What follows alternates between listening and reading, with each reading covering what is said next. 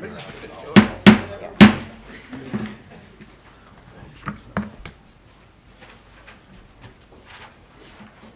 like to call this meeting to order.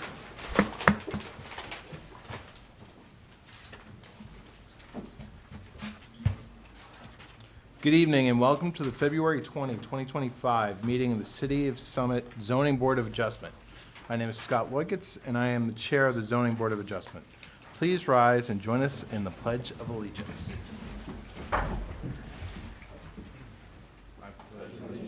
To the flag of the United States of America and to the republic for which it stands, one nation, under God, indivisible, with liberty and justice for all.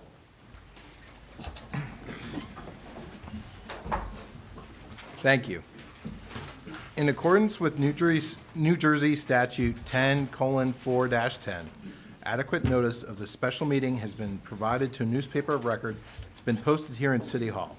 This meeting is a judicial proceeding. Any questions or comments must be limited to the issues that are relevant to what the board may legally consider in reaching a decision, and decorum appropriate to a judicial hearing must be maintained at all times. For the benefit of the interested public, this meeting is being live streamed on the city's YouTube page and also broadcast on Summit's government channel, which is Comcast Channel 34 and Verizon Channel 30. A transcript of this meeting is also being taken using video and audio, so we need all speakers to utilize one of the microphones in the room. Please note that the fire exits are to my right, your left, and at the back of the room where you entered. The city has a listening system to assist the hearing impaired. If anyone needs hearing assistance, please obtain the system at the dais and return it thereafter. Mr. Ball, would you please call the roll? Certainly.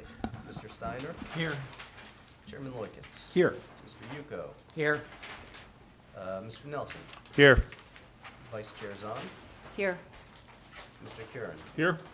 Mr. Malay is excused. Ms. Chifo? Here. Mr. Feskins? Here. Mr. Chinchuli? Is not here. And Mr. Neering? Here. You have a quorum, you may proceed. Thank you. Andy Ball is the zoning board's attorney. Mr. Ball advises the board members on matters of law, is the key interface with the applicant's attorney. Mr. Ball does not vote on the applications. Stephanie Sulios, who was our longtime board secretary, has decided to retire from this prestigious post, so we wish her well in her next endeavor. And then for tonight, Mr. Ball is going to pull double duty for us, so he will act as board secretary and zoning attorney for us tonight. Also present are experts who are hired annually by the board to provide input to us. Tonight we have Marie Raffet from Collier's Engineering.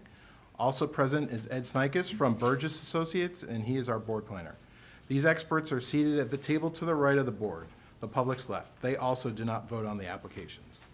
Our board consists of 7 regular members and up to 4 alternates.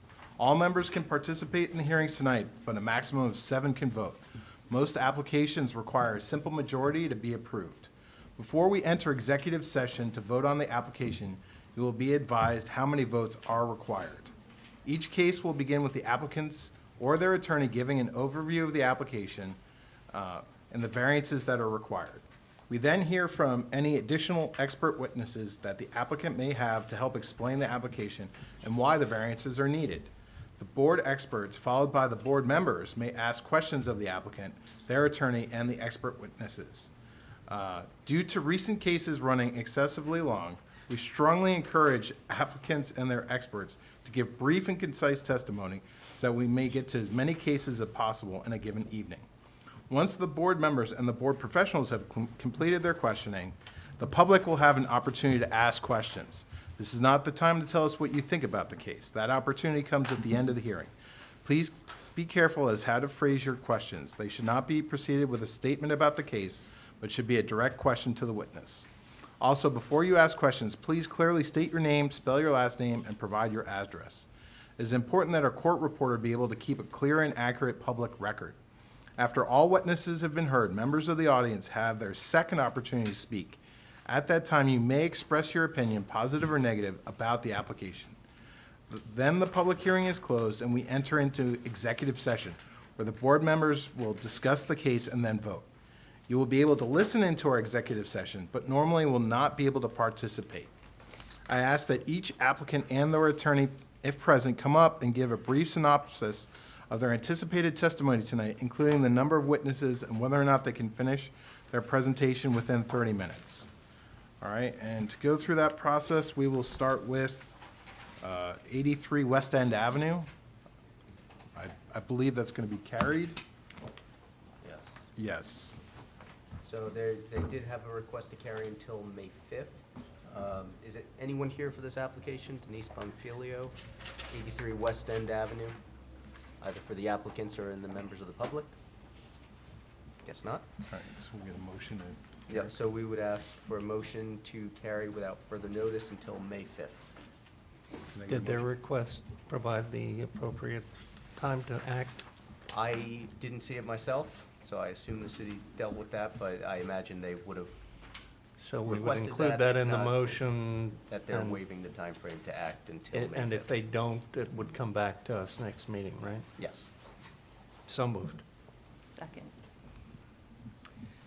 Mr. Steiner? Yes.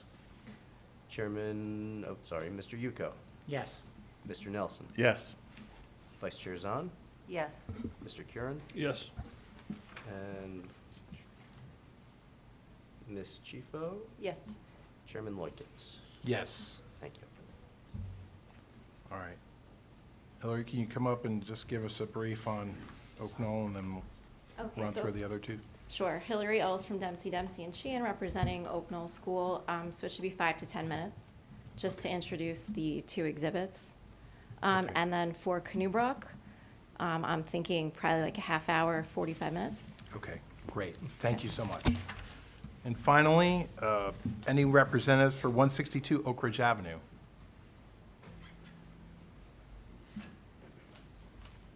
There. I'm Elizabeth Cully. I'm the owner of 162 Oak Ridge Avenue, and I'm accompanied by my architect, David Rosen. Okay, great. Do you think you'll be able to?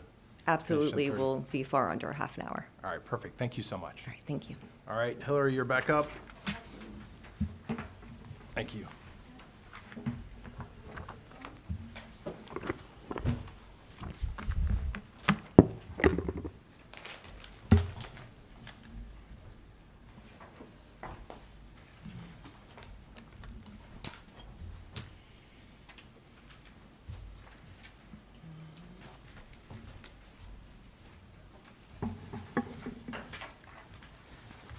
Good evening, Hillary Alls from Dempsey Ch, representing the applicant Oak Knoll School of the Holy Child, Inc., regarding property located at 44 Blackburn Road and 72 Prospect Street, Block 3103, lots 2 and 3 in the R15 zone.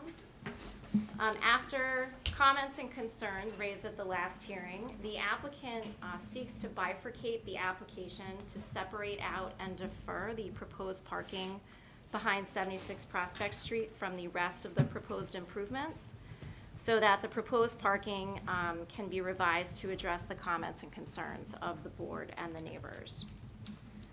I would like to introduce Exhibit A11, which everybody should have titled the Overall Site Plan Exhibit 3, which is the proposal that the applicant is asking the board to vote on tonight, which removes the parking area from the proposal and restores that area of the site to existing conditions.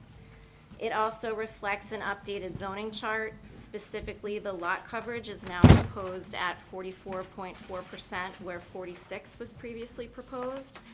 And there is a 600 square foot reduction in the disturbance of steep slopes. It also eliminates the variances related to the parking area and revises the number of parking spaces proposed on site. The second exhibit, which everybody has, is A12, titled Overall Landscape Exhibit 3. That's the updated landscaping plan that reflects the existing conditions where the parking area had been proposed. And it incorporates the additional landscaping by Tisdale and increases the caliper size of the trees in the detention basin as agreed to at the last hearing. This plan has been shared with the forester, who said that he's reviewing it And if the board was to approve the application, it could be subject to his review and approval. The improvements that are reflected in the revised exhibit and the proposal that the board is being asked to vote on tonight are related to enhanced safety, accessibility, and the provision of educational programmatic space that is currently lacking to meet the needs of the current Oak Knoll students. These improvements are of critical importance in the furtherance of the school's mission. The proposed building additions and incorporation of 72 Prospect Street will not have any effect or change in existing conditions to enrollment, trip generation, or off-street parking, and will in no way cause a substantial negative impact on the surrounding neighbors or impair the intent and purpose of the master plan or zoning ordinance. The constantly evolving nature of education requires a fluid development of schools themselves in order to continue to advance the education of children. Based on all of the testimony that's been provided, the inherently beneficial nature of the use, and the absence of substantial negative impact on the neighbors, I would ask that the board vote to approve the application as revised. Great. Thank you. So since you introduced new exhibits, we're going to open this back up to possible questions from our board experts, and then from the board itself, and then the Sure, public will and I have a just wanted to chance. say the applicant and the experts are here tonight if there's Great. any questions. Thank you, Ms. Oles. Board experts, do you have any questions or comments regarding this updated site plan? So, can you just talk about, and maybe this is something for the engineer, can you talk about any changes in circulation now that we're going back to the way it was before? Are there any? It'll all be existing the way it is now, yep. Right? And this won't change anything about any of the parking that is, the student parking that's on the road, that's going to remain? It's gonna remain as is, yep. Has there been any reduction in any of the stormwater design? That I probably would ask Danielle to come up and speak Okay. to.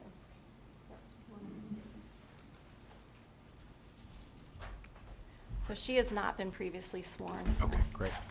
If you could please raise your right hand. Do you swear from the testimony you're about to give in this matter is the truth, the whole truth, nothing but the truth? I do. Please state your name, spell your last name. Danielle Lescrinier, Lescrinier, with Dynamic Engineering. Thank you. Can you briefly describe your background and experience for the board? Sure. I have a Bachelor of Science in Civil Engineering from the New Jersey Institute of Technology. I am a licensed professional engineer in the state of New Jersey, and I have about 7 years of experience in the industry. And any boards you've appeared before recently? Yes, I have, in the state of New Jersey. Not this one yet, though. Can you just name one or two briefly for the record? Springfield. Thank you. Any questions from the board, or would you like to accept your credentials? We will. Welcome. Thank you. Appreciate it. So my question is that you're, because you're reducing some of your impervious coverage, have you reduced the stormwater, or is the stormwater staying the same? as Right. it was? So the only difference in the stormwater design, the previous plan revision showed a pervious pavement basin within that parking area that is now no longer there. So because the parking area is there, that basin is no longer there. However, that was only designed to accommodate the increase in impervious coverage that was generated just by that parking area itself. So we don't anticipate a negative impact by the removal of that basin overall in the design, since that parking area is also removed. The other basins that are proposed on site, the above-ground bioretention in the south, and the other pervious pavement basin between Bonaventura and Connolly, I believe, those are going to remain the same. They have not been reduced, even though the impervious coverage has been reduced. Yeah. I think that's all I had. Great, thank you. Ed? Mr. Chairman, thank you. Just regarding the variances, so what I'm seeing here is that there's an adjustment now to the steep slope. Correct. So 600 square feet less, is that what you said? Yes, Okay, and then also now the parking is no longer in the front yard, or at least Correct. that is not a pre-existing condition. exactly right. Okay, so therefore, the rest of the variances regarding height and so on and so forth are all still in play. Right, Is that the, what and the lot coverage is also reduced. was So, reduced, yeah. but still a variance, Yes, correct? correct. Okay. Do we have the percentage on lot coverage that's now reduced to? 44.4%. Thank you. Thank you, nothing further. Thank you, Ed. Now, I will open it up to questions from the board for this witness. No? None? Okay. Can we ask other members' questions, or is it too early for that? I think we want to try and keep it related to the changes in the site plan, but if there's another aspect of this that another witness could shed some light for you, then yeah, I think we should go for it. My only question is, and I don't really know who to ask this of, what's the purpose of changing the zoning for 70, I guess it's 72 Prospect? They own it already, correct? They're Right, It's but in- we're asking to use it for school purposes. So it could conceivably become offices, That classrooms? was the testimony, yes. Okay, I just didn't remember. I Yep. wanted to remember. Okay, thank you. Yep. Thank you. We will now open this up to questions from the public of this witness.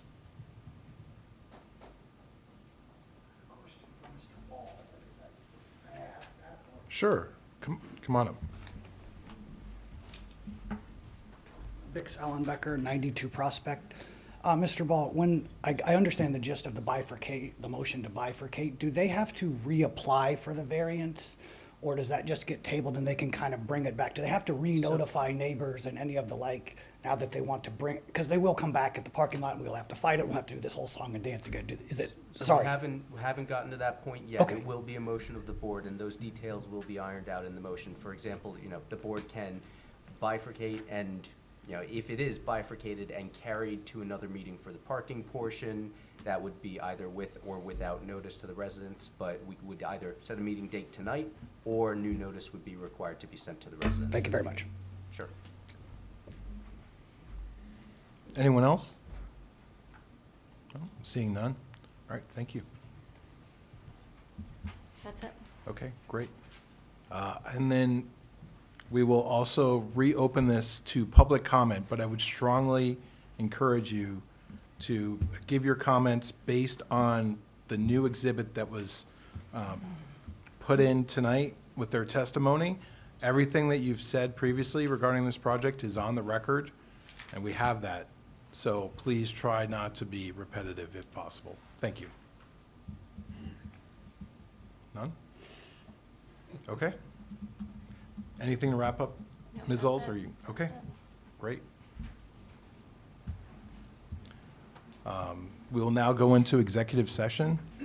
Mr. Ball, could you please tell us how many votes we need? Sure. There are D variances involved, so 5 votes are required to approve the application. And I imagine you'd like me to go through the Yes. conditions of the I hearing. was just gonna ask. As well. So first, we have our usual compliance with those conditions noted in the board engineer's memorandum. Second, I did have a note here, and I just want to confirm that we are retaining drainage jurisdiction for a period of 2 years after completion of construction. Okay?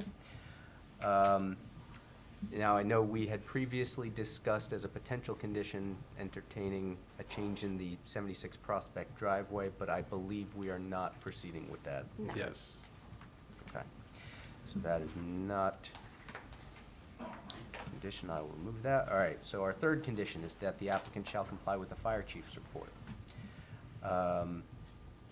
And now, a fourth, we didn't finalize the language, but I know Ms. Oles had proposed some language about the lighting. Ms. Oles, do you happen to have that language handy that you can think propose here? That I do. Okay, applicant, in an effort to minimize light spillage off-site, will turn off interior building lighting by 10:30 PM, except for emergency stairwell or other safety lighting. Exterior lighting is set on timers from sunset to sunrise, which is necessary for safety and security of people and property, as well as any essential services during these hours. Any dimmable exterior LED lighting will be set at the lowest lumen level, setting allowable to maintain the security and safety of persons and property. Thank you. So that would be our fourth condition. Fifth, the applicant shall consult with the city forester regarding the revised landscaping plan and the location of the proposed plantings for review and approval. And sixth, I know we had discussed that the board shall retain landscaping jurisdiction for a period of 2 years after the final installation of landscaping. Yes. Okay? Mr. Ball, I have a question. Are we voting on whether or not they're gonna be able to bifurcate whatever? Yeah. Yes. we're We're gonna- doing that, Ye- and this is And- what this is, That's what this We're is. about to get right there. okay. those Okay, conditions. so Yes. that's, okay, it's 2 parts.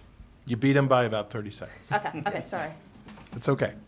All right, so those are the conditions, and then we do have the applicant's request to bifurcate, the parking-related aspects of this application to a separate hearing and approve the remaining plans, site plan with variance requests there. So at this point, if the board. I would move the bifurcation with notice to the neighbors when they decide to come back. Can I get a second? I'll second that. And just bear with me here because I'm on 2 separate pages. Yeah, sorry. Yes. Mr. Steiner, Yes. Mr. Yuko, Yes. Mr. Nelson, Yes. Vice Chair Zahn, Yes. Mr. Curran, Yes. Ms. Chifo, No. and Chairman Loikens. Yes. Okay, motion carries. So now, since that motion carried, we will go into executive session and have a debate, conversation about everything except the parking, okay? So keep that in mind, that's what we'll be voting on, up or down. So with that, I'll open it up to commentary. I'm happy to start it. Thank you, sir. Let me say first what I said at the start of this case. Oak Knoll School is a very important, inherently beneficial use to the city of Summit. However, sometimes even good uses grow too large for their property limits. And this isn't the first time we as a board have seen this. Oak Knoll made a good case for the expansion of its buildings, and the neighbors apparently are in support of that building request. They have, in my opinion, reached the maximum that they will be able to accommodate on this site. They've indicated that they will not be increasing enrollment and therefore should not need additional space in the future. While that may be true today, education policy, whether controlled at the federal or state level, I am sure will change in the future. I doubt that many of those changes will reduce the amount of space required per student. I believe they will be mandating additional space for the education of children, and the private schools will be included in those requirements. We'll be facing that in the public school system as well as here in the private system.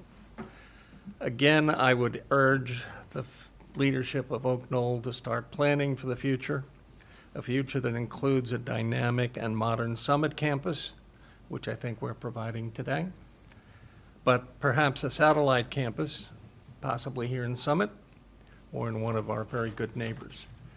Therefore, I'm going to vote in favor of this application with the hope that the future of Oak Knoll is one that will not get more intense on this side. Thank you, Mr. Steiner. Tom? Yeah, I support the application as well. The school's been here for over 100 years, so they've amply demonstrated that the property is suitable for its use and the neighborhood can accommodate it. The proposed building improvements are positive in the sense they improve access for those with physical limitations, and the new classrooms provide the school with needed flexibility in scheduling classes. And as Mr. Steiner noted, the applicant has testified the additions will not be used to increase the size of the student population, although the testimony also indicated it does fluctuate from year to year, but no, there's no intent to increase that. Many of the building improvements and the variances are interior to the property, largely and well screened and hard to notice from off the property.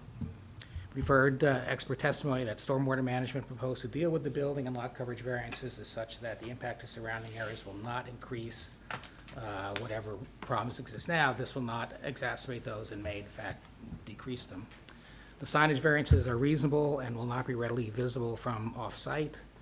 And I also accept the planning testimony that the property can accommodate the relatively minor increase in FAR and that height variances will not have a significant adverse impact on any of the adjoining properties, so I can enthusiastically support the application. And I'm also very happy it was bifurcated.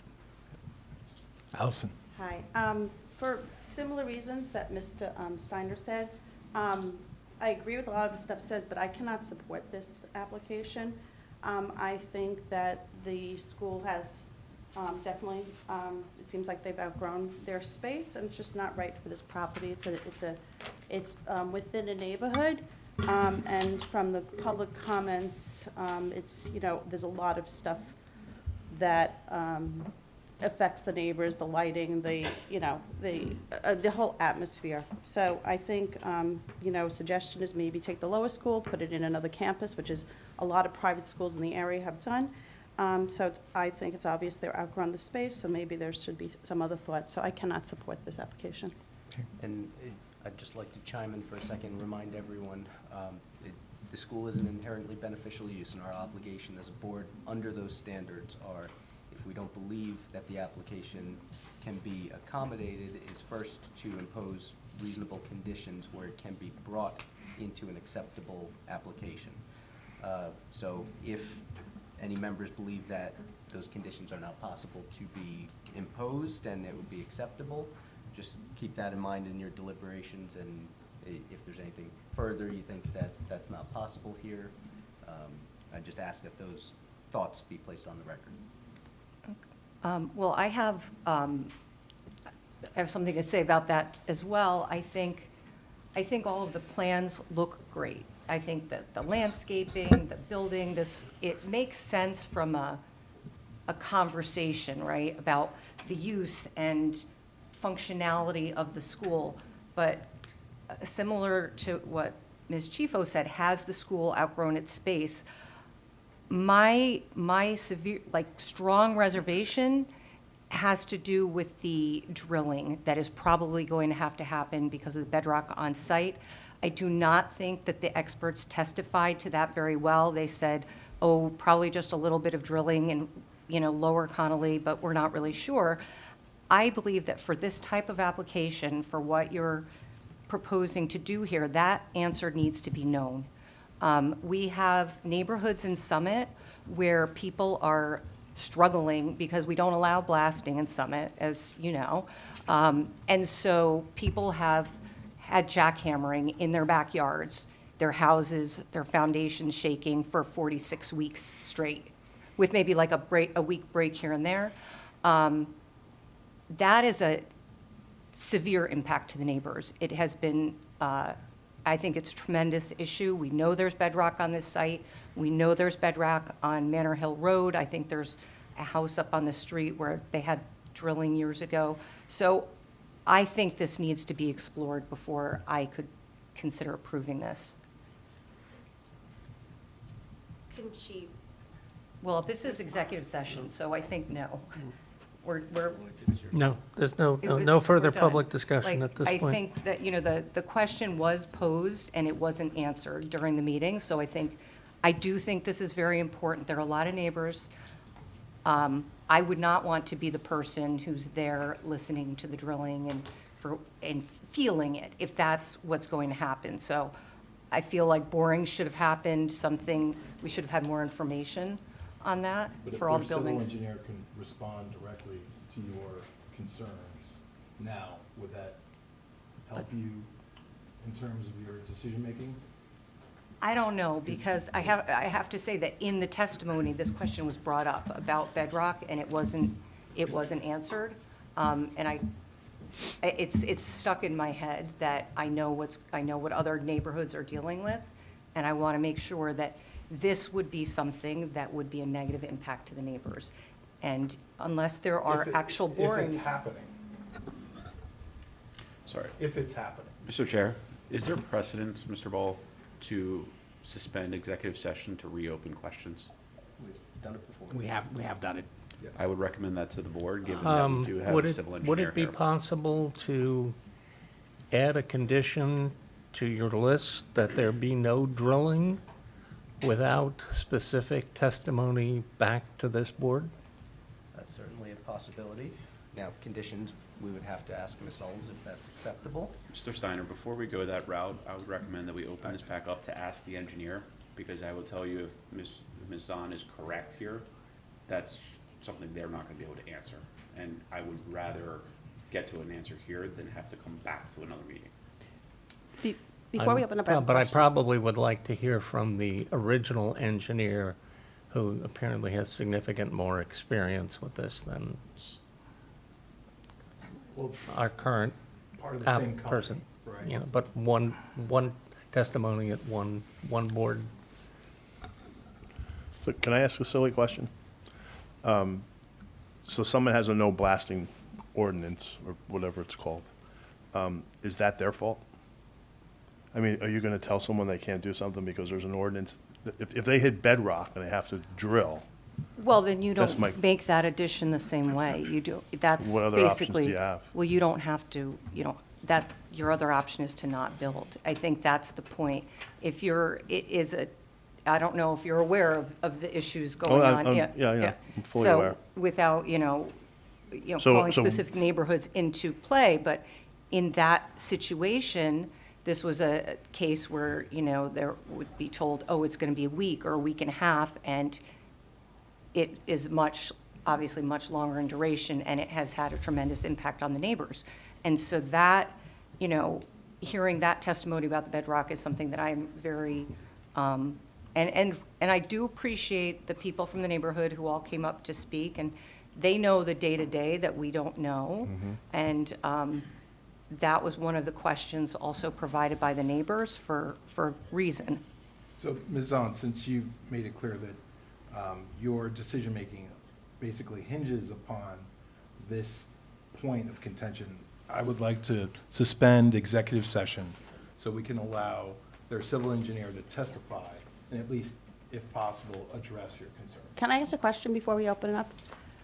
The last meeting, when we knew they were coming back, and we were just going to do executive session, I feel like somebody asked if they'll be able to chance for the public to have comments, and we were told no, because it's just executive session. Is that right? That was before they bifurcated, and so there was no additional drawings or testimony at that point that needed to be opened up to the public to either ask questions to or respond with comments. So, but that changed when they made their request, and that's why we opened it back up after the new site plan and landscape plan were submitted as exhibits. But any neighbors that we hear, they were never told that this was, they were told when they left this meeting, there will be no more comments on this date, but then something changed, and now we have new plans. That's correct, because So, we didn't yeah, so there wasn't an anticipate that. extra notice. What's my point is that those neighbors were basically told, you said your part, you cannot say any more, because the next one, we're not gonna be able to say anything. Now we're having this meeting here, and we're opening up to comments, and I just think that, is that fair that those neighbors were basically told, you're not gonna be able to say anything, and maybe they decided not to come? Like, it's almost like they didn't get another announcement that this is, Well, But we we're didn't, still- we didn't know The that agenda was still here. Right. We could still come to. The see case their was executive still- session. on the agenda. but it's been a very robust neighborhood conversation. And for Yes. them to be able to be told, I mean, I know, I think the neighborhoods had ample opportunity to make their feelings known about this case. So I don't see any reason why we would move this to another date to allow another comment session. well, we have another testimony that's going to answer a question that, I just feel like, we want to be, I'm just to build on that, I'm a little torn. It's a great point. Yes. I don't know if there's an opportunity, we need data to, I think, satisfy some questions, and we have someone here who can probably provide us with some information. Right. If she were to testify, yes, there's bedrock, and we're going to be drilling for 52 weeks, I would think the neighbors probably want to have, would probably want. We can certainly open this It could be back up dependent upon right that, right? now Yeah. to public questions and comments. Yeah. That's fine. Before we reclose executive session. Just to hear me out for a moment, I would suggest that we open back up to hear the testimony.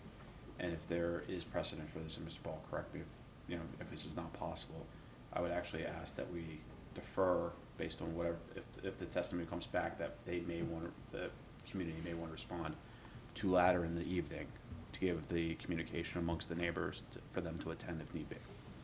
That's always a possibility. So that way, depending on the results, if we do open this up to the engineer, who is a licensed engineer in the state. Yes. If she can testify to answer Ms. Zahn's questions, and of course, the board's questions. And if it's satisfactory, if there's concern, then I would recommend that we do that to give opportunity should a neighbor. And change the order of the cases, so. Yes. All right, so there's opportunity for additional people to attend. Okay, well, why don't we hear Do we some need a motion to come testimony out and of then. Executive?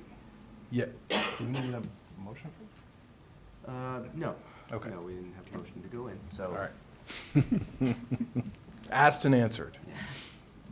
Okay. Please, go ahead. All right, so regarding the geotech testing, we actually did perform soil borings, and they were submitted as a part of this application. I assume that was a part of the board engineer's review, so we're open to comments if there are any concerns about those. The testimony that Mr. Chanel provided at the last hearing was that the boring data showed that the bedrock is lower than where we actually have to dig for the building foundations. The reason he cannot guarantee that there will be no drilling or anything like that is because we have not dug up the entire site for the entire footprint of the building. And due to natural conditions of bedrock, we can't guarantee that there is no spot that is higher other than where we tested in the borings, which is provided in the geotech report. I'm not sure we have a copy of the geotech report. Can you Okay. outline Yeah. where those geotech borings were done? I don't have the map in front of me, and I'd have to show you visually, but that is within the report. I'm not sure if Ms. McRaffy has Mr. Fay? it. Do you recall how many borings were taken? This is for Connolly, right? It's for both buildings. For both. We do that for every building foundation Okay. design. Yep.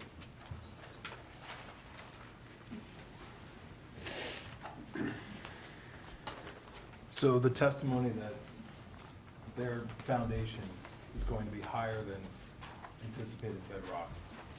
Mr. Schnall did that, he said it, he phrased it differently, so he said something like, probably very little, We but. have a clarification Right, now. but we don't know where the borings are. And- So as somebody who is an engineer and who has looked at plans, I do think that it's important to know how many borings were done and where were the borings? Sure. I'd also just like to add that there are state standards regarding the number of borings and the data that it provides based off of the foundation design, and all of this would also be reviewed by the engineering team and any construction officials in a pre-construction meeting.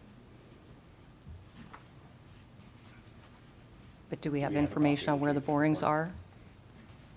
Marie, are you trying to pull that I'm up? looking to see if I have in there.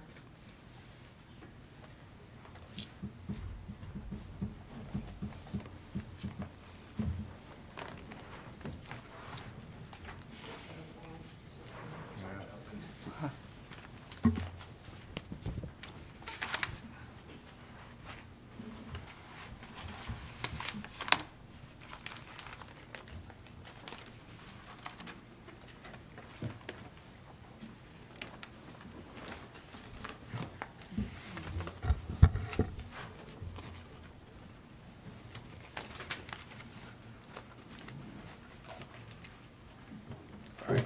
While we're looking, we're going to open this back up now Well, to. we don't have an answer quite. All right. I unfortunately don't have the appendix of the geotech report, but I do have the geotech report, which has the Okay. data in it. We did Yes. 9 borings.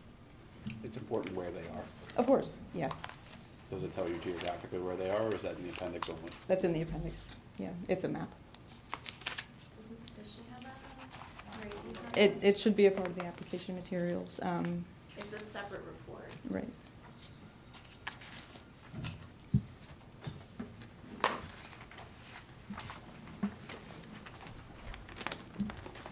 Do the boring results tell you the average depth that the bedrock was discovered?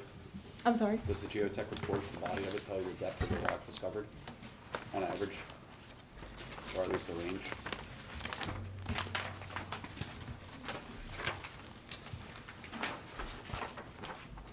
Would what they're looking for be on the city's website? That's what I I'm looking, was looking. I should have my computer with me. I'm trying to look at my phone. It's too small for me to read. I on know, the phone. it'll be zooming out.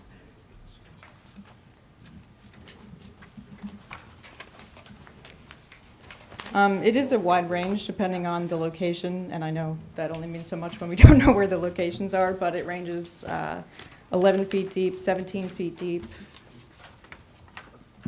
Are there standards for, if you're gonna make 9 holes, that, how far you would spread them out? Is it over the entire area? We definitely spread them out just to get a better idea of the overall condition. Like I said, we don't dig up the entire footprint area. That's not really practical, but we do spread them out to get a good average. This site is 124 acres, right? So how many, is there a standard? It's not just, I wouldn't look at this as a per acre, how many borings per acre, because it's really in your work area that we're interested in. Do you even know how many are around Connolly versus, is it Tisdale's the one with the gym? What was that? Yes, Yeah. that's the one, Jim. The overall site is only 10 acres. Oh, 10 acres. Yeah. I thought I said 120. And, thank you, I just got a photo of where the borings are located. Oh. It looks like there was 2 taken in the Tisdale Southern Edition, the larger edition. Another one for the Northern Tisdale Edition. 2 near the location of the larger Connolly Edition. Another 2 located in the smaller Connolly Edition. And there's a couple more located throughout the site, just to get a feel for the entire area. So when you say larger and smaller, is that, which one's upper and lower? Right, okay. So, the addition, right, okay. And so you did two borings in each of these locations? That's correct. And the depth to bedrock in the, I guess what you're calling the larger addition? For Tisdale or Connolly? Connolly. Actually, I mean, it's for all of them, but the 11 feet was the lowest depth? No, that was not the lowest.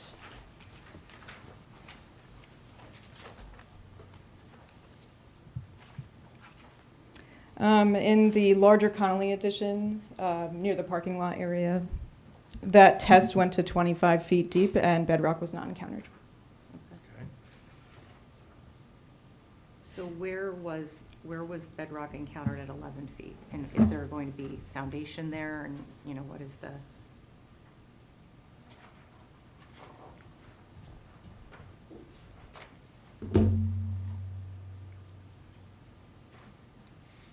Let's see, B4 is our lowest.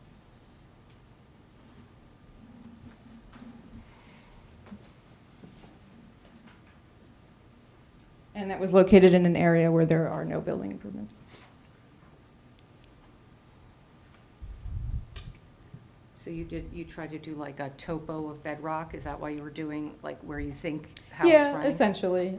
This happens very early on in the process, so sometimes we don't know how the application is going to develop. Maybe the client wants to change the design at some point, so we like to get an overall idea. So can you tell us where the highest bedrock, not the lowest point, but the closest to the ground elevation is? Right, yeah, that is in the location I just described. It's located in the parking lot near Grace Hall.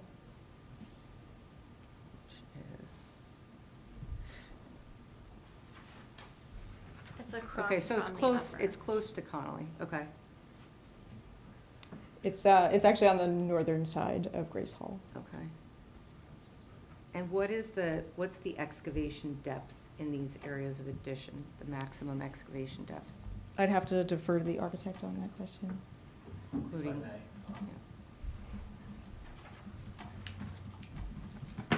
Yes, and you're still under oath. Yes. Thank you. Repeat the question? I'm just wondering what the maximum depth of excavation is going to be to build the foundations for these additions? And I don't remember if there were basement areas in any of these as well. Well, you want to start with Tisdale, the further south building. It is almost like a triangular excavation, so the front of the building closest to Ashland would almost be at grade of the finished floor. So the only thing below that grade is just the footings of that addition, and as you approach up the hill, this, we're digging out of a triangle topo to get a flat floor plate. So that maximum height of depth, I think it's something like half of a story or 8 feet. So from 8 feet to almost 0, adding to the footing depth. So it's relatively from 3 feet up to maybe 10, 11 feet as the triangle approaches that side of Tisdale. The Okay. front of, I'm sorry, the north side of Tisdall, there is no basement. So that finished floor of that new elevator stair core is really just the slab finished floor at the elevation of the existing grade. So that depth would, again, would only be 3 feet plus a little extra to keep, that frost down. So those footings is only like your residential home, 3 feet, 3.5 feet. Okay. On Lower Connolly, the same condition exists, where the basement or the lower level comes out of the ground almost 6 feet, and we have a 9-foot ceiling, so that depth would be maybe another 5 feet from grade down to the finished slab of that lower level / basement. Again, it is a triangle excavation as we approach Upper Connolly, so that depth would approach closer to a full story of like 12 feet, coming down to the triangle of like 5 feet. Again, it's not uncommon to ask for additional borings, not for zoning or municipal approval, just for value engineering. And really, we want to do the best foundation possible. The minimum amount of borings identified up front is really based on the size of the footprint. And I believe it's something like 5,000 square feet per boring. And we just do a general probing just to get comfortable with what conditions would exist. And again, it's not uncommon for engineering to ask for additional borings, so their foundation design is not over-designed, and obviously we don't want it to be under-designed. So the first initial boring attempt is really just a feeling of what could lie ahead. What I testified earlier was we have not taken that next step to actually sit down with engineering to design concrete, steel, et cetera, to figure out how to hold up these buildings. Again, just because we hit bedrock doesn't mean the bedrock cannot be removed by an excavator, where it's just kind of clawed out and sort of non-invasive. That bedrock does exist, as well as a bedrock that you have to be more aggressive to remove it. And again, the bedrock is really only a problem where we have columns, obviously. So, the span of the length of the building, you have a column every 32 feet. So the 32 feet grid on top of the shaded footprints is really where that excavation needs to take place. It's not a continuous, aggressive grouting out of, grooving out of the site. On Upper Connolly, it's simply everything is above ground anyway, so the only footings would be almost small isolated conditions to take columns to hold up the building. So I'm not saying it's not a good conversation to have. I'm just saying more information is needed, and I think from the initial round of borings, there was nothing to deter us from changing strategy about the severe soil conditions. Everything seemed to be pretty standard and pretty normal to give us a green light to keep going. So again, I don't have the answer about how disruptive this will be, but again, nothing was discovered to make us change course. Can I So, jump in for a second? There's a lot of technical testimony here about depths and Yeah. samplings and everything. Are there any areas where we have specifically identified that we will have to drill into bedrock at this point? Not yet. Okay. not yet. With that being the understanding currently, I would recommend that the board considers a condition, remember, it's our obligation to impose reasonable conditions here, that if any bedrock drilling is encountered as part of this construction process that extends beyond a period that you deem reasonable, that they come back to the board and seek further approvals at that point. Can we make it a condition that additional borings are performed before that? Because I think before you start construction and, the chances that you're going to find fractured bedrock and scoop it up with a excavator is, We keep our it's fingers possible, crossed, but, it's yeah. also Possible. possible that it's not going to be that. Right. So it would be better to have the information before you start construction, I think. Again, it's not uncommon Yeah. to go with more borings to get a better foundation plan. I think So- that would be Yeah, and a. that's kind of add- where I was going with my Yeah. question, like, it's not their fault, they can't blast. So if they do find something that has to require more, we could put some sort of requirement that they come back or Right. notify somebody. That's kind of where I was going. Right, so what is the requirement that we want to see here as far as additional A borings? revised geotech report submitted to the city engineer. I think now that you know what the footprint of the building is, maybe, and Marie could probably give better guidance on that, but just some, especially where, if near Grace Hall, that's where you had the highest levels of bedrock, so maybe it's Connolly, but maybe there's more, a few more borings around that building before any construction can begin. And Yes. if bedrock is encountered, then It's- there's another conversation, and that, it's not proceed with construction until this has been, discussed, like, how is this going to impact the public? Go back, there's never going to be a blasting scenario. I don't mean, no, Oh, I didn't mean really? it that way. Jack My can't point worry. was, Yeah. my I point wanna was, show- Okay. if there was a way for us to get you to do, and the more borings is the way to go. Right. My point was, let's find a way so you can do what you Yes. have to do, but let's make it Yes. reasonable for the neighborhood as well. Yes. Thank you. All right, so we're asking for a revised geotech report that'll detail additional borings and whether any bedrock drilling is necessary. Yes. Yes. And are we asking for a limit? If, one day of bedrock drilling is identified, do they need to come back to the board? 1 week, 1 month? What is it that, you want to see as a cutoff? Well, I mean, right now, the testimony is that there's no bedrock drilling, so I think if there's bedrock drilling, it comes back to the board. And then we discuss the extent. Yeah. Ms. Ells, is that acceptable? Yes. Okay, thank you. Great. All right, so added that now as a 7th condition to the application. Okay. At this point, we should open it to the public Yes. for any questions on that testimony. So questions for this witness based on their added testimony only? Any questions from the, sir, please? Alan Becker, 92 Prospect. Do we know? Come up to the microphone, please. Yeah, to do Yeah. that at the microphone. Ellen Becker, 92 Prospect. I don't have a geotech report. Do we know the blow count on that rock? Just to clarify, it's probably not schist, that you can just easily excavate. Could you repeat the question? Do we know the what about the The rock? blow count, how hard, is it 2-ton rock, is it 10-ton rock, is it 30-ton rock? Do we know what kind of rock? You're not aware. Is that on, do we know, So- the board members, is that? We on- should be able to get the geotech report added to the public documents, right, on the website? It was filed with the city, so Okay. it should be. I don't see it It's, on there. it's I not, don't see anything. it might be in there, it's not shown as Just a not labeled, separate, yeah. but we'll get that updated, so it's a separate link that states Right. geotech, Great. so you can review And I think that. for the, would you guys be open to like a cubic foot limit of rock removal? And then would you be open to adjusting your foundations as such? You may have to lose some foundation because it's not just where the columns go. If you need to excavate in order to get to where your cellar is going. I think that's probably appropriate conversation for when the revised geotech comes back. And then we can, and if they have to come back here, then I think that's probably the right forum to start asking those questions and having that conversation. Thank you. Thank you. All right, and then public comments based on this testimony only. Seeing none.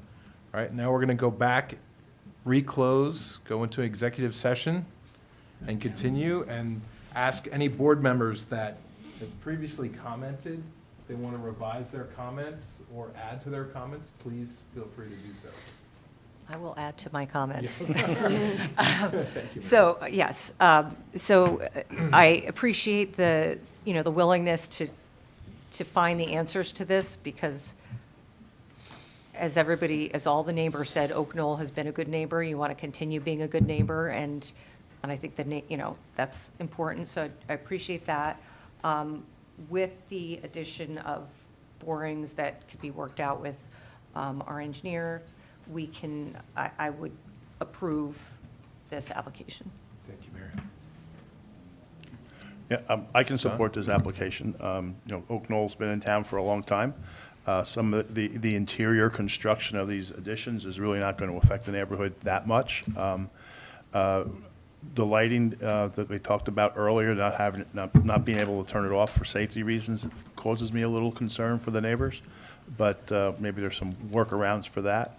But I think overall, Oak Knoll is a good neighbor. We've had some good comments from the neighborhood. They seem to be working things out, so I can wholeheartedly support this. Great. So again, I think this is a good example of where this board and the applicants and the community are working together to identify potential problematic concerns and working on solutions to find offsetting reasons where the detriment is being mitigated, which is exactly the point of having these board meetings and having the applicant go through this process.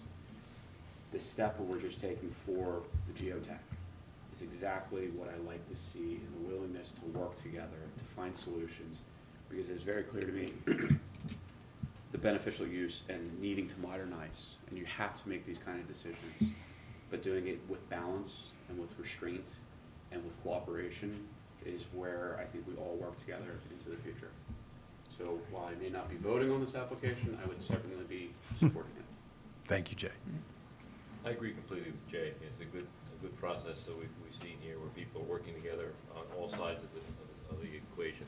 And I think the school's done a great job in their presentation and addressed all the problems that the neighbors and the township just raised. So I think it's a really good example of the zoning board working with the community, working with the customer. Thank you, Mr. Neering. It's unfortunate that schools, especially private schools, have been dragged into an arms race where they're absolutely competing in terms of campus and amenities and classroom space. And so I'm sure the school and the board were very tempted to try and do something very dramatic and bold, and I applaud them on their restraint. I feel like they've struck a nice balance between trying to make marked, serious improvements to their campus that has obviously grown organically over the years and wasn't planned at one time. And for them to be able to present to us this very constrained and thoughtful approach to their future and their growth is greatly appreciated. So I applaud them for that, but I especially applaud them for hearing the community, understanding their concerns, and trying to address them as much as they could. So I think Jay said it best. If the board can facilitate that kind of conversation between the community and an applicant, then we're doing our jobs. And if you add inherent beneficial use to this, I think, for me, this application, as it's been bifurcated, the improvements that they're asking for now makes all the sense in the world to me, and I will fully support this. So with that, can I get a motion to approve? So moved, with the conditions as noted. Thank you, Tim. Mr. Ball. Mr. Steiner, Yes. Mr. Yuko, Yes. Mr. Nelson, Yes. Ms. Zahn, Yes. Mr. Kieran, Yes. Ms. Chifo, Yes. and Chairman Loikens. Yes. Motion carries. Great, thank you Congratulations. so much, appreciate it. And Thank now, you. just before everyone leaves, I do want to just note, it looks like the earliest that we would be hearing any return on this application would be June 2nd. But again, the applicants are required to provide notice once again, so you will be getting a new notice of that application when it is officially returned. The earliest they can come back is June 2nd. 10 days before the hearing is when notice is minimally required. I'm sure they'll try to get it out as early as possible. That's if you're coming back. For parking. For parking. That's if you're coming Right. back. You don't necessarily. We were gonna see it what may- we can It may do be to- next November if you make that decision. Right, correct. But they'll be noticed regardless. Okay. Thank you. Thank you. So we get to keep all of this stuff. Yeah. I know. Well, I think it's going to be new plans for sure, Joe. Yeah, you can throw those. Yeah, I think we can throw them, Joe, I think we can throw them out. I gotta keep the buildings. We're gonna be back for drilling. Mr. Ball, what's the next case? Newbrook. Would it make sense to do an easier one, since Or is Newburgh going to be the one? That's up to the chairman. I'm just trying to be cognizant of some of the other applicants. This is so. Yeah, I mean, I'm sorry that took a little long, but I felt like it had to be, especially because the other neighbors weren't here because of the, you know, like.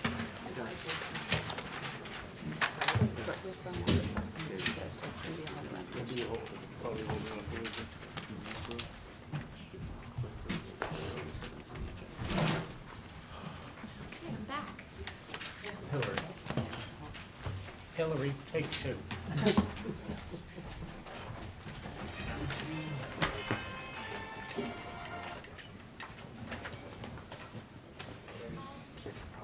Yes, that's fine. All right. Yes. Okay, they're gonna do the other application first. Small change to the order of the agenda tonight. In order to not rush Canoe Brook, we're going to ask 162 Oak Ridge to present their case right now.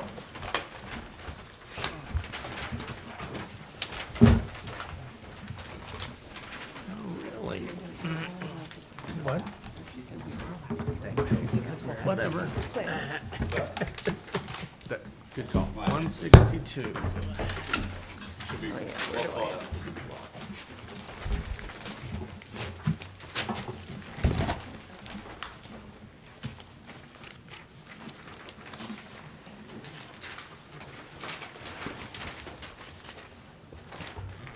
We can swear you in while you're. That's up. You can raise your right hand. Do you swear from the testimony you're about to give in this matter is the truth, the whole truth, nothing but the truth? Please state your name, spell your last name. My name is Elizabeth Cully. My last name is C-U-L-L-E-Y. Thank you. Would you like to present an opening statement, or are you going to let Mr. Rose do all the heavy lifting? Definitely. Do I let him Just say make it sure it's and in the mic. talk right into here? So, like I said, I'm Elizabeth Cully. I've been a member of the Summit community for 12 years now. Since my husband, by the way, wanted to be here, but he came home from a business trip very sick. So rather than spreading his illness, we thought he should stay at home with the kids. So we've been here for 12 years, and since being here, we've had 3 children and a dog recently added to our household. We moved into our house about 6 years ago. David Rosen was the architect of our house at that time. We fell in love with the privacy of the property and the neighborhood on Oak Ridge. We're only 2 blocks away from Memorial Field. My kids can ride their bikes to town. We absolutely love where we are. Our backyard is Watchung Reservation. We see occasional deer and foxes, and we've seen 2 bears since we've been here, but we really love our home. We love our neighborhood. We love Summit. We have no plans to leave Summit anytime soon. And we are just looking to amend our household to kind of fit within the new COVID rules where my husband does get to work from home. When we purchased our home, he never did work from home previously. He was either in the city or on the road. He put an office during COVID into our guest suite on our 3rd floor. And he unfortunately has to be on camera from 7:30 a.m. for his job. And so having 3 young kids running around the house becomes a little bit difficult from a noise perspective or using our guest suite when we have his family staying with us, which they often do. So that just kind of gives you a little bit of background. We're kind of looking to do this project, and hopefully our wonderful neighbors have no issues with it. We can't even see their houses. We have a 50-foot easement on one side of our property and a massive hedge of large green giant arborvitaes that we planted when we built the house, so we don't even see our neighbor, and we can't see any other homes from this floor currently, and with this new plan, we shouldn't be able to see any other homes either. So hopefully the board will be okay with the plan. Great. Thank you so Thank much. you. Mr. Rose. Do you swear from the testimony you're about to give in this matter is the truth, the whole truth, nothing but the truth? Yes, I do. Please state your name, spell your last name. David Rosen, R-O-S-E-N. I'm a partner at Rosen, Kelly, Conway Architecture and Design in Summit. Thank you, and for the record, you've appeared before us quite a few times, including very recently. Any changes to your credentials since the last time you were here? No, I everything is imagine- good. Imagine the board would like to accept you once again? Very much. Welcome back, Mr. Rosen. Thank you. I'm not sure whether I plugged things in properly or with their connection. Do these work? Are they even turned on? Doesn't appear so. Don't ask me. Do we have the remotes? They should be there with you. Is this a remote for these? That's what they are. That's the remotes. Andy's really getting things done today. Yeah, there they go. You got one. Wearing three hats. I just hope Yeah. Stephanie left detailed instructions how to work everything. Yeah. That she Keep did not. going. I could press a power button, Oh, but that's perfect. about it. We got one. Now try it over here. This will get us in one over here. Don't press your luck. Just give me the remote. I'll do it over here. They'll all be the same. It's not that easy at home.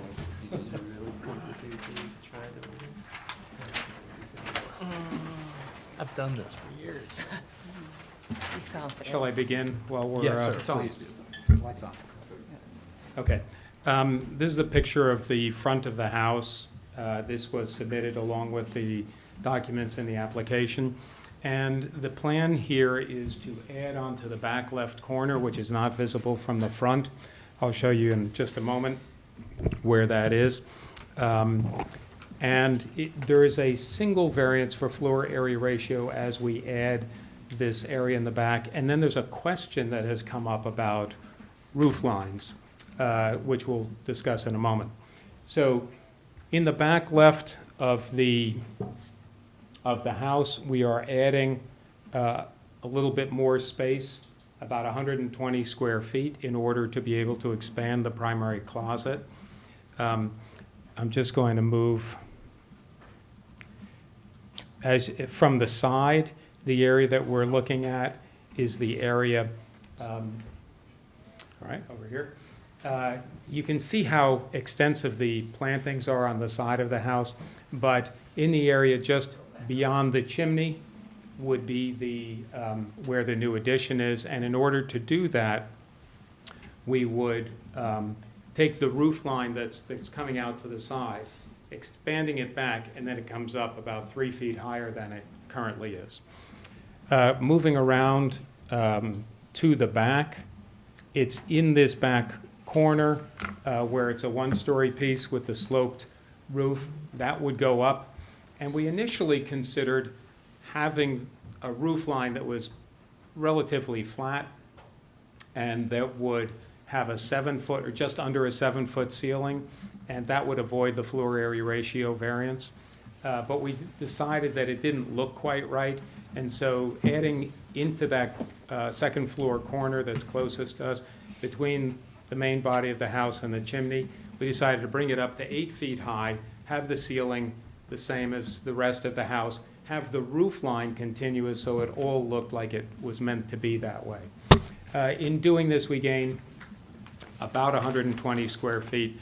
It's actually 119 on the second floor and 61 square feet on the, in the attic space that's created as we extend that roof line up. As Beth mentioned, there are no neighbors behind. You can see the property that has the 50, it's a little over 50 feet to the right of the house, which is part of the Watchung Reservation, Union County Park Commission.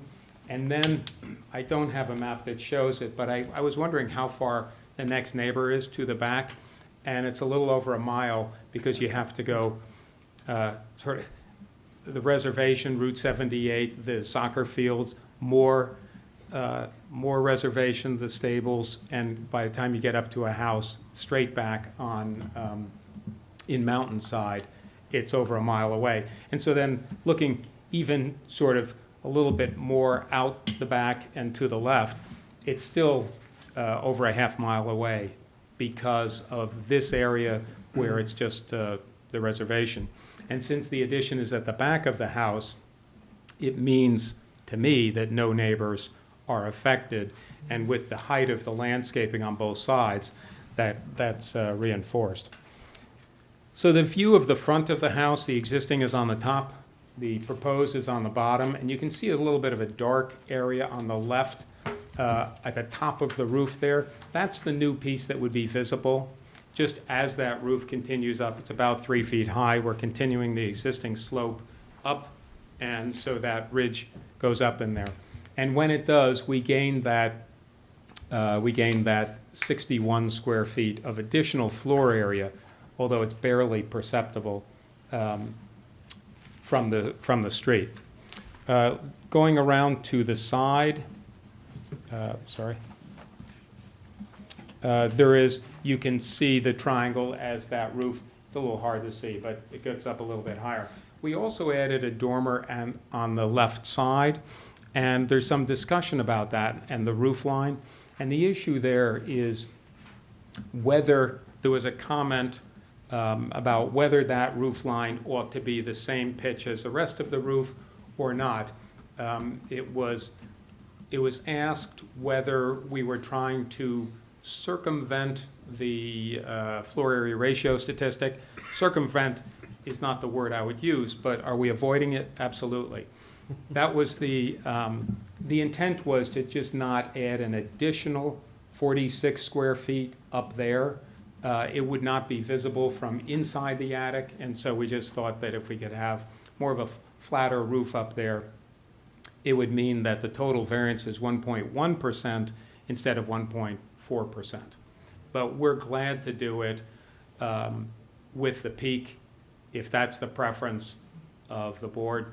It would be my preference, but we had not submitted it that way in order to not have more floor area that we didn't need.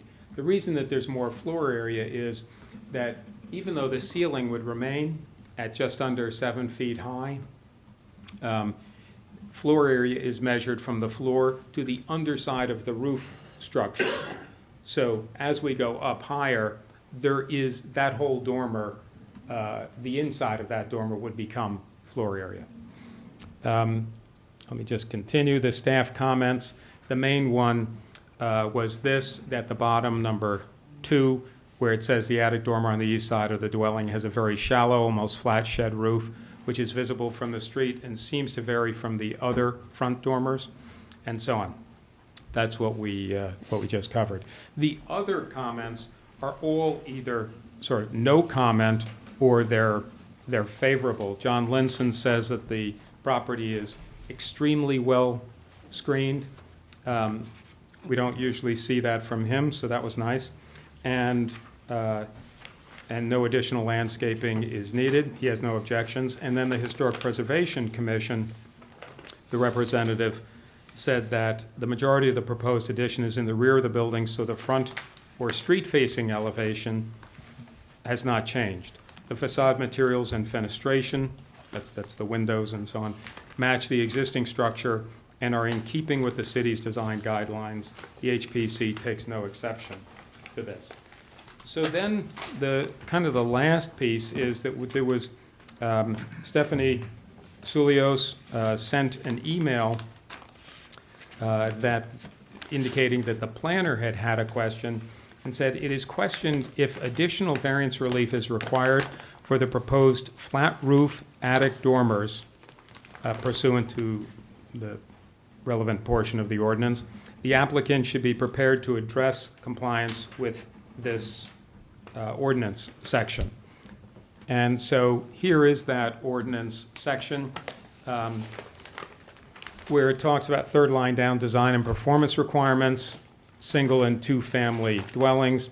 Most of this in the beginning is not so relevant, but then it gets to roofs, and I'm just going to come down here. They have pictures, and the intent of this ordinance, I guess, is to say flat roofs should be limited on houses, and so there can be flat roofs or low-pitch roofs, and it doesn't. I didn't see where it fully distinguished between the two, but in any case, they indicate that on the house at the top there, that has a flat roof on the wing on the right. This next one, I'm pretty sure is not in Summit, but it's a photo of what I assume was considered undesirable for Summit. And the one down here, I think is less desirable because of what it says in number 2. It says all single and two-family dwellings shall have a minimum roof pitch of 6 on 12 for a minimum of 80% of the dwelling's total roof coverage. So that means a 6 on 12 means it goes up 6 inches for every horizontal distance of 12, and that's a 30-degree slope. A lot of houses in the 50s, 60s, and 70s were built with these lower pitch roofs. It was easier for the roofers to work on because you could walk on them and not have the risk of going off. But they're not considered to be as traditional as houses that might be from the 1920s or other eras. And so this ordinance is limiting the amount that, of how much a house can have of those roofs that are less than 6 on 12. Now, I'm just going to go back for a second to the photo of the front of the house. Mr. Rosen, can we just go Yes. back to the ordinance? I'm reading Yeah. through it. Can you Yes. go to the first page of the text, the one Yep. above the pictures? Yep. Paragraph 1. Yeah. Yes. Yeah. So it does say, yeah, I'm reading it on my screen here. Flat roofs are prohibited on single and two-family dwellings except on lower tier roofs and Right. shall not occupy more than 20% of the dwelling's total roof coverage. So that, this provision shall not prohibit the reconstruction of flat roofs on existing dwellings. To me, it sounds like if it's on the top story, it would be prohibited and it would need a variance. And I'm looking at Ed, who's nodding his head here. And so then my question, and I have drawings, we had sent the drawing to Stephanie before she moved on to some other position. And so she recommended that I bring the drawings, they're signed and sealed, and that I hand them out to everybody. Can I do that now? Yes, Mr. Rosen, please. those drawings are to be in compliance or not to be? They are to give the statistics as to what's what. The reason that I can't give you exactly that answer is because I'm not sure how the ordinance is interpreted, whether low slope roofs count, so whether that front porch, which has a less than 6 on 12 pitch in a part coming toward the front. Right, but going back So to the the- zoning text, it Yes. says It the would be, lower roofs. right, the We're talking lower about the tier upper roof would be covered by that, you know, the front porch would constitute a lower tier roof where it's not necessarily prohibited as long as it doesn't exceed the area. But this one being on the top tier of the roof would be prohibited outright. Right, I'm Unless reading a this variance. as it's up top. Yeah. Yes. You should What we either be in have, compliance or you should be asking for a variance. right, What do you want to do? I want to ask for the variance So you- for the dormer that goes out to the back. Okay. And there is a dormer that goes out to the back, which you have on yours, and let me just, So the variance would be for the flat roof? yeah. it's- So So- to be clear, you're asking for two variances. One is the FAR at 1.1%, and 2 would be for a lower sloped roof on the dormer. Yes, the way that I actually read that, flat roofs are prohibited except on lower tier roofs and shall occupy no more than 20% of the dwelling's total coverage. Does that mean that they're prohibited completely up above? Yes. So even on dormers? So the That's how it lower, is. if you have it on the lower portion, you can only have that as 20% Okay, total roof. all right. Mr. Then- Rosen, So- just a yeah. quick question, because I thought you said in your introduction that as an alternative, you were also thinking about just asking for potentially more FAR relief. to eliminate the need for a flat roof dormer. You decided not to because For you the don't one wanna- that goes to the left side, correct. Right, that's the one we're talking about? But that adds Well, variance. there's that, and there's one in the back. There's one in the back There's two that has a low low pitched pitch. roof. Got it, okay. Yeah, and the reason I'm not sure about the ordinance and how to interpret it is because they make a distinction. It seems that flat roofs, which I would think was that middle picture of that sort of boxy house, versus low pitch, and I don't know where the distinction is. I mean, I'm not sure what goes from flat If it's 1 on 12, is that flat, or is that just a low pitch, that kind of thing?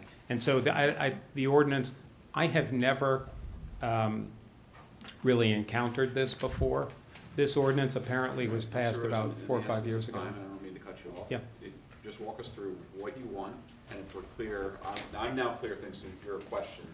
You've got a low pitch on the upper dormer. On the side dormer, you're in compliance with the pitch, and you're asking for square footage. There's two places where they're expanding. Both of them have Thank you, low-pitched sir. roofs. Is there So any low way pitch to on two not have locations low and pitch FAR. roofs? I know there is on the dormer on the end. Right. Did you have the other design? So, I'll just note that we'll be marking this as A1, Mr. Rosen. Thank you.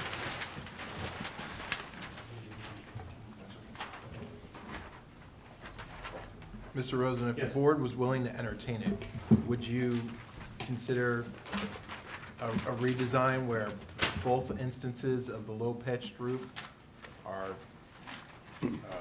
changed or updated, even though it means an increase of FAR, and the board will take that into consideration? It works on the side one, it doesn't work in the back. Okay, okay. So the dormer cannot have a 6 to 12 because its relative relationship to the very top of the roof?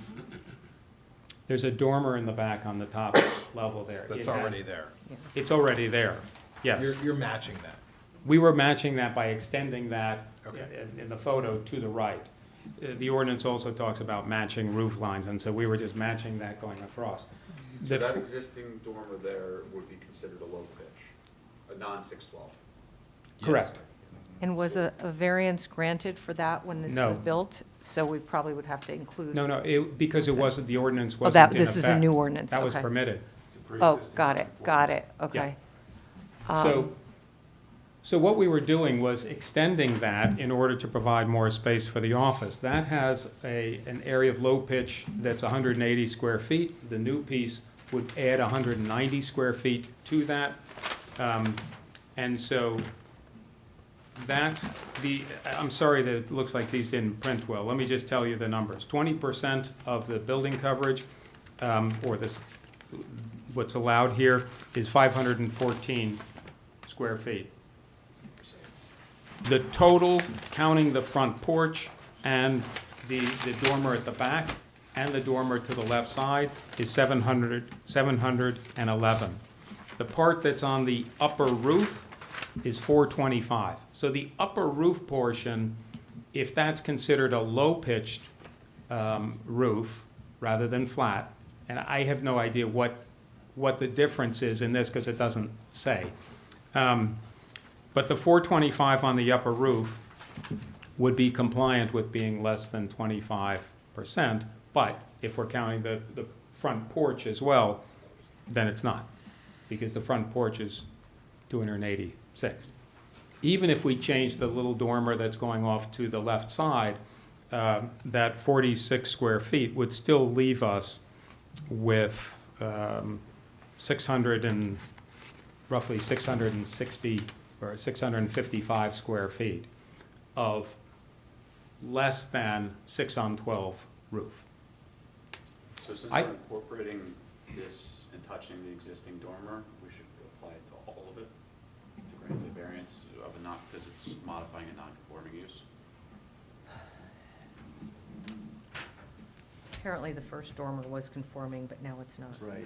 Correct, Right. but you're modifying it by expanding it. Yeah. We're not- It's not like you're adding a separate dormer. It's the modification that's being most likely the variance condition. So the pre-existing is staying, and it's not changing in any way, it's just being expanded. Correct. Okay. Yeah, we were just matching that coming across. So the variance is related to the expansion of the dormer.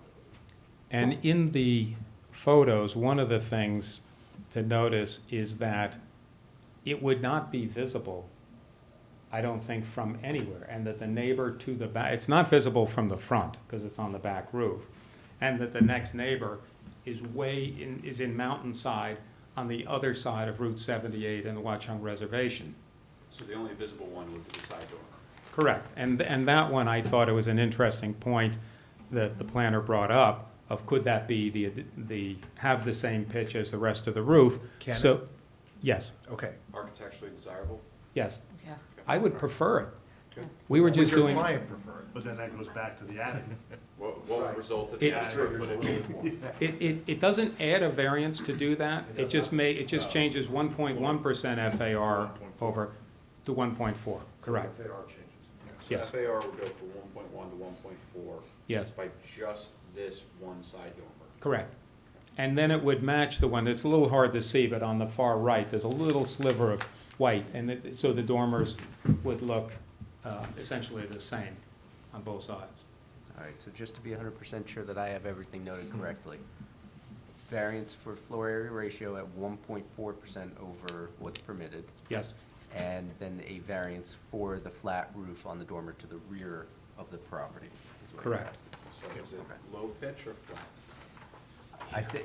There is a so pitch, so I would say low pitch. It is not defined in the code. Our code says flat, right, our code says flat roof is prohibited. It doesn't tell you what flat is, whether 1/16 It's less than is 6/12. flat. Right. Yeah, right. So I think for the purposes of, arguably, I think they could get away with it by calling it a low-pitch roof, but let's be safe and Just just, thought low pitches were prohibited up top. no, Low flat pitch is roof not. is prohibited up top. So, out of an abundance of caution, let's just say we're considering it as a variance from the flat pitch roof provision, and say we're going to be incorporating that into the application. that would be great, so long as it doesn't come back that flat and low pitch, you can have one and not the other. I think that you've said it properly. That's fine, thank you. Mr. Rosen, do you have any Yes. pictures with the side dormer, the way, that you proposed that originally, like if it was with the pitched roof? I don't have, sorry, let me just see. I don't have that, but I have, this is the dormer that's on the right side of the house. I can make it bigger if you'd like. But you can see it. And so it would have, although the one that we're adding is a little bit narrower, it has 2 windows, not 3, but it's the same shape. But you're gonna It's- replicate or Yes. try and Yes. design Same pitches. the addition in the We'll same do it. spirit? Yes. Okay, great. I hate to be a stick in the mud, but aren't we kind of designing the house on the fly? We do that sometimes. Yes. What we're doing is we're changing that little piece But, of roof. I mean, these are comments, We're right, that reducing came the back from non-conformance. Yeah. our We're making it more review staff. aesthetically pleasing from the street. Yes. Right. As I've So been why writing wouldn't in the that have been done annual from the report, get-go, we then? improve applications. Okay. We improve Okay. them. Avoid variances. The reason why it may not have been done from the beginning was because it was our That's my whole recommendation. theme Also, of the they were thing. trying to avoid additional FAR as a calculation, so that's probably why. All right, so, And just one more question for Mr. Rosen. Now, knowing that that is the plan for the 1.4 over, can the site accommodate that proposed increase in floor area ratio? You're In asking your- if in I'm your okay with opinion. it? In your opinion, Oh, can the can site it accommodate? Yes. Absolutely. Yeah, I think it's better looking with that roof. And it was in order to avoid an expansion of a more complex variance with the FAR. The floor area ratio is a D variance, requires 5 votes, and I didn't want to make that one bigger. That's why we did it that way. thank you, Mr. Rosen. Questions from our board professionals for this witness? I just want to confirm that there's no additional impervious coverage added to the property. That's correct. Okay, so as a result, there's no stormwater mitigation that's Right. required for this. That's all I have. Thank you, Ray. Just another quick question. With regard to that rear dormer, you're trying to match the pitch and the form of that rear dormer space that Yes. exists today. Yes. You're not going to be doing anything other than that. And that the visibility of that, I think, as you testified, was really from the rear of the property. And would that form be visible to the neighbor? From the neighbor? I don't think that it's visible from the neighbor at any time of year because the arborvitae are not deciduous trees. I think, and with the height of those, you can see in this photo how far back they go.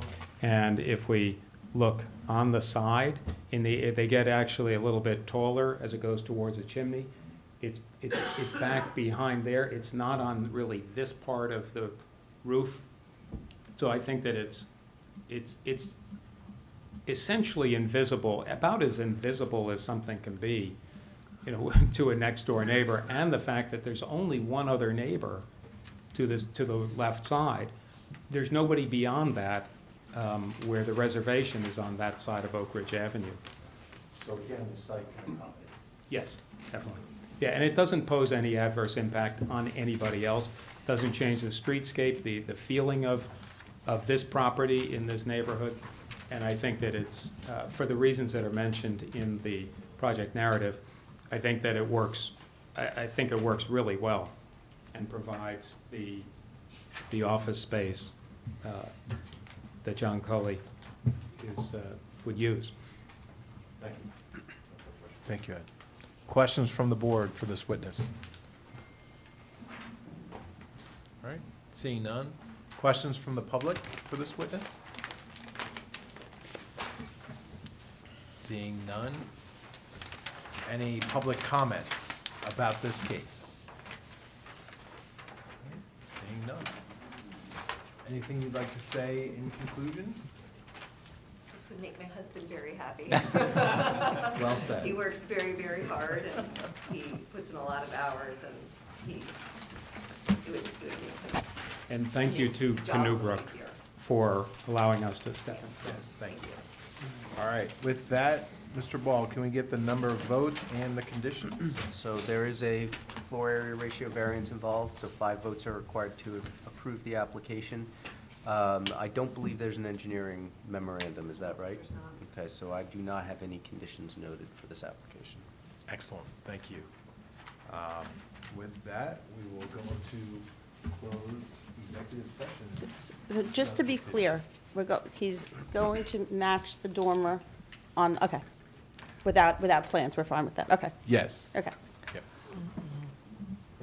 Or maybe you're not fine. No, That's- I that's what am we're fine gonna with that. find out. I think, I didn't like the way it looked. Yeah. In the pictures, I thought it looked horrible, it looked like a wall, but I'm glad that we came to a good compromise, you know, I think it's a better solution. If anyone can fix it, Mr. Rosen can. Yeah, so you will be just basically increasing the roof all the way across?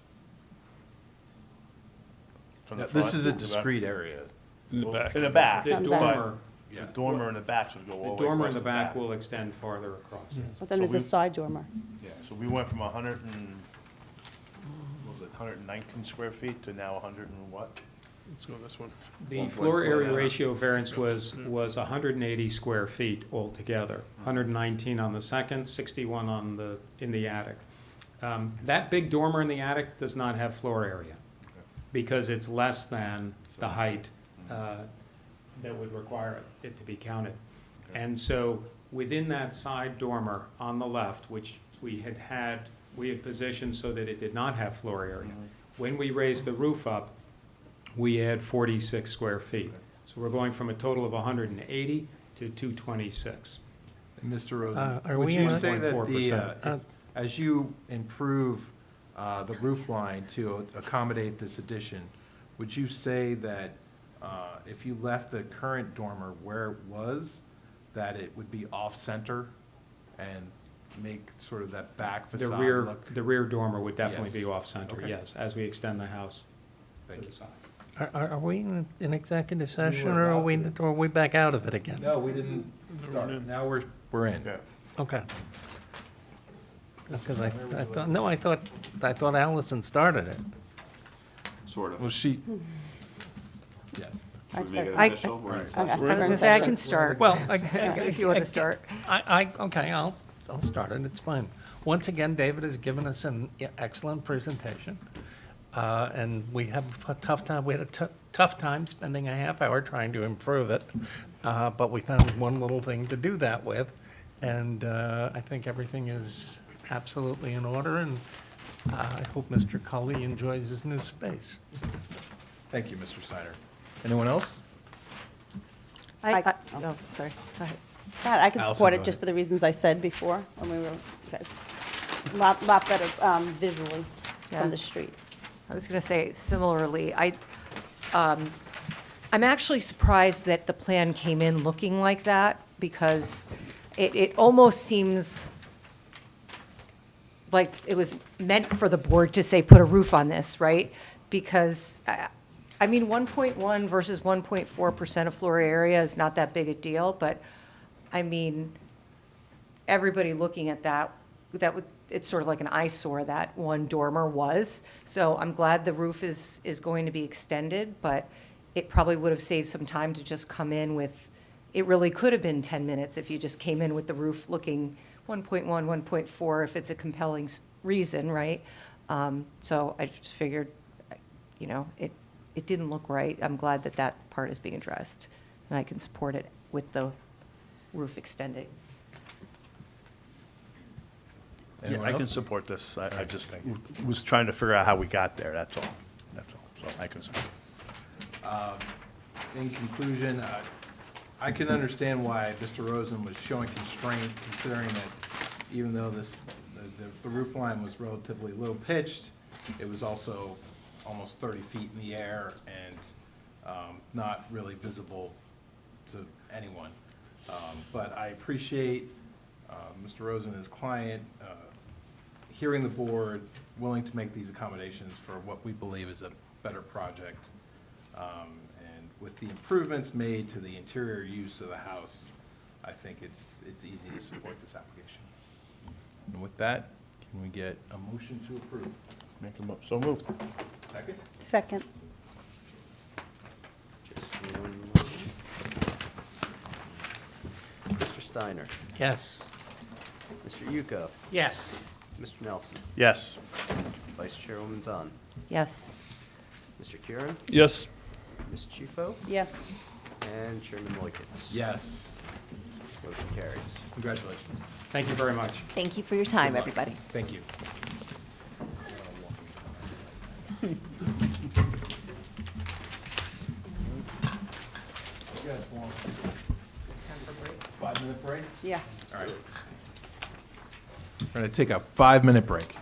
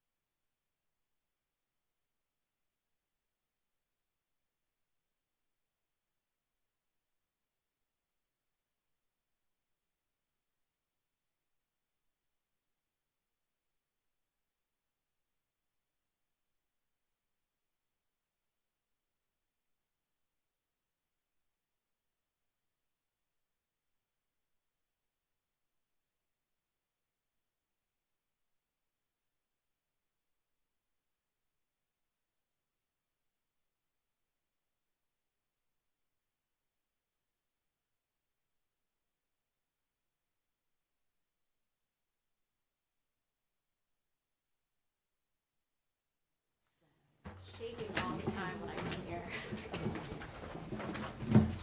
Depending on where you sit, it can be a little bit early, but One more big Time my swing. Snuggie, that's next time I'm coming with. your Snuggie. Yeah. Definitely. Wow. All right. Ms. Bowles, can you get us up to speed on Canoe Country Club? Yes. Hello again. I'm Hillary Old from Dempsey Sheehan, representing the applicant Canoe Country Club, the owner of property located at 30 Wallace Road, Block 901, Lot 1 in Summit, and 1108 Morris Turnpike, Block 5304, Lot 1 in Milburn Township. I want to thank the board for allowing the applicant to revise the proposal to address the concerns from the neighbors and the board at the last hearing. The applicant has reduced the proposed number of bedrooms by 25% and has increased the size of the proposed bedrooms. Wayne Jacks and Kyle Smith are here to highlight the changes to the plans, and the planner McKinley Mertz is also here to provide some additional planning testimony. So with that, unless there's any questions, I can call the first witness. Please. Okay, Wayne Jacks. And just confirming, you were previously sworn at the last hearing? Yes. All right, so you remain under oath. Go ahead. Okay, thank you.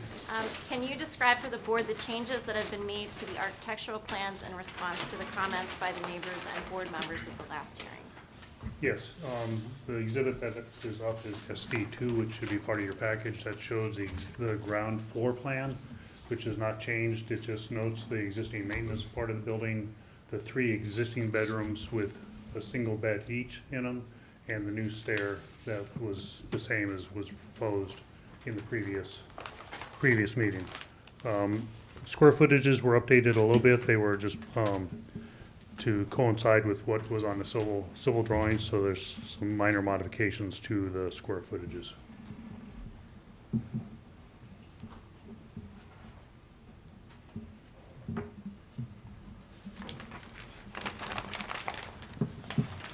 The next exhibit is SD3, which is the second floor plan. This has the modifications that we reviewed. We reviewed with the club after the previous meeting with the concerns from the board and the public. So this is where we reduced the bedrooms on this floor from 12 to 9. So there's now 18 beds on this level as opposed to 24. So we reduced the overall number of beds. The rooms increased small numbers between 10 and 20 square feet per room, and the restrooms increased in size a little bit and additionally also. The square footages, overall square footage on this floor went down 222 square feet, based on the revisions, losing 2 bedrooms and some gain in square footage from the other 9 remaining. So now in the previous example, we had a total of 27 beds. Now we have a total of 21 beds. The next sheet is a rendering, which was not part of your package. Would this be exhibit 1? No, A7. A7, okay. So this is a rendering from kind of the northeast corner. So this shows what it would look like, the main dormer off to the front. In the previous example, we had smaller roof changes to the right and left of that, which were the additional bedrooms. So those have been modified, so you just have your main body of the roof on the north side with 1 dormer with the 3 bedrooms in it. I just want to jump in briefly. I am looking at an exhibit list that the city has. It looks like we have A7 already. Which Okay, sorry. was at the November 4th hearing, so we'll mark this as A8. Okay, I apologize.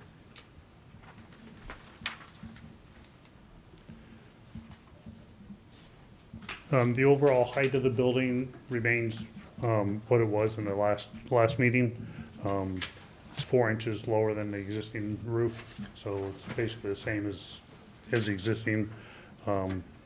It's not easily perceived, doesn't exceed the height. It's difficult to see this from most of the neighbors. Sorry, can I just jump in? Can you just tell the board what the height is? Oh, sorry. 34.1 feet. and the existing is 34.41. Excellent, thank you. The facade and the elevations match what was done before, same materials. Materials aren't being changed to the building. As mentioned last time, exterior lighting, there's only one new light that's added to the building. That was presented last time. It's on the south side on the new stairwell, and that's for emergency lighting. So that is a single light fixture, and that would be per ordinance, what's allowed by the town for that, and then it'd be 3,500 K for color range or less. So it'd be more of a daylighting bulb than the bright. So that light will comply with the ordinance? Yes, it will. Okay, perfect. And have you had an opportunity to review the administrative comments based on the revised plans? And if so, can you address those comments? Yes, I believe we addressed the comments that were made. We reviewed it with Canoe Country Club to review the comments and make sure that they're good with the 25% reduction in rooms. And I believe we addressed the comments that were made in the previous meeting. And with regard to the construction officials' comments, does the applicant agree to comply with those comments as a condition of approval? Yes. That's it. Thank you. Can I confirm the proposed height? You said 34.1? Yes.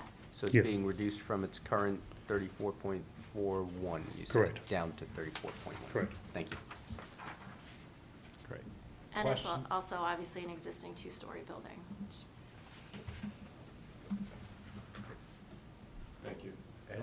With regard to the roof itself, as you had just clarified, 34.1 is to the dormer, the new dormer feature that you have, right, compared to the existing. It's the highest point on the roof. Oh, it is the highest point. Yes. Okay, thank you. And so the total number of beds is 21? Yes. Total? Okay. I think we had something wrong in our prior memo. I just wanted to identify that. Okay. Thank you. Great. Marie, do you have anything for this witness? No, I don't think I have any questions for this witness.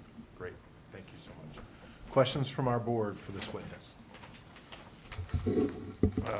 Yeah, I have one, and I probably should have asked Ms. Ellis. Could you summarize, just so we're clear, what all the variances are again? Or do you want to do that at the end, or whenever you want? No, sure, I can do that. So they need a use variance to permit the employee housing. And then they need a variance for the height and number of stories of an accessory structure. 15 feet and 1 story is permitted, and they are seeking 34.1 and 2 stories. And then they also need a modification of a condition of approval from the 2005 approval, which limited this building to only having 3 employees. So then the only change from the prior state of the application is a lessening of the variance for the number of rooms, or? Right, and the height is 34.1 feet. Anyone else? Questions for this witness? Yeah, Don? one of the things that troubles me is this is basically a dormitory. You call a room dormitories. Going back, dormitory fires are an issue. Is this building sprinklered, fully sprinklered? It would need to be based on the. Based on mixed use. on the design, on the use, okay, good. Is there gonna be a fire department connection somewhere? I assume there would be, yes. Okay, all right. And then, so right now, there's no one housed in this building at all, right? This is. No, there is. There are there's- 3 employees. There's 3. On the first floor. It's only first floor, okay. All right, thank you. I have a question. So was that, the 3-employee housing that we have, was that a D variance that was the previous application? Previously Previously approved in 2005.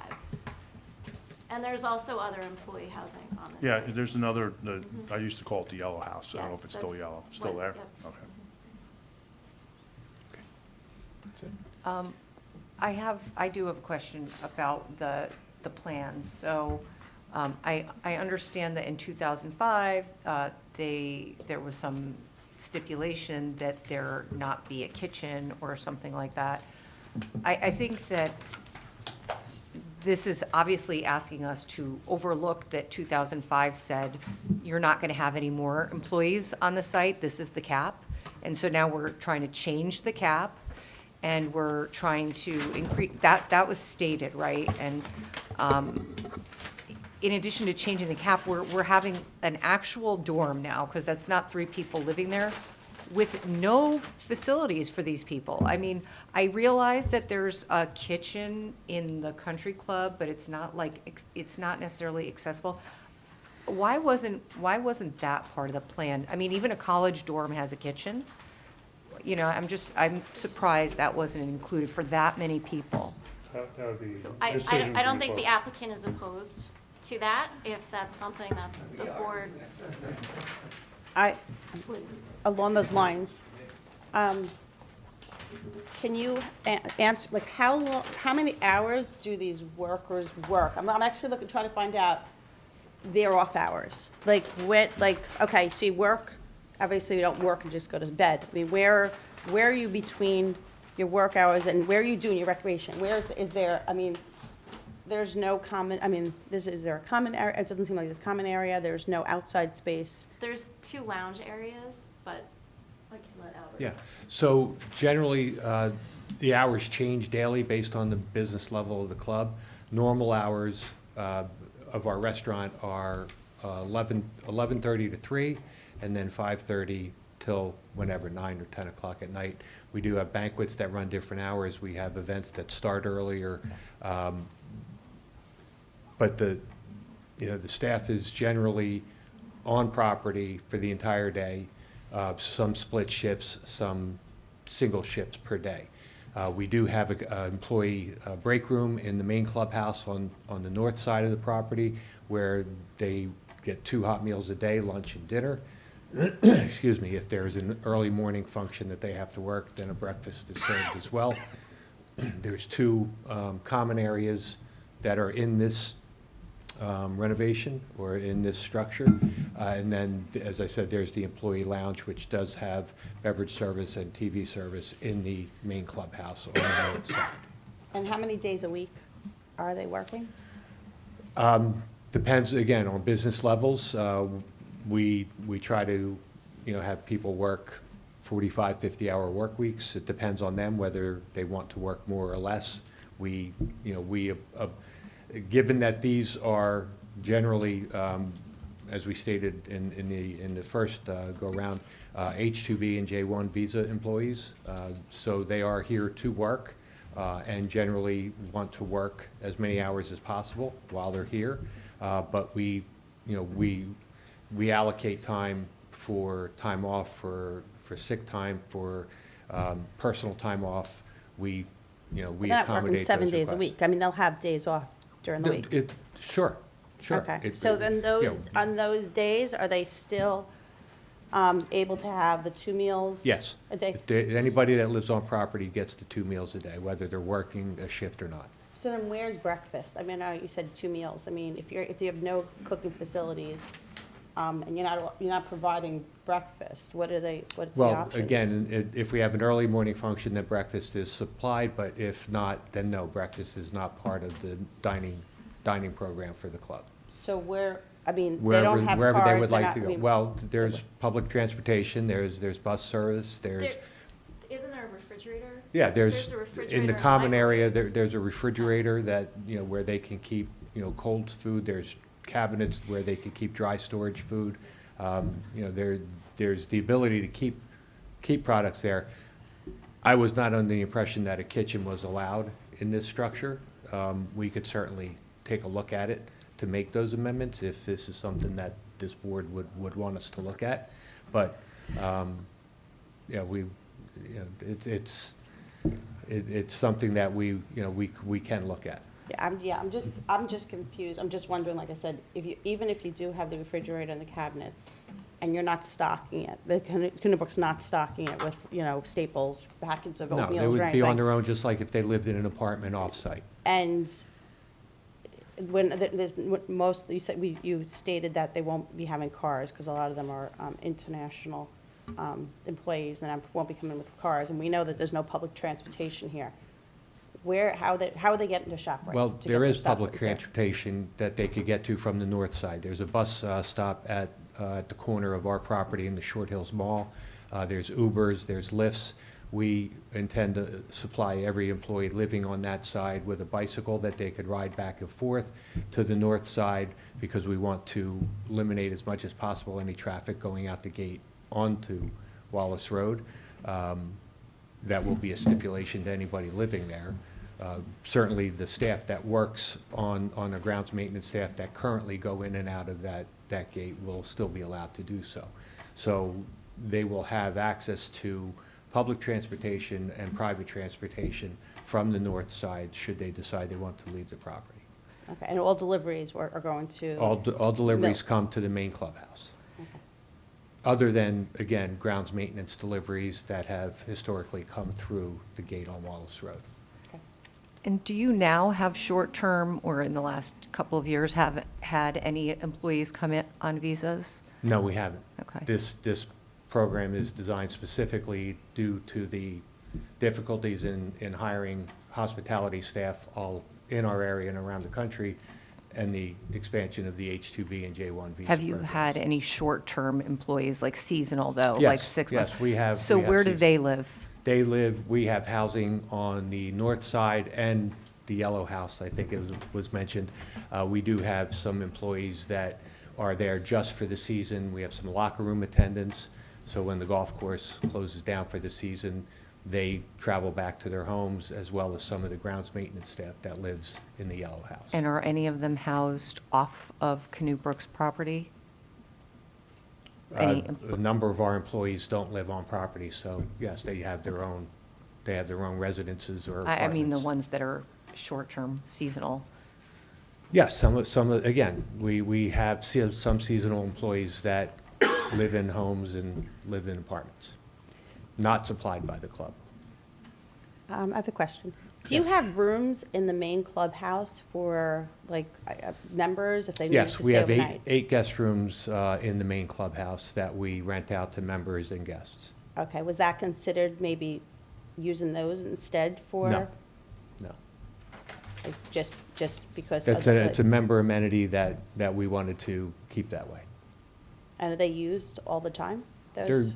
We run, again, given the limited number of them, we run, I believe in 2024, we ran an 85% occupancy for the year of those rooms. And those are customary for most clubs, right? Yes. Are there going to be any, I don't know what the word I'm looking for, no microwaves? No, there is a hot plates? microwave.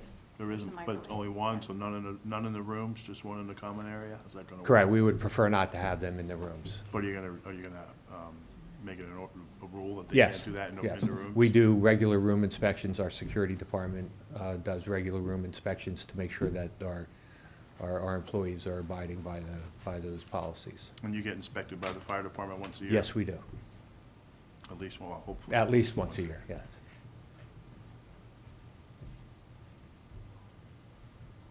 Okay. Board professionals, do you have any questions for this witness? No. Okay. All right, great. Mr. Chairman, did we ever finish with the parking issue last time, where we were talking about event parking and Wallace Road, and whether or not there was a possibility of sharing that with your sister municipality in Milburn? We do. You do, so we certainly do. sometimes you don't allow parking in Summit and allow it only on major events? It really depends on how much of the staff we need to off-site. If it's just a few cars, then, yeah, we will go back and forth with the different municipalities. But we're not talking about the employees now, we're talking about the guests. 'Cause No, we You're never- getting tons of people. And No, you- we never- We we understand never you've been off-site, sir. asking the police department for permission to park on Wallace Road. Are you asking the Milburn Police Department for permission to park on other areas and giving Summit some relief for various events?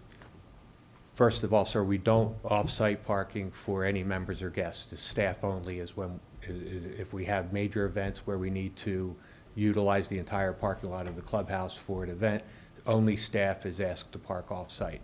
And yes, we do work with both municipalities where we ask for permission for our staff to park on the streets in the neighboring areas.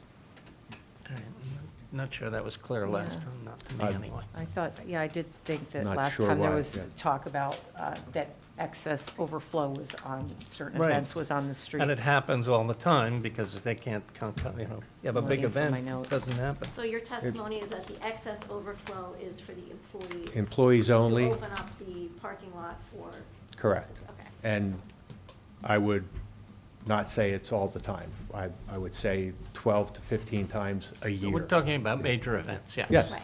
Yeah. And it's in Milburn and in Summit? And in Summit, yes. Okay.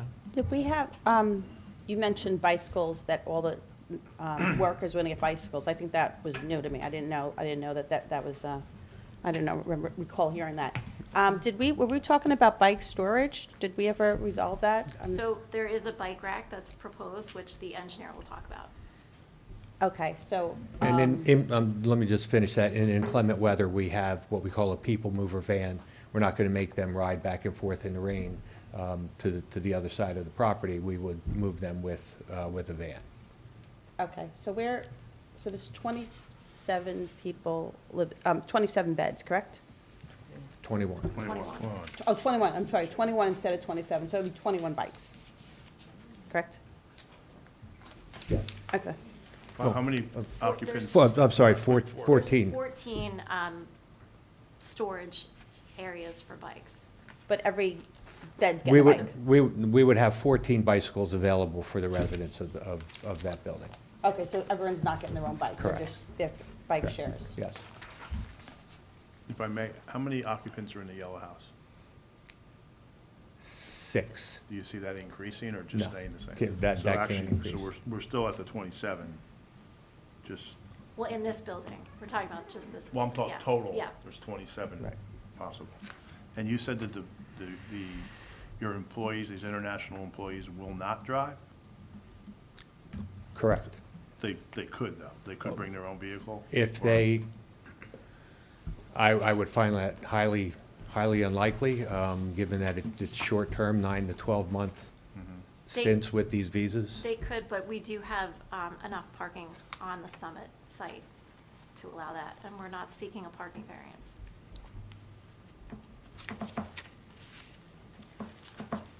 Okay. Questions only from the public for these two witnesses, please. Can you come up, please state your name, spell your last name, and give us your address?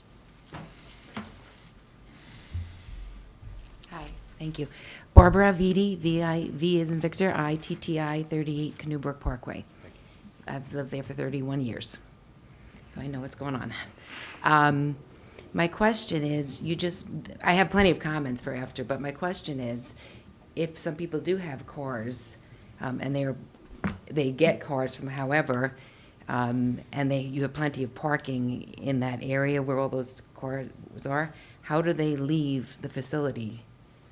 So at the last hearing, the applicant agreed to a condition of approval that they would have to enter and exit from the Milburn side. Their cars can go Yes. through to the Yes. Milburn side? Yes. How is that policed? How is that monitored? How will that be monitored? It would be monitored by my security staff. And can you walk me through the process of that? Like, how often are they on duty? What? 24/7, 365, and they are constantly going around the property, making the rounds. They have to keep lunches so that we can track. You're going to need to use a microphone. We're not picking you up past that. So our security department is 24/7, 365. We have regular monitoring of all of our property. We've actually had to recently increase that monitoring due to some vandalism on the south course. So they are there. We have an employment agreement that every employee needs to sign, that if they are found to be violating any of our policies, they could be subject to termination. An H-2B or J-1 does not want that to happen because then they would be forced to go back home. So pretty significant ramifications if they didn't abide. But do you have any experience with this? Didn't you say that you don't have any experience with these, this is the first time you're doing this? This is our first time using H2Bs, J1s. We have experience with employees on the property, both on the north and the south, that do sign the same housing agreements that we do monitor. So we do have experience with on-site employees with these policies and the policing of the policies. As stated earlier, this is our first foray into the H2B and J1s, but in communications I've had with over 25 clubs that do have these programs, I have been educated as to, what the policies and procedures should be and how they are enforced. Will you be increasing your security because you're going from 6, I don't even know how many people you have living there now, I thought it was only 3, but 6 to 9 people to your, plus your additional 21 to 27 people? Will you be adding to your security teams? No, at this point, we don't feel there's any need to increase the amount of security staff on site.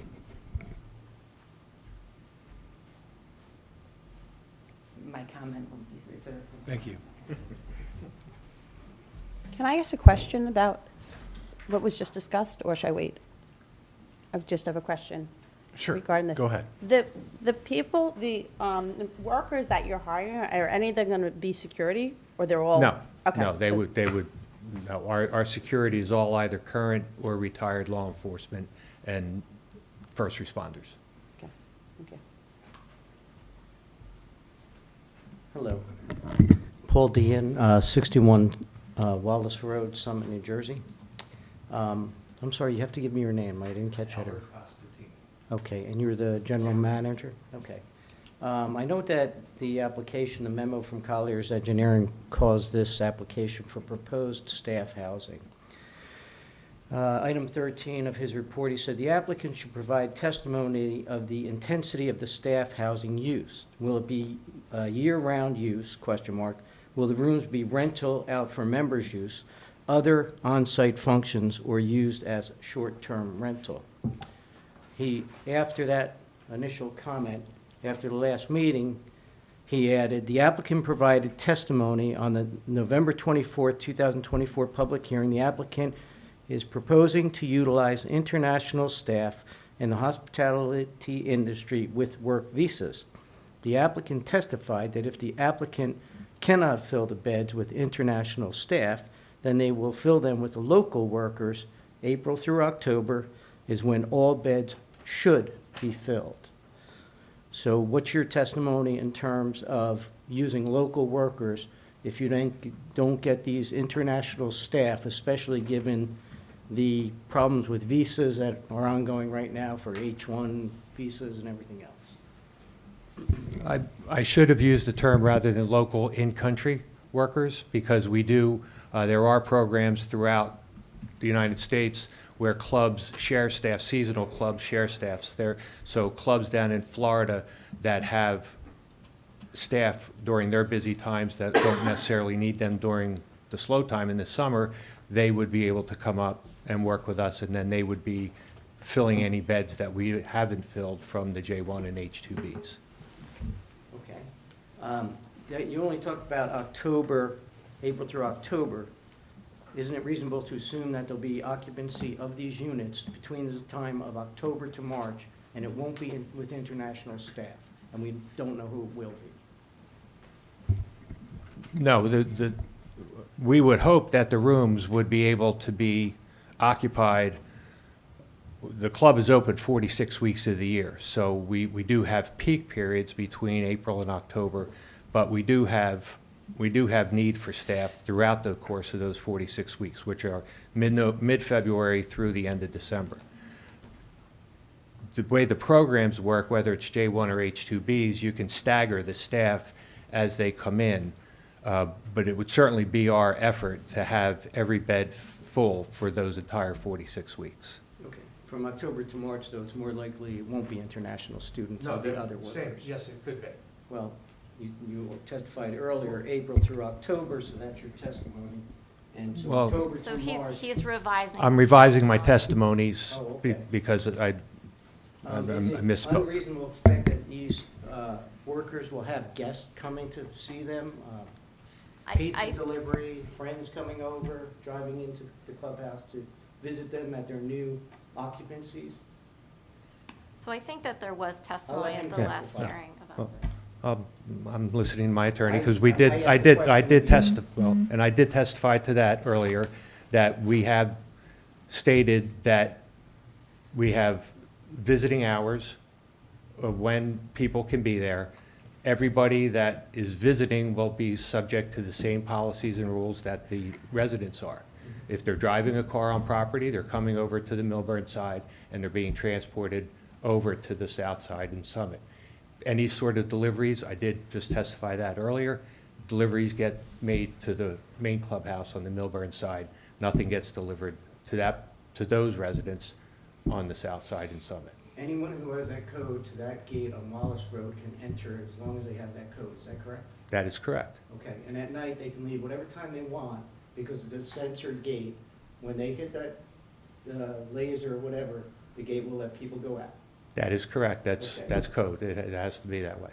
So while we're saying that this is for international people, if you don't fill the spots, which we have no experience ever doing, you're going to use this for staff, workers, for on-site. There is a possibility of that, yes. Thank you. That's all I have for now. Thank you. Any other questions from the public for these witnesses? Okay, seeing none. Mr. Chair, can I ask one more question? Yes, please. I might have asked this at last hearing, but it might be good to hear the answer again. What is your knowledge of other clubs in the area? Do they have this much housing on site, or are you going to be an outlier in terms of the number of rooms if we approve this? There are other clubs in our area that have both on-property and off-site housing for employees. Do you know how So, many rooms, how many? Off the top of my head, I don't know. I know that Baltusrol in Springfield has a significant number of on-site rooms, but I couldn't tell you exactly what that number was. Okay, all right. Thank you. Can I ask a question? Sir?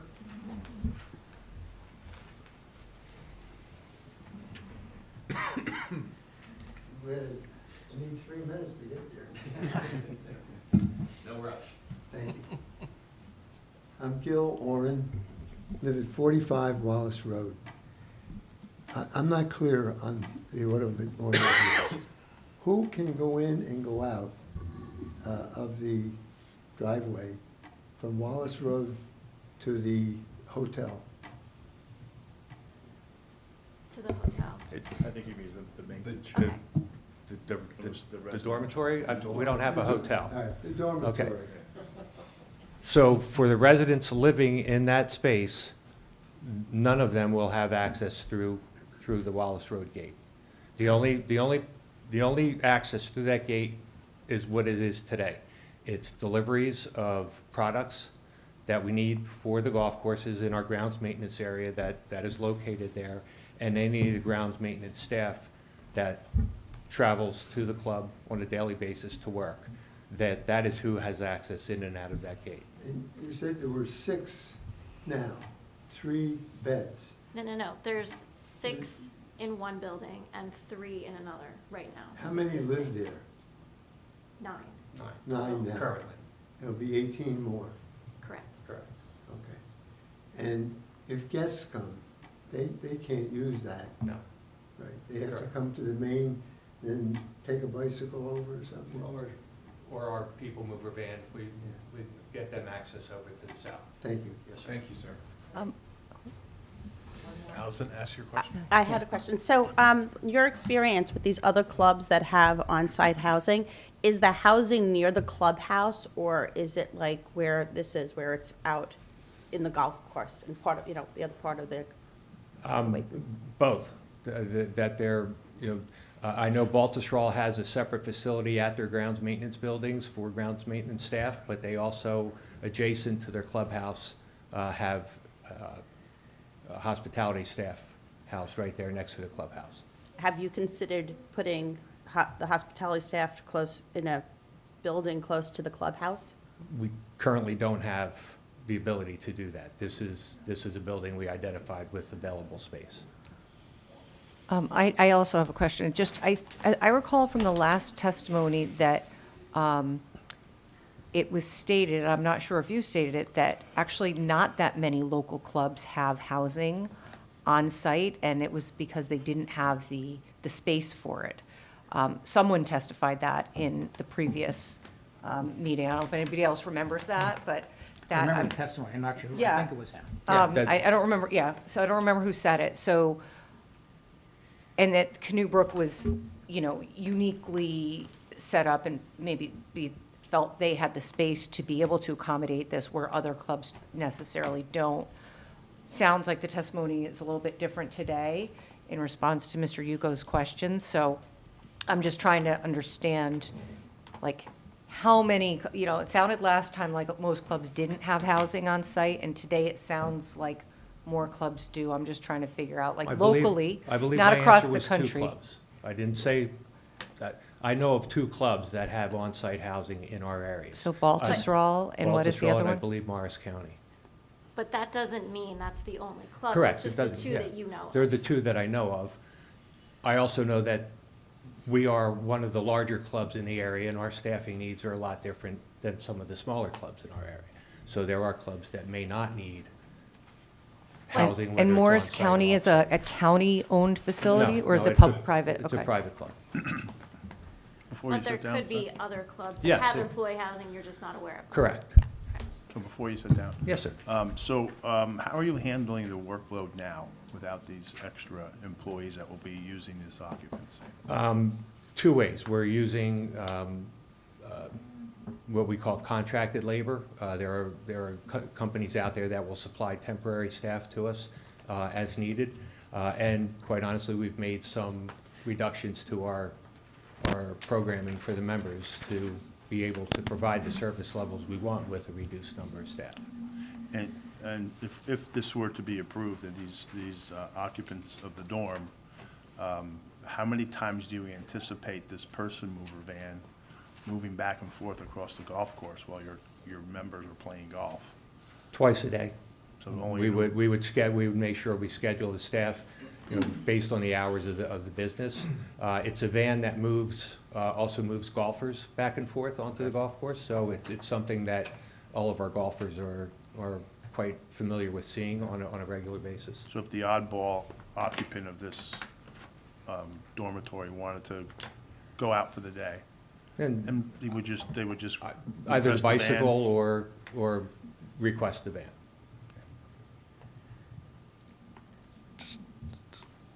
Still. Good. You may have already testified to this, but so what is the curfew for in the housing, and are there, like, can guests stay overnight? Are there rules around that? Yes, there are. There's no overnight guests allowed. We have an 11 o'clock curfew. Adults, we figure we have adults working for us, so Sure. we want to, make it reasonable. But there is an 11 o'clock PM curfew.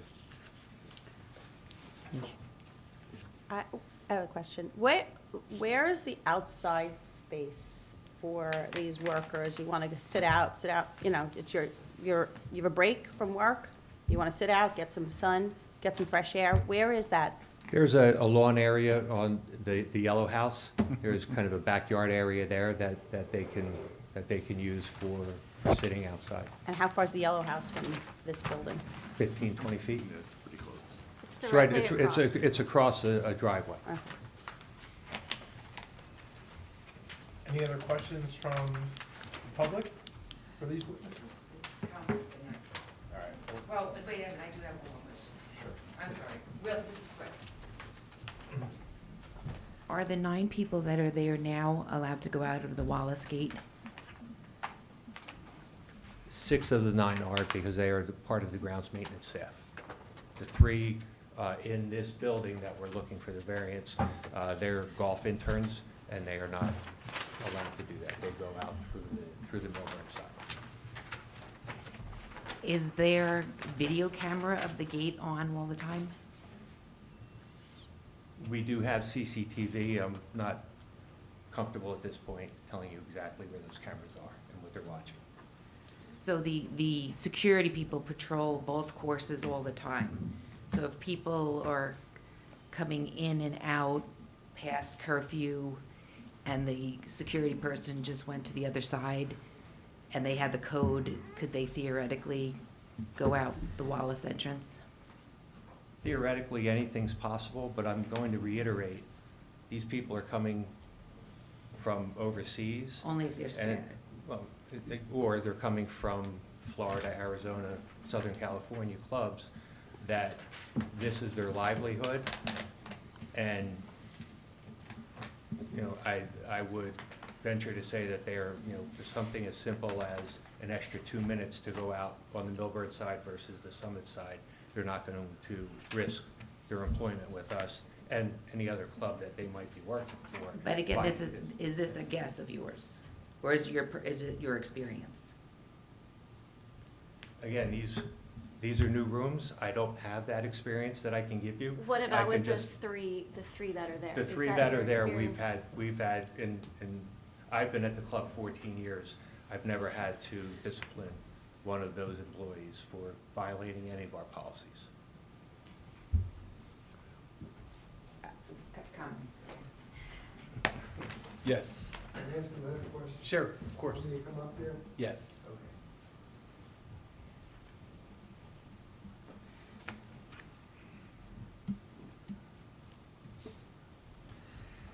I'm still Gil Thank you. Really?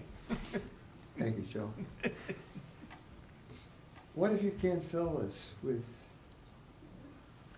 this process that you have never had? And your staff, the staff says, look, I got a house, I'm not going down there. What are you gonna, will you fill this with other people? I think he Besides- just answered that. What? I think he just answered that. Yeah, it's been answered that they will hire more local or in-country employees to fill those spaces. No, I'm saying if there's nobody in that category or the other category, staff or this project, would there be anyone else? Are you asking if he can rent out the rooms to non-employees? Yeah. Okay. The answer to that is no, these rooms won't be rented to members. I previously testified that. Not members, I'm talking to anybody. Anyone. They won't be rented out to anybody other than an employee of the club that would need housing on campus. Yes.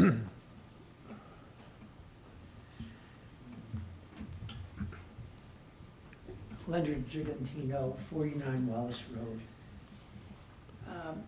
Do I understand it correctly that regardless of what you're putting in terms of bedrooms, whether it's 9 additional or whatever, that the gate and the drive that exits onto Wallace Road will not be used by any more than it is right now?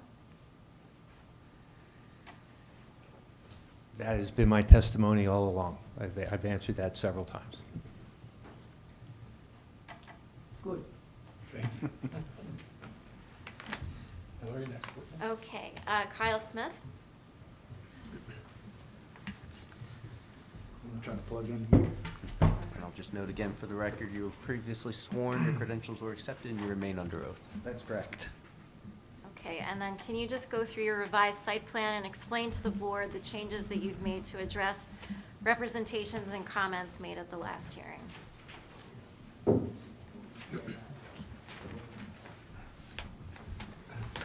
Yes, I can. So I'll just go over what we revised.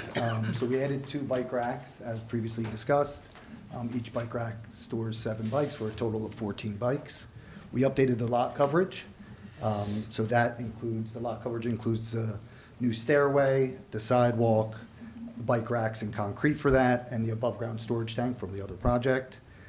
So this increased from the last plan due to the inclusion of the bike racks. So total square footage of lot coverage is 105,913 square feet.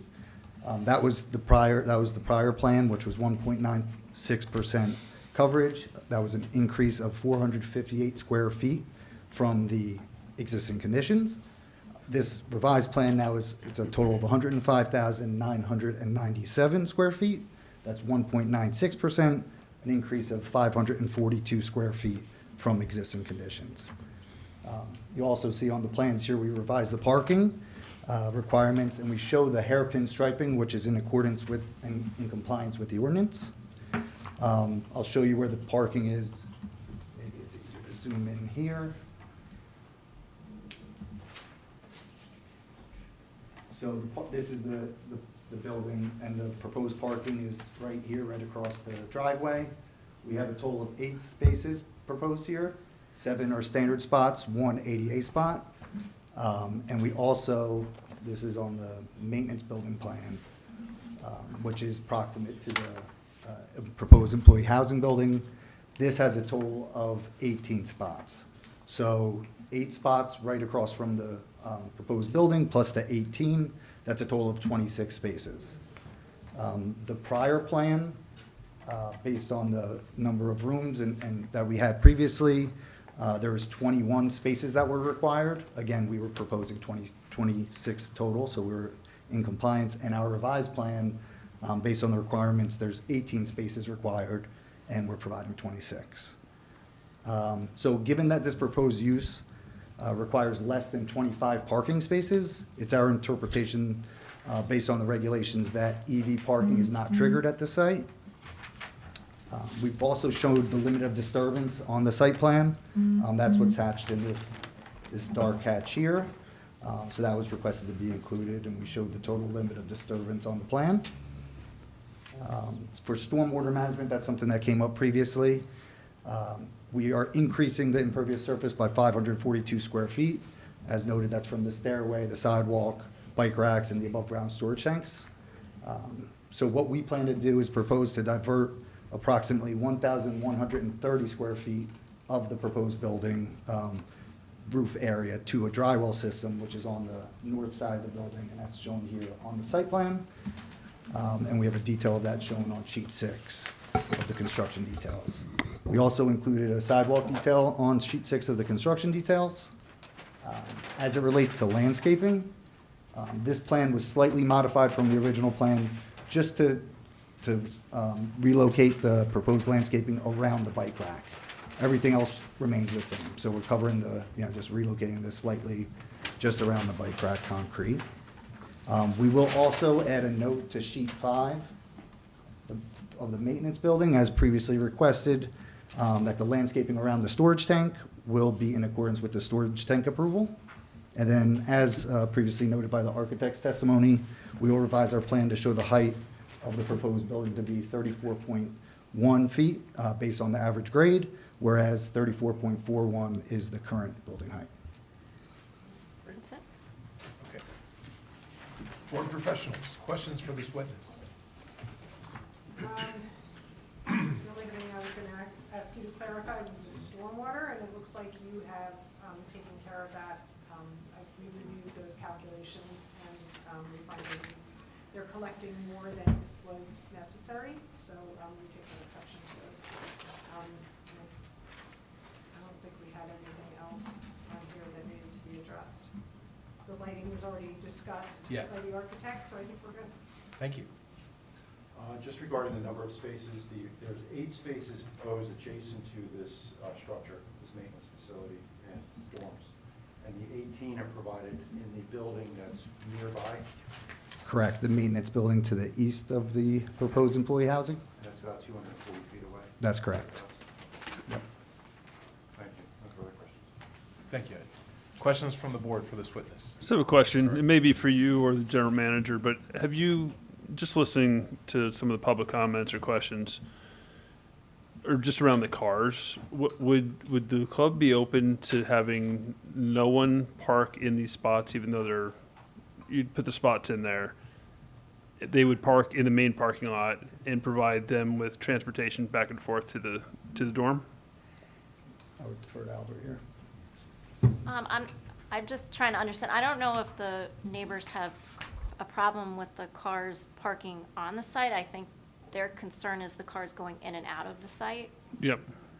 But if they're in the main lot, I think that probably takes that concern down a bit versus having them there, being able to leave, censor, just a thought. And then you could use those spots for overflow for big events or what Right, have so you. I think that probably the maintenance workers still need to park on site. the Correct. people that still work There are there. some grounds maintenance staff that live in the yellow house that do park cars there. That's 3 though, right?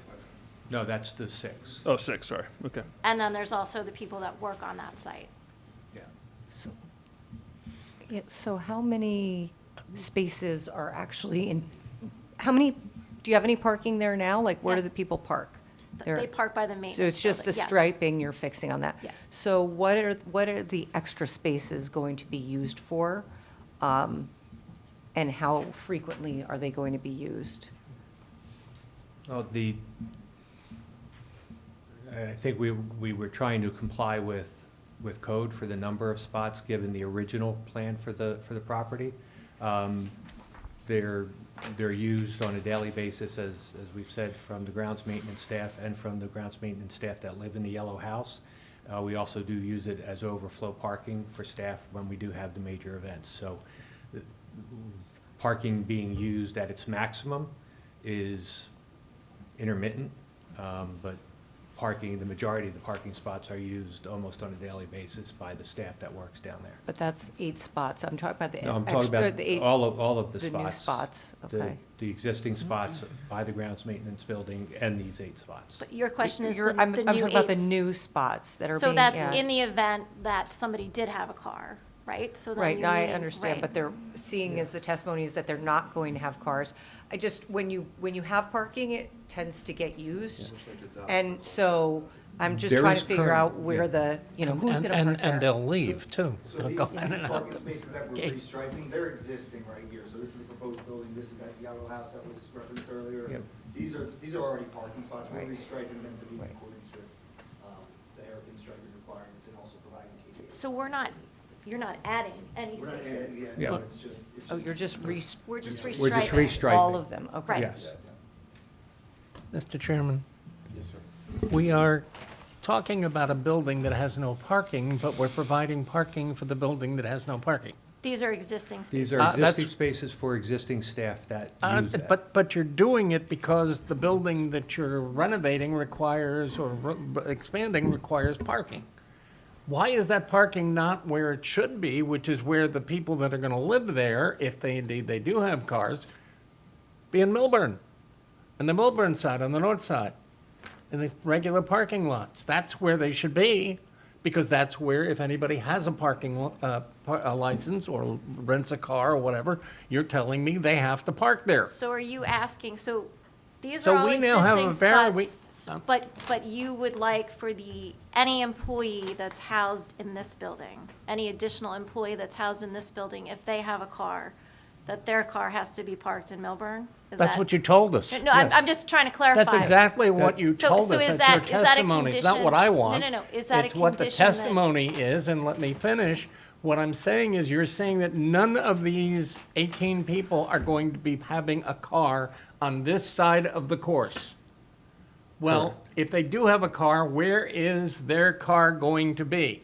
On the other side of the course is your testimony. Correct. So why are we adding additional parking on this side of the facility, all of which will go in and out of the Wallace Road gate? We're not adding anything. Mr. Steiner, we haven't added any. We These just are all changed the existing. striping. What's- on What are the these exist- 18 spaces that I keep hearing about that are new? They're existing, No, no, they're not new. Existing, They're actually. existing spaces at the They're grounds just being maintenance building. restriped to conform with the ordinance.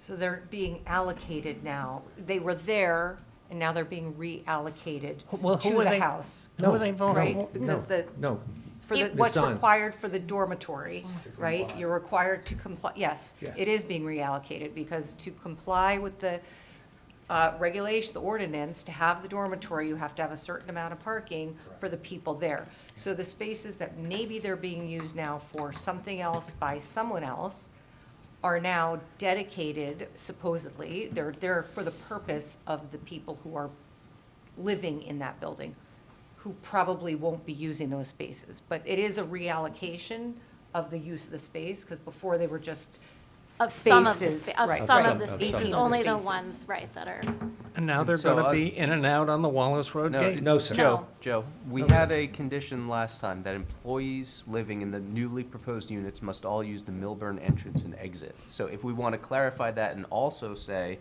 no new employees in these new units will park in this parking lot, it sounds like the applicants are saying that's what's going to happen, and I imagine they'd be amenable to that condition, right? Correct, that would be a condition of the Right. residency. Let's But amend doesn't, accordingly. but don't,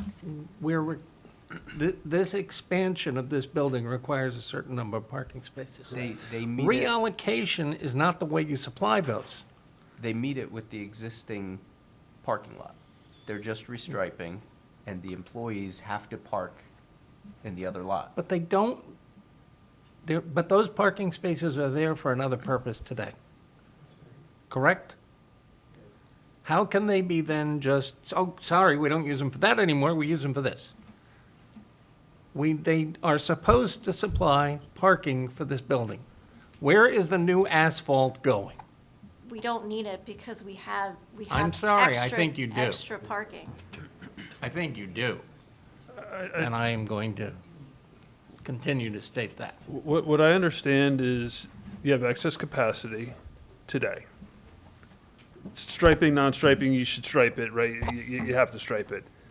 Called reallocation, but it just happens that you have the availability, the parking available, and now, and therefore you're compliant. As soon as you stripe them, you're compliant, right? That's what you're doing. Right. Yeah, okay. So there's no extra parking spaces, you're fully compliant, you are compliant, and you'll continue to be compliant, Correct. right?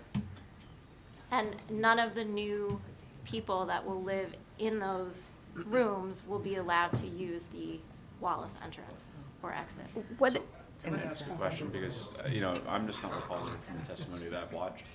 Why does anybody other than deliveries use the Wallace entrance? Why aren't we using the main entrance for all staff? All staff, including maintenance crew. Proximity to where they work primarily.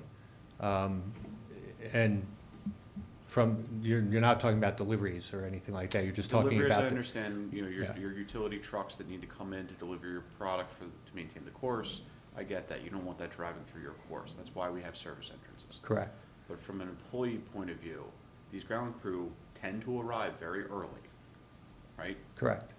So I can only imagine the inconvenience of that noise of that gate opening and closing at 5:30 in the morning when they could easily come in the primary entrance and not be detrimental to the club's constituents, members. Would you be open to that condition? Pardon? Would you be open to that condition? I would have to consult with the club to see if we would be okay with that condition. It's a lot of staff, it's a lot of people to bring across the golf course to get, Please, To- we understand your concern. to get home. This is a You judicial know, proceeding.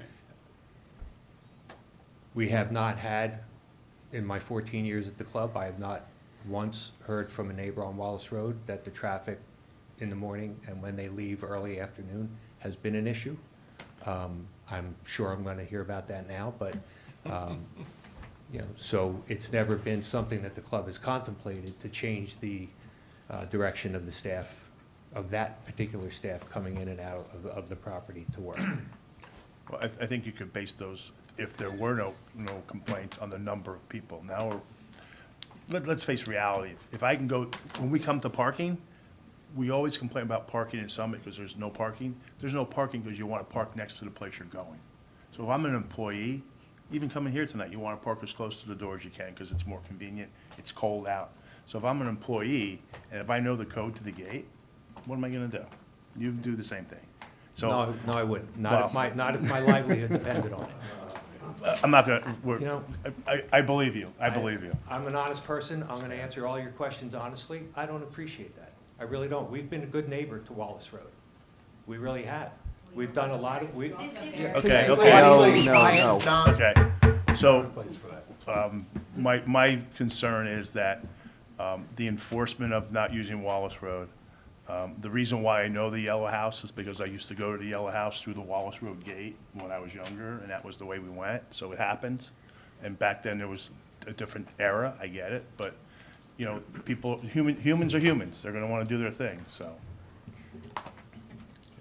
I have a question about, so there's a handicap parking spot. Yeah. That was there before, or it wasn't striped before? That was not striped. Okay, so are you planning to hire people that are limited, have limited mobility in these positions? Who's going to be using that parking spot? I know, like, you're supposed to put it in there? It's a requirement. Yeah, it's a Okay, requirement. that's why it's so being somebody provided. gets hired, they have limited mobility, they bring their own car because they, you know, because they can't ride a bike. They will be using that, they could use that handicap parking spot to go from the employee housing to the clubhouse throughout the day, correct? Whenever they have to work there, yes. Okay, so there is a possibility that somebody could be driving. Yep. But- Yeah. Questions from the public for this witness? Please, questions only. Sorry, Mr. Smith, are you the planner for Paul D. and 61 Wallace Road, Summit? You know, I'm a civil engineer. Okay. And are you familiar with the drawings of the rooms and everything to that effect? Yes, but mostly for the civil engineering aspect around the building, not the Okay, you architectural. wouldn't be familiar with the square footage and things like that? or- Yeah, the net, yeah, overall square footage. The square footage of Of the rooms or would be the the building. architect. The square Yeah. footage of the The buildings, yeah, so that would be building the would architect. Yeah. Okay, and the architect is, He just testified, so do you have a question for him? I will, yes. No, he already testified, so if you want to ask him a question, you can. Okay, I don't have any for you right now. You can ask him now, sir. You can ask the architect if you want, yeah. Yes, please. So I just had a question, and when we were here last time, I expressed that we were troubled about this intensification of use and the fact that this is a D variance. Let's keep it to questions. But we expressed that we had great difficulty with the size of this Questions, dormitory. sir. We're trying to get to it. Just ask the I'm laying question. the premise. You're interlaying it You're with your certainly opinion, taking which your is for time, later. sir. Okay, so at that time, you said you'd come back and make a good faith effort to reduce the size of the project. So the original total square foot was 8212 square feet, and your good faith effort comes back at how many square feet? 8069.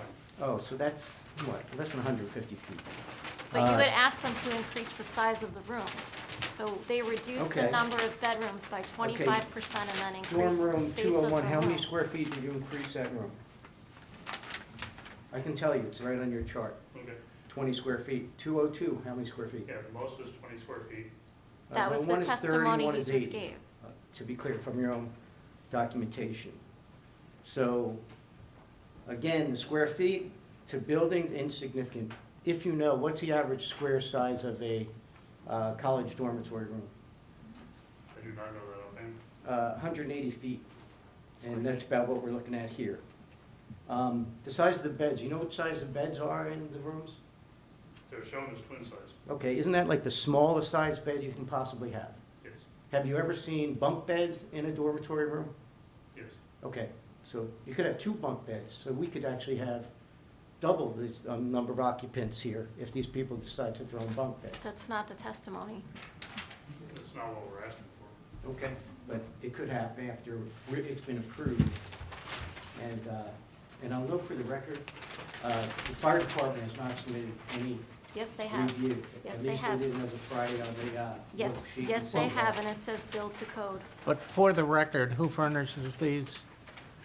The club does, and you're certifying that there will be no bunk beds. Is that correct? That's what we're asking for, two beds in. Any additional questions from the public for the engineer or the architect? Seeing none. Hillary? McKinley Mertz, the planner. And noting once again, Ms. Mertz was previously sworn, remains under oath, and her credentials as a planner were accepted at that hearing. Thank you, Andy. And if I could just interrupt, sorry, I have an email from Stephanie dated December 18th, and that is the fire department's review. It says build to code. In other words, no objections, no concerns. Correct. Right. Thank you. Hi, everyone. It's good to be back. Just quickly, I mean, our council did just reiterate, but we are reducing as a summary of some of the testimony that's already been given, we are reducing the quote intensity of this development really by 25%, a 25% reduction in the number of rooms and a 25% in the number of beds.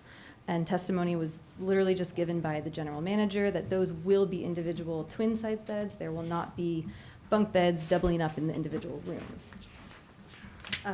We did, in response to the resident who just spoke, he did have a comment at the last hearing about he was concerned the size of the rooms were too small.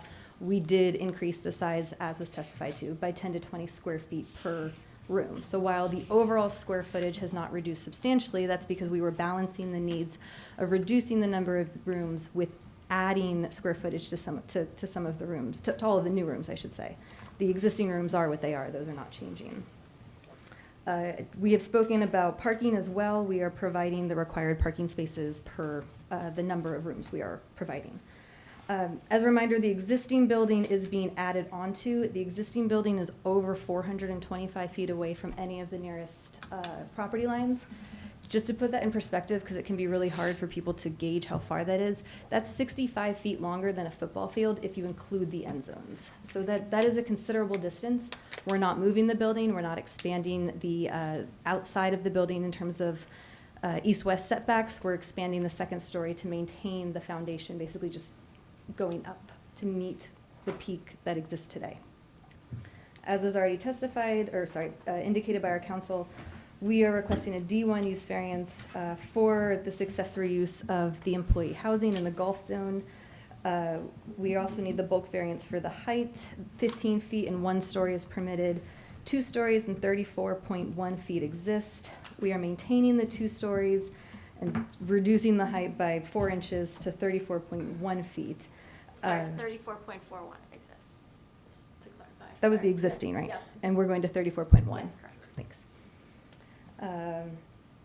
Okay, so I'm here to reiterate the planning proofs. I am the planner, so I need to talk to you about why our proposal in front of you meets the proofs as put forth in the municipal land use law and then further clarified by the courts. So the D1 use variance is our job to provide both positive and negative criteria in support of this variance. Positive criteria, as is negative criteria, they each have 2 prongs that we have to adequately show to you. For our positive criteria, we have to demonstrate to you that in particular cases and for special reasons, and that is a quote from the municipal land use law, the variance requested is justified. Case law has advised us and the board that those special reasons take their definition from the purposes of zoning that are listed in the municipal land use law. I identified a few last time. I'm going to expand on that testimony this time to make sure that the point is clear. The courts have also noted that the benefit to the general welfare for a D1 variance derives not from the use itself, but from the development of the site that is particularly suited for such a use. This demonstration of site suitability is what we call the second prong, so I'm going to touch on that as well. When I go into the negative criteria, we have to demonstrate that granting the relief will not be a substantial detriment to the public good, nor will it substantially impair the intent of your zoning ordinance and your zone plan. And I'm emphasizing that word substantially because the courts have noted that that substantial is what really needs to be proven here. So that substantial detriment is driven by the impact of a variance on neighboring properties. So you as the board have to determine if what we're proposing here would cause such damage to the character of the neighborhood to elevate any potential detriment to substantial. All development is going to have some kind of an impact. Whether or not it's substantial, that's for you to decide based on our testimony. And the focus of the second prong of the negative criteria is to ensure that granting a variance will not override the jurisdiction and authority of your planning board and your governing body. We can't go against something that has been specifically laid out in your master plan or set forth in policy by your governing body. Everything that we're talking about here tonight is specifically tied to this property and this particular use, a use that was not necessarily anticipated or contemplated when the Gulf Zone was originally established. We need to show that granting this variance is not going to be something that would have a broader reaching negative effect on the zone, the Gulf Zone beyond this, which I think this might be the only section, but generally speaking, and the neighborhood beyond this and the general region of Summit. So with laying the groundwork of what I'm supposed to prove to you tonight, because I do think it's important to reiterate what is required in the municipal land use law and by case law. I will start by touching on the site suitability and expand on my testimony from last time. Just as a summary of what we've already said, there was an approval in 2005 to grant the variance for the 3 staff members to live in this building. There are 6 additional staff members that live in what we call the yellow house just across the driveway. There is additional employee housing for, I believe it's 12 employees on the Milburn side, on the north side of campus. As the general manager, Albert, testified to, there have been no complaints or disciplinary issues associated with these employees. I'm going to focus on the 3 in our building because that's what we're expanding. There has been no disciplinary actions on his behalf for the last 14 years. They've been there for almost 20 years. So we have 20 years experience of having this type of employment housing in this building at this site on this golf course. So that has proved that the site can accommodate generally employee housing where it is being proposed. The building itself is already 2 stories. We are not increasing the height. We're adding some square footage. It will still be well over 400 feet from any neighboring property.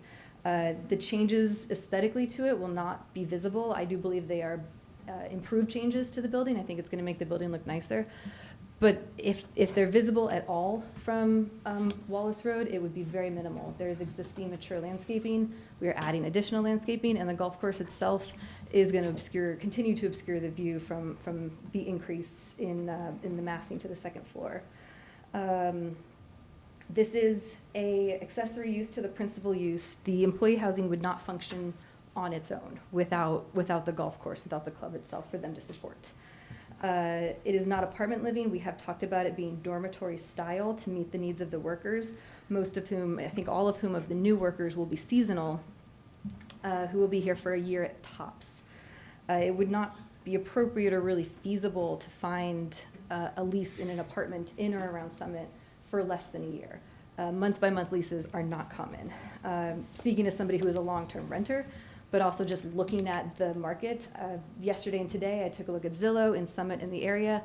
Not a single apartment that I found was available for less than a year lease.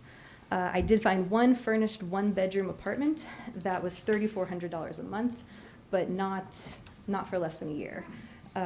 Because these are anticipated to be employees coming from hospitality schools, so students, most of whom, this was testified to at the previous hearing, most of whom are coming here to get school credit through experience at the golf course.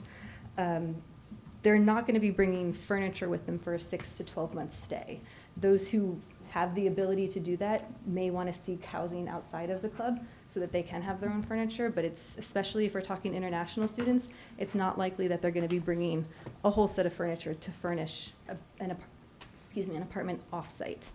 The apartment that I cited earlier, the $3,400 a month, is for a 1-bedroom apartment, I would argue, not affordable for a typical employee who is going to be filling one of these positions.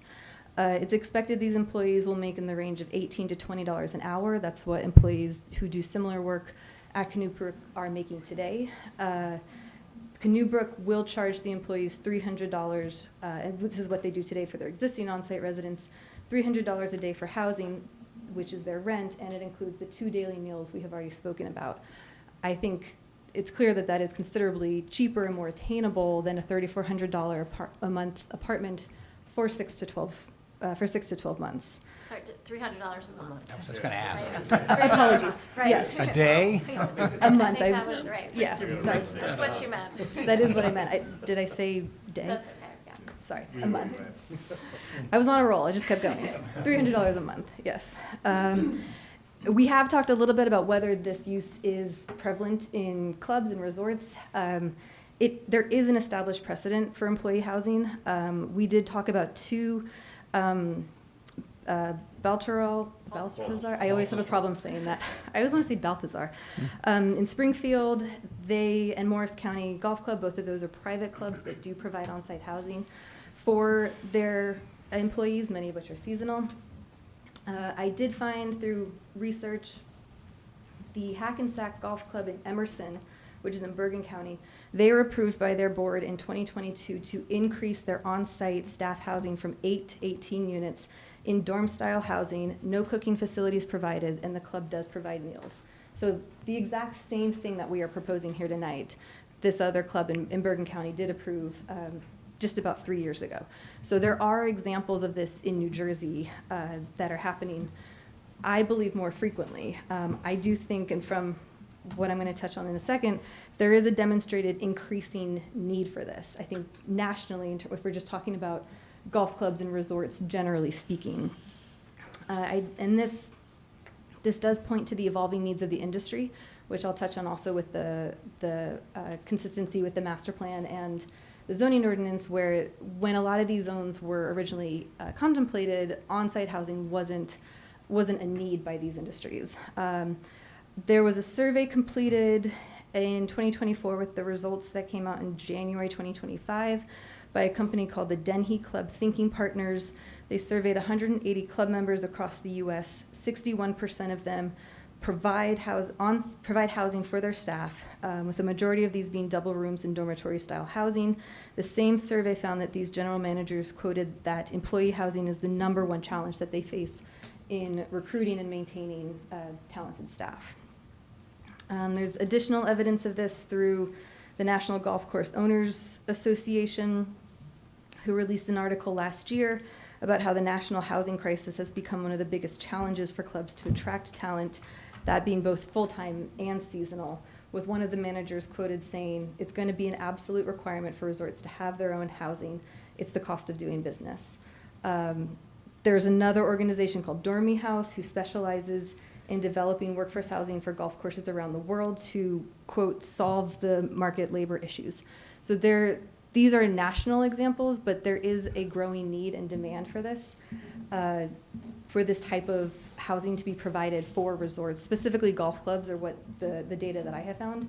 I do think it broadens beyond. We probably see that with beach resorts as well, I would assume, but focusing on golf clubs. So all of this speaks to the site suitability of why it makes sense to have these on-site instead of off-site to support the golf club itself. We don't have to prove that there are not other locations that are suitable for this use, but I do think in our instance, on-site and where we're proposing it is 100% suitable for the use, especially given that the employees here are going to be serving the golf club itself that this is on. It is the most suitable location because these positions are more likely compared to internships than long-term placements. Like we said, individuals are not expected to have vehicles. If they do, we have talked about, we do have parking on site that they can meet.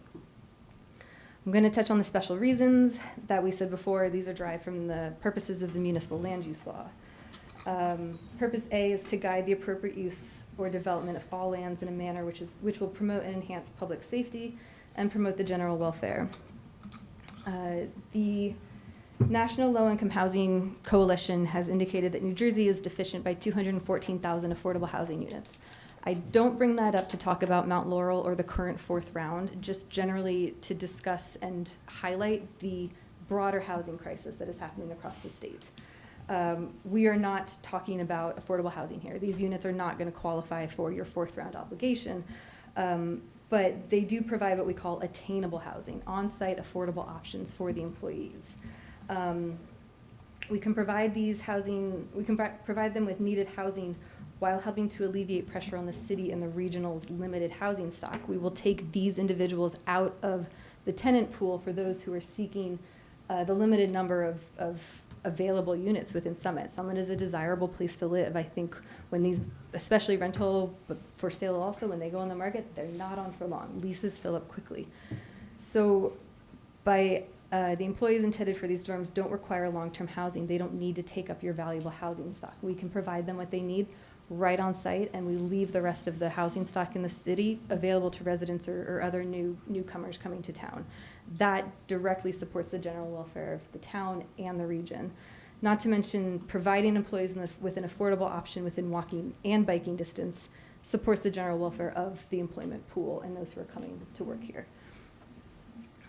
Quickly, we do provide adequate light space, air, and open space. To reiterate, we are 400 plus feet away from our neighbors. We don't have any issues with overcrowding here. To promote the establishment of appropriate population densities and concentrations that will contribute to the well-being of persons, neighborhoods, communities, and regions, and preservation of the environment. We are proposing to concentrate our workforce population on site, both on the northern side and the southern side. Again, these employees will serve the site where they're literally living and located. Contributes to the well-being of the employees as they will not have to rely on cars to get around. If we put this off-site, they have to rely on cars regardless, whether that's Uber, Lyft, maybe a bus or public transportation, but they're gonna have to figure out how to get to work. By putting them on site, they don't have to do that. They can take that out of the equation, they're already here. Density is controlled not just by units per acre, which I think we talked about last time, but it's also through setbacks and coverage. We meet the coverage, we far exceed the setbacks, and we do not, again, infringe on any neighbors. If density is a problem, our density is 0.096 dwelling units per acre if we're looking at the number of bedrooms. To compare that, your R5 zone, which is a 5,000 square foot minimum lot size, is 0.11 dwelling units per acre. So if we're looking at density as a concern, we are far below what exists in the town. To promote a desirable visual environment, we are improving the aesthetics of the building while they won't be seen by the residents in the neighborhood. It is a substantial improvement to what the building is today. I believe it improves the quality of the architecture. And finally, P, to enable municipalities the flexibility to offer alternatives to traditional development through the use of equitable and effective planning tools in order to concentrate development areas where growth can best be accommodated and maximized. This is a prime example of an alternative to traditional development and an appropriate planning tool by putting housing that's going to meet a very specific need for a very discrete population in the exact location where they need it and offering it to them as an option when the employment is offered. It allows us to fill our specific need and concentrate the development within the boundaries of the existing golf course. The surrounding rows and neighborhoods will continue to function just as they do today. By planning for on-site development in an already disturbed and already developed area, we are essentially accommodating maximum growth without broadening development into the broader community. We can accommodate this growth here without any detriment, and we believe that is the most appropriate way to do so. Quickly, before I move on to the negative criteria, the C variances that we require are the proposed height that exceeds your accessory dwelling by feet.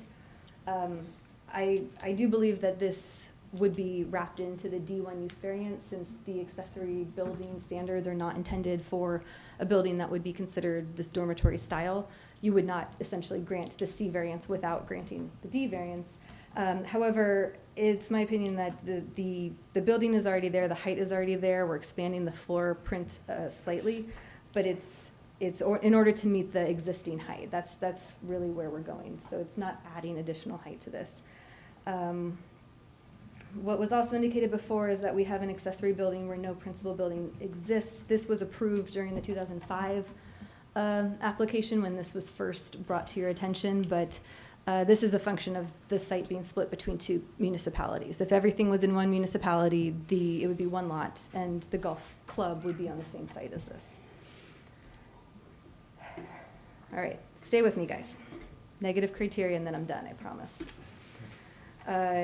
Again, we have to prove that granting this relief will not be a substantial detriment to the public good or impair the intent of your zone plan and master plan. Sorry, I'm losing my voice now. It's our opinion that it will not be a substantial detriment. Nothing that our presentation has indicated tonight will damage the character of the neighborhood enough to elevate the impact to substantial. Again, everything that exists today, and I know there's been some questions about whether or not we can change existing conditions, and that's a different discussion, but we're not changing any of the existing conditions onto Wallace Road or that access. Everything we have testified to says any impact from the new 18 residents will be pushed through to the Milburn side and the main entrance. The physical changes will not be visible, but they will be improvement. The city's 2000 master plan recognizes Canoe Brook as an existing golf course and as an existing asset and golf course, which the city aims to preserve with appropriate buffers. We do have those. again, especially with the specific use here, the over 400 feet away from the neighboring property owners. I believe there was some concern last time that we hadn't touched on. The feeling was that our testimony did not support the master plan enough. I'm going to go into a little more detail of that because we do feel like it supports both your 2000 master plan and your 2016 master plan re-exam. Your planner cited several goals and objectives from both master plans in his original memo from this fall. I agree with the ones that he cited. One being to preserve existing residential neighborhoods and offer a diversity of housing types. The employees will not need to occupy valuable housing within the city. We don't need to propose a new building. We don't need to disturb existing neighborhoods to accomplish what we're trying to do tonight. To balance the growth and development opportunities with the established pattern of development. We are not disturbing any established pattern of development. We're not infringing into the neighborhoods. We're building on site where an existing building is. 3, encourage balanced development to protect the long-term economic and social interests of present and future residents. By allowing Canoe Brook to grow in this way through seasonal employment programs, it's going to enhance the long-term economic and social interests by supporting this long-established, highly regarded, historic, over 120-year-old commercial establishment, recreational establishment, really, within the city. We're promoting a desirable visual environment, number 4, which I've already testified to through the beautification of the building and additional landscaping. Encourage residential development in locations and at densities which are compatible with existing development. Again, it's my opinion, it's compatible with existing development because we're not disrupting existing development, and it's expanding a use that already exists on site and has proven to exist in a successful manner for 20 years at this point.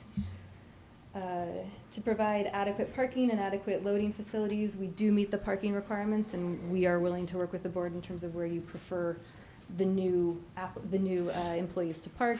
It is still our testimony. We do not believe they will be bringing in many, if any, cars to the site.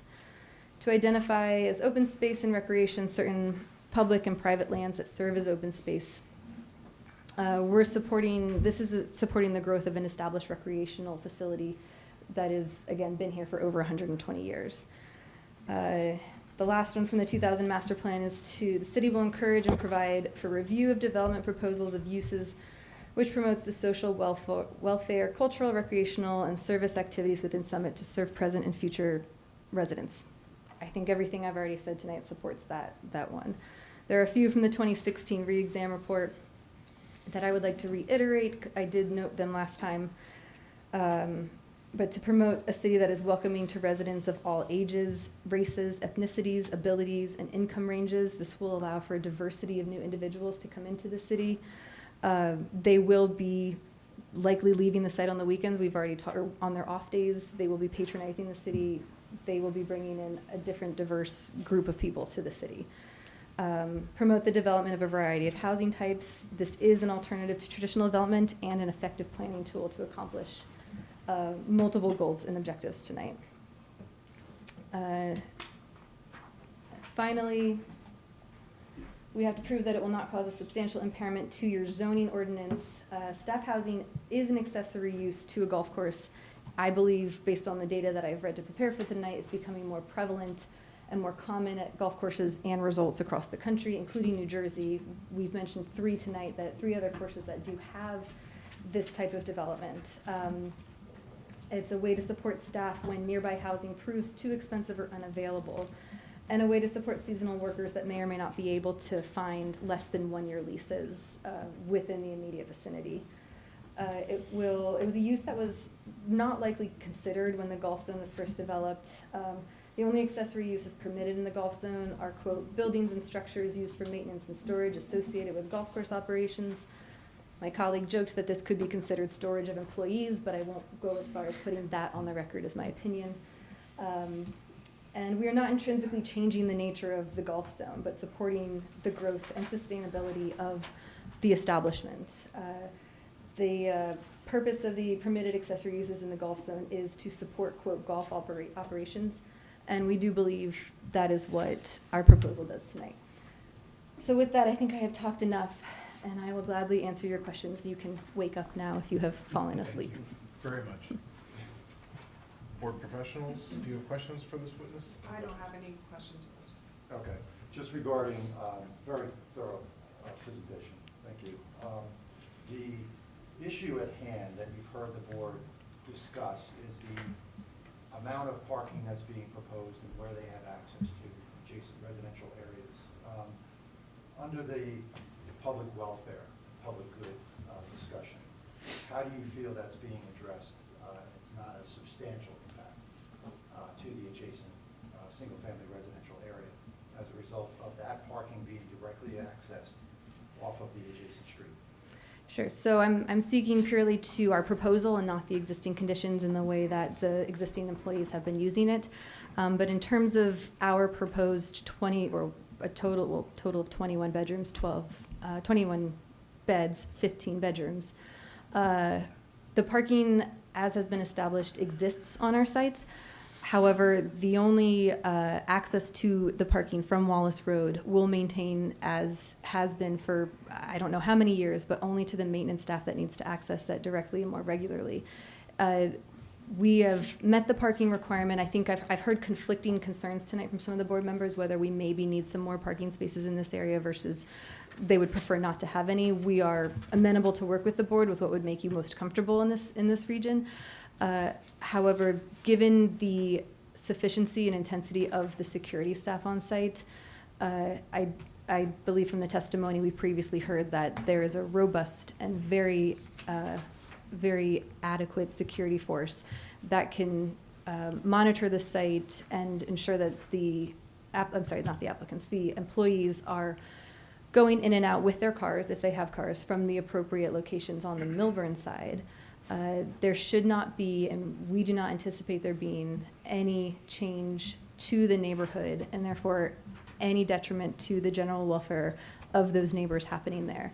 I believe Albert previously testified that if anybody violates these requirements, which they do have to sign an agreement when they are hired, it would result in termination. So that is a significant, not just a slap on the wrist, but that is a significant repercussion for violating that. So it is my opinion that the golf course is doing everything in their ability to ensure that employees do follow this rule, not just through the security, not just through the condition that employees will park on the north side. If they do have cars, they have to access it, and the repercussions for violating it are severe. So I don't see any reason why Wallace Road and the surrounding neighborhoods will function any differently than they do today. You mentioned in your testimony you looked at Zillow from the standpoint of available apartments. How far did you search? The whole city. The whole city. Did you look at any adjacent communities, any adjacent areas? I plugged in Summit. A few popped up from the adjacent, but my focus was really on Summit. The sources you had referenced for the trend for the golf course industry, you had identified in 2024 there was a study by the DENEHY Club. The Denny Club Thinking Partners. They are an executive search and management consulting firm. They partner with private clubs and boutique resorts to help them with their marketing, with recruitment. They do these types of studies to help resorts figure out what the best next steps are to improve their operations. You see where I'm going? I'm trying to qualify Yes, the source yes. of that information. Yes. Okay. I can expand just to follow your train of thought here. The next article I sourced was from a May-June 2024 article that was posted on the National Golf Course Owners Association, which is a resource, it's in the title, it's a resource for owners of golf courses. That article, I should mention, was also posted in Golf Business Magazine, which is in the title. They focus on articles to help golf businesses. The third resource that I cited was a company called Dormy House. They are somebody I found through just through Googling these types of uses and the amenity, or not amenities, but the support that's available to them. They are relatively new. I think within the past 5 to 10 years, the person who founded them grew up working on golf courses and was an economics and development major who worked to develop golf courses, noticed through working at them and developing them that this was a need worth filling. Okay. And you know that from reading that study in order to understand who was the author for that information? Yes, correct. That was all taken from their website about who they are. think that's all the questions I have. Thank you. Thank you. All right, questions from the board for this witness? Yes, I do. You seem to have done a little more research on the other clubs that have, the local clubs that have employee housing on site. Can you give me a number, like Balthasar, how many, do you know how many? I much tried housing they have? very hard for both Balthasar and Balthasar. Baltasaurus. I'm Balthasar. sorry. I'd say See, one, I'm too. rubbing off on you. I apologize. I'm saying one too. I don't know what Balthasar is, but that's what's in my head. Yeah. I'm going to call the Springfield course. And Morris County, they are very tight-lipped about how much they have on site. For both courses, that one and the Morris County Country Club, though, I found numerous job postings on Indeed, as well as the PGA has golf job postings for golf courses. I found probably 6 to 10 for each golf course for seasonal employees that advertised housing provided. I believe both courses have more than that, but they were very tight-lipped. There was no. 6 to 10 beds, you said? I'm sorry. The job Openings. postings I found were for Okay. 6 to 10 positions for each course, which each opening advertised housing provided. So that would be beds because it's for individuals. So unfortunately, I couldn't get any more information. There wasn't much out And if there that's about for that. seasonal, then that would be so we have no reason to believe that there's other people currently living in that housing, Well, right? both of those have had housing for several years, I know, so I would imagine, and this is me inferring based on the information that I have found and based on my knowledge of the industry through working with Albert, is that it's going to be very similar where there's turnover, so they're consistently searching for employment. The postings I found happen to be seasonal. I think it's February right now, and we are getting into that high season, so it makes sense that a lot of their postings would be a seasonal posting that would So we don't start. know how much on-site housing these places have. And also Hackensack, it's interesting, you mentioned that because my brother-in-law actually belongs to that.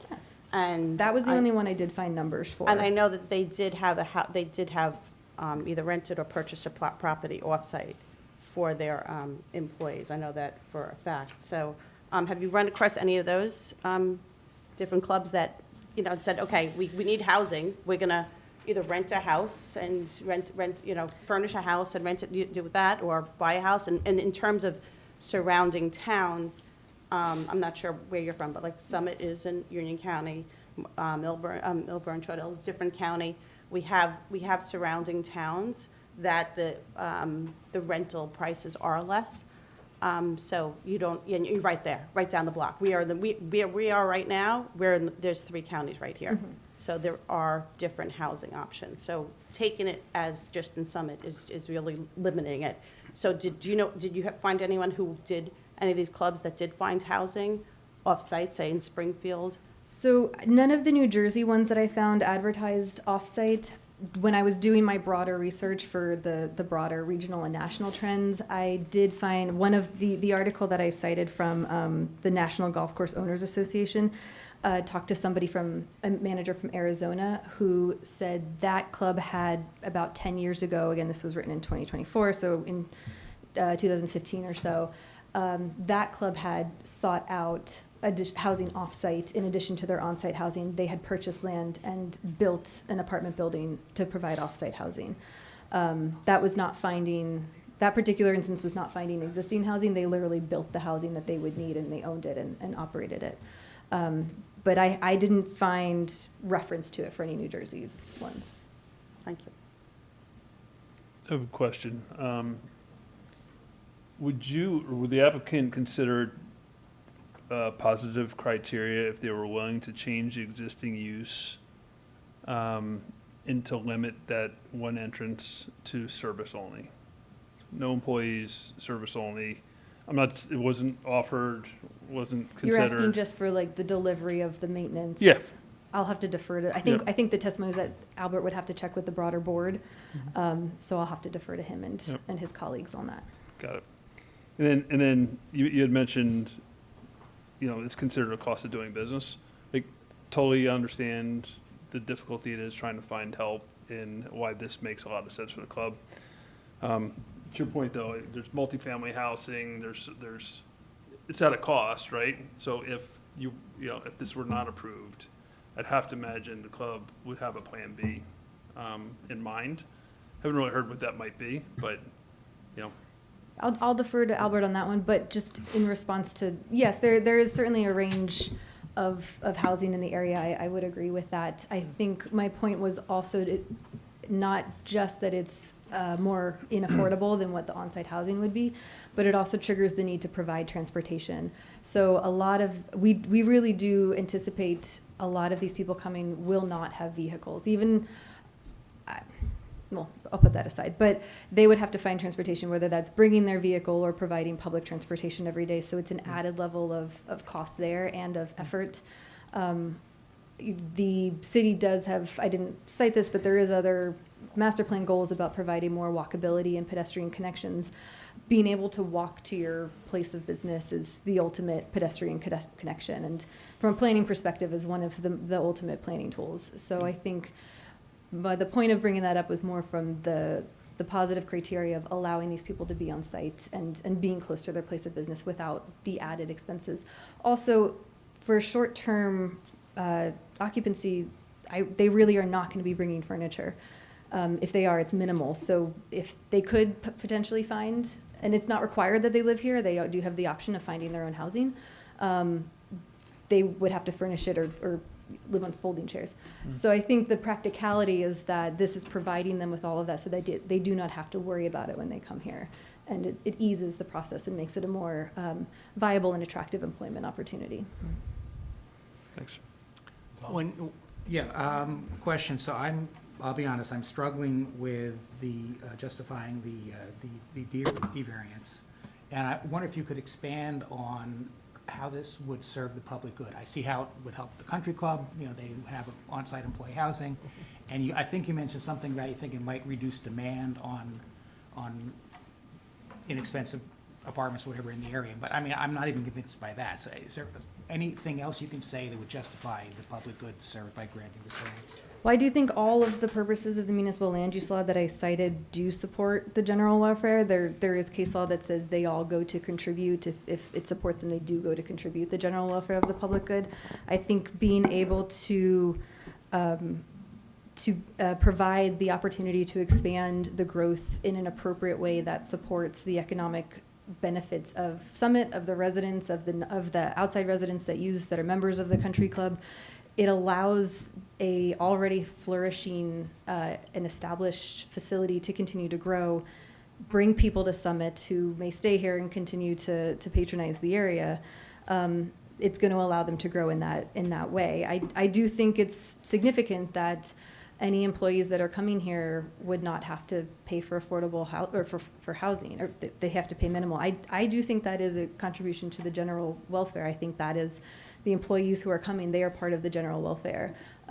It was testified that a lot are intended to be international, but they do expect some to be from the U.S. who are coming here, who are going to come here to fill the need when the international visas can't or don't fill that. So I think providing that opportunity and providing the affordable opportunity supports the broader general welfare for both the community and the employees that are coming in. Thank you. I have a follow-up question to that because Canoe Brook is proposing on-site housing, and obviously Canoe Brook is paying to construct the housing. They're subsidizing the housing. They're only charging the employees $300 a month in rent. So it is possible, correct, for Canoe Brook to subsidize housing somewhere else in another town. It is possible for Canoe Brook to provide transportation to and from work. Like if you have a van on site, it could drive 5 minutes away and pick people up at 6 a.m. and they come in a shift and then take them at the end of the day. That's possible as well. Is that right? I do, but I believe with the short-term stays of 6-month leases to 9 months to 10 months, the only way for them to do that would be to acquire a building or build a building and then manage it themselves. There's not going to be, my experience is it's going to be very difficult, if at all, to find a landlord who would be willing to rent for a short period of time like that. Landlords do not like month to month, 6 months, they want stability. So the option would be providing their own facility off-site. You are correct that that hasn't been looked into because this is the facility that we had available, and it made the most sense to expand on an existing building that's already providing this use instead of trying to build a new building elsewhere in town or in the region that we would have to pursue a completely different set of approvals. And as I said, that has the potential to disrupt existing development patterns in neighborhoods where this exists already. It's an expansion to where it already is. Two more questions. Thank you for that. One is, you made a reference to allowing the club to grow, and that implies to me more members. And so, if that's the intent, is there, I know we're spending a lot of time talking about parking, but when I hear grow, I think now we're hearing from the neighbors about parking, and, where, if that's a goal, then I feel like there should be more in this proposal. Right, and that's a good point. And let me clarify, when I say grow, I did not mean increase the number of memberships. There was testimony last time that the club does not anticipate increasing the number of memberships offered, but what was testified to again tonight was that they are reducing the amenities that they're offering to their members because they do not have the employees to support that. So adding these employees allows them to grow in terms of the services they're offering to their existing members. There is no plan to increase the number of memberships, and Albert, correct me if I'm wrong with that. You are correct. Okay. Can you give examples of what those services are that I'll they're have to- looking to grow? Yeah. So it's the number of reservations we can take in our restaurants in any given period based on the number of people we have on the floor to service, the size of special events that we can do, the number of special events that we can provide to our members. Going back to the growth area, we are by law restricted in the number of members we can have, and we are at that capacity, so we are currently just replacing attrition on an annual basis. We are not increasing the number of members that we have. Thank you. And then the last question is probably for you, but Okay. I'm bringing it up because you both made reference to this disciplinary action. And the first time I heard 3 people, we're only going to talk about the 3 people in this house because this is where we're expanding it, I didn't think that much of it. But then the second time that came up, it sort of, because you brought it up as well, it sort of begged the question, well, what about the other 18 people in 12 in Milburn and 6 in the yellow house? Any disciplinary action over the years there? No, Okay, no, and they're all under the same housing agreements. thank you. Mr. Steiner? Going to ask one question, and I hope you can answer it. You've obviously done a lot of research in a lot of other areas. Have you looked into this? This whole thing comes because of this visa program. Did you look at that visa program and see what the potential is for these actually to happen?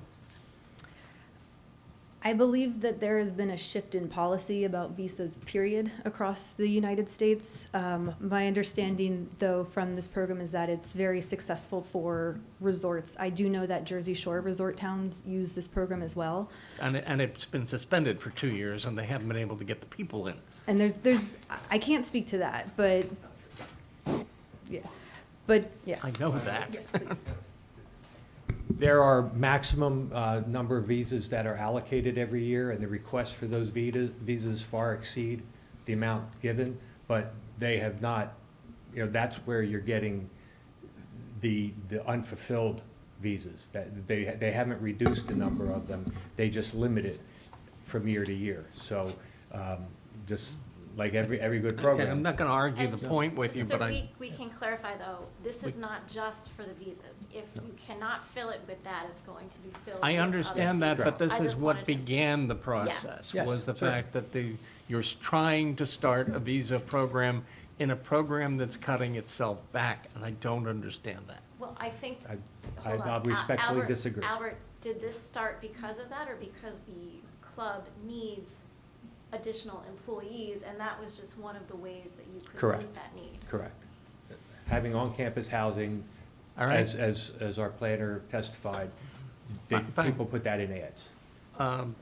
Only because it's getting late. There's a major difference in my mind between 3 people and 21 people.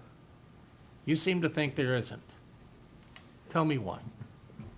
I think in the overall scheme of what's happening on the site, the size of the site, where this building is located in relation to the neighbors, I do not think it is, when you look at the numbers, yes, it is an increase from the 3 people who live in this building, the 9 people if you include the yellow house. The new employees come in will continue to use the site as the existing employees do through the Milburn side. Given the number of people that traverse a golf course, especially during the high season, I do not think this additional 18 people are going to be noticeable within the site itself. They're not going to use the Wallace Avenue as the Wallace Road side, so there will be no recognition of the existing people there. Of the new people there, the existing people also are not supposed to be using that site, so there should be no recognition of them.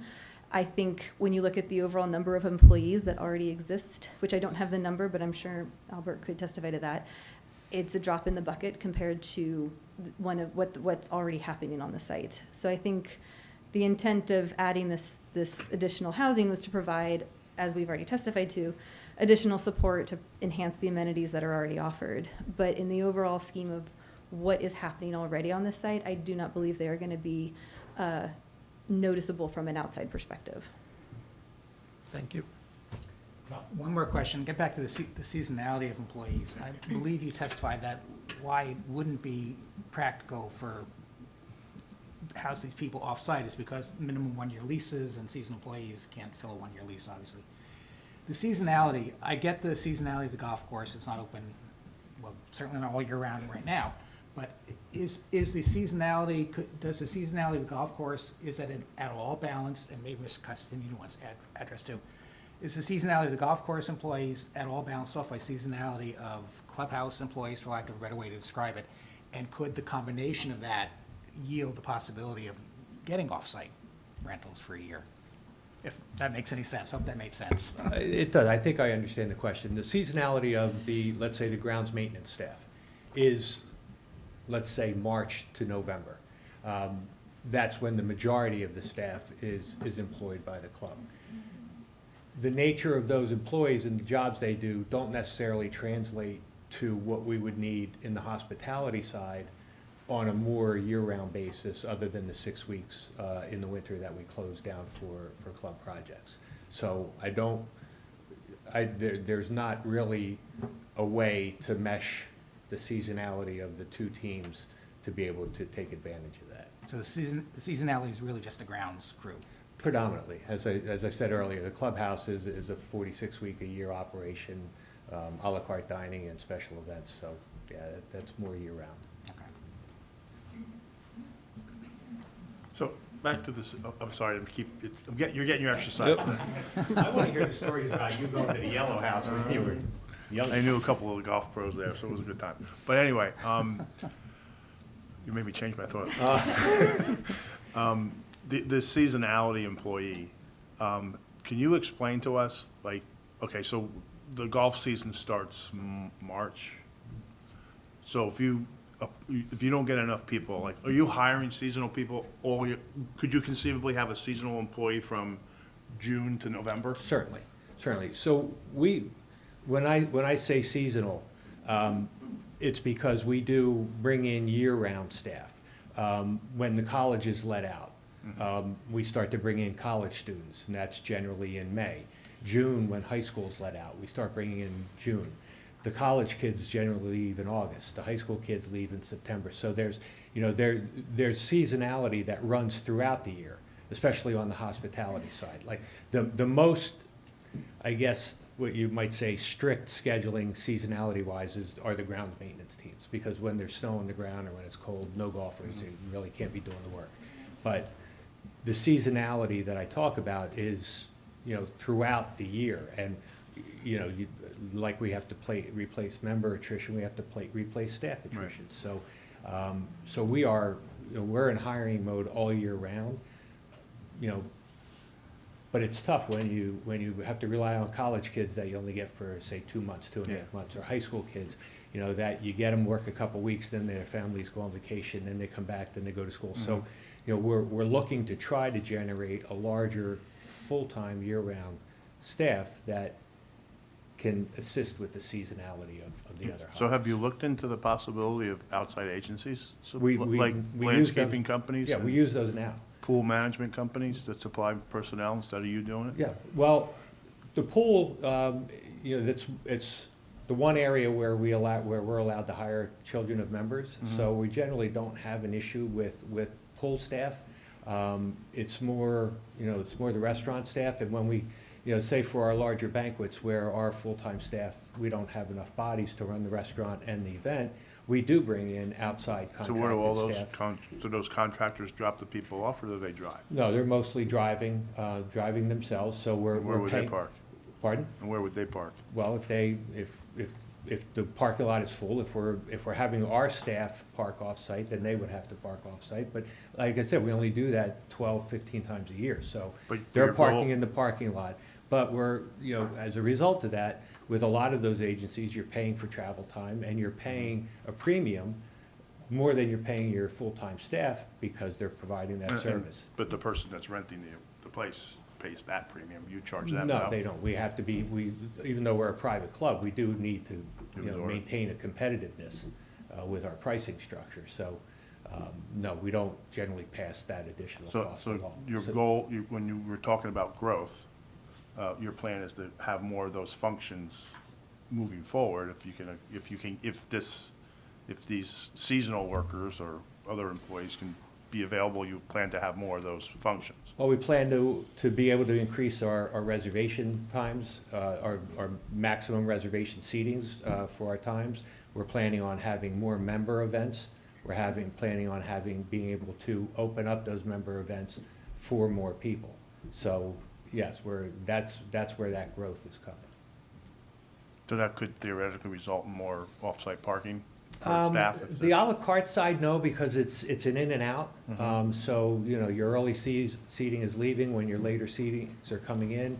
If we have a party that, say, right now we have to limit to 200 people, generally we're thinking that's 100 cars because they're coming in couples. If we increase that to 300, we're only going to 150 spots of cars that we would need. We currently have 360 spots, parking places on property. So, it's really the massive events when we do, say, a national paddle tournament, or we do maybe the US Open qualifier that we do, for 3 years periods. They're the type of events where, we can have 400 or 500 people, mostly in their own cars coming on the property, and we need to offset that with our staff. But none of those events are, hinging on these 18 No. additional employees, right? I have a question. You touched on, you touched on members, children are only allowed to work in the pool areas, not in the restaurant? Correct. Have you considered, is there a reason why? Have you considered, There's a- you're there's a short gr- staffed, There's a there's a great reason why. perfect. There's a great reason why. Because it's very difficult to reprimand, have tough conversations. If I hire a child of a member and they're not working out. Now I'm in a position where I either need to discipline that individual or terminate that individual. And it's not, they're the child of a member, and But you let them it's work at not- the pool, they could be doing well, the same thing. they're lifeguards, and they're certified lifeguards, and that seems to be something, several of our local high schools that have swim teams, the children on the teams, they're members of the club, so they work as lifeguards for us. But that's really, that's the only, maybe some caddies, but they're independent contractors, they're not I employees. actually think you have a better, if you know the parent and the kid's having a problem, I think you're in a better position there. I That is personally something, think. you talk to 100 club managers, 100 of them will tell you the same thing. We won't hire children of members. That's not specific to you. Not specific Makes to sense. us. I'm sorry? Makes sense. You don't ever want to be in that No, position. it's a very different. I've been there. Thank you. Do we have I've had to fire questions one. from the public, questions only for this witness? Yes. Hello, again. Paul Dean, 61 Wallace Road, Summit, New Jersey. You talked about the general welfare.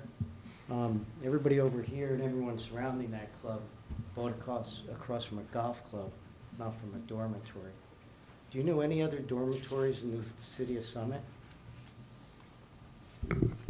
I do not have any knowledge. Okay.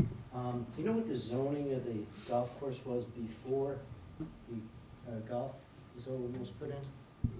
No, but the golf course has been here for almost 120 years. I can tell you what it was. It was an R43, single-family residential, which would mean a lot area, minimum square feet of 43,000 square feet. And that would be the highest size minimum square feet lots in all of Summit. So clearly, we wanted to preserve the golf course. That wasn't a question, but I'm going to respond to it. The city did recognize that that was inappropriate zoning because it was a golf course that had long been established, and they changed the zone to the golf zone in order for the golf course to flourish. I don't believe the previous underlying zoning is relevant because the city made the decision to eliminate it. They determined it to be inappropriate. Okay. I was on the planning board at the time they did that. I was also on the master plan. Let's make sure we keep it to questions only at this point. Your comment comes at the end. I'm trying to, full disclosure, I was also on the master plan reexamination committee in 2006. It says non-residential zone. The Kennebrook Golf Course was removed from the R43 zone and placed in a new G Golf Land Use designation. Do you know what the surrounding zones for the entire golf course are? I do know they're residential, but I apologize, I forget which ones they are. It's okay, they're all residential, the entire site. Do you know the nearest multifamily use?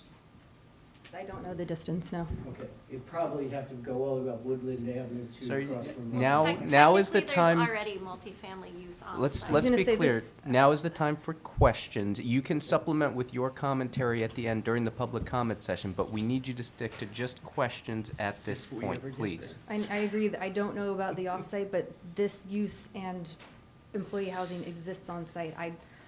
I don't believe they're in the technical sense of a multifamily definition, but we could put it under that umbrella. So, do you know what the permitted uses are under the golf zone? Golf courses, Existing golf courses. Do you know what accessory uses are? uses that support the golf courses. Buildings and structures used for maintenance and storage associated with golf course operations. I quoted that earlier, yes. Okay, what are conditional uses? I don't believe there are any. That's the extent of the golf course zone. That's why we're here for a D1 variance. I'm just going to note that, even though that wasn't a question.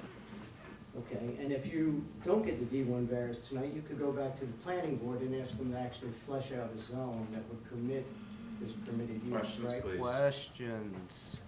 Question? No, it's not. I just said she can go back to the planning board. Yeah, that's a That's statement. not a question. Ask your questions I now. asked her Your if that's comments what come she could later. do. If you So, don't You have did. any more questions, you can sit down. Sir, I'll sit down. thank you. Any other questions for this witness? Seeing none? One. There's one. There's one. All right. Come up to the Yeah, if we microphone, come up. please. Up to the microphone, please. Sorry, it will be quick.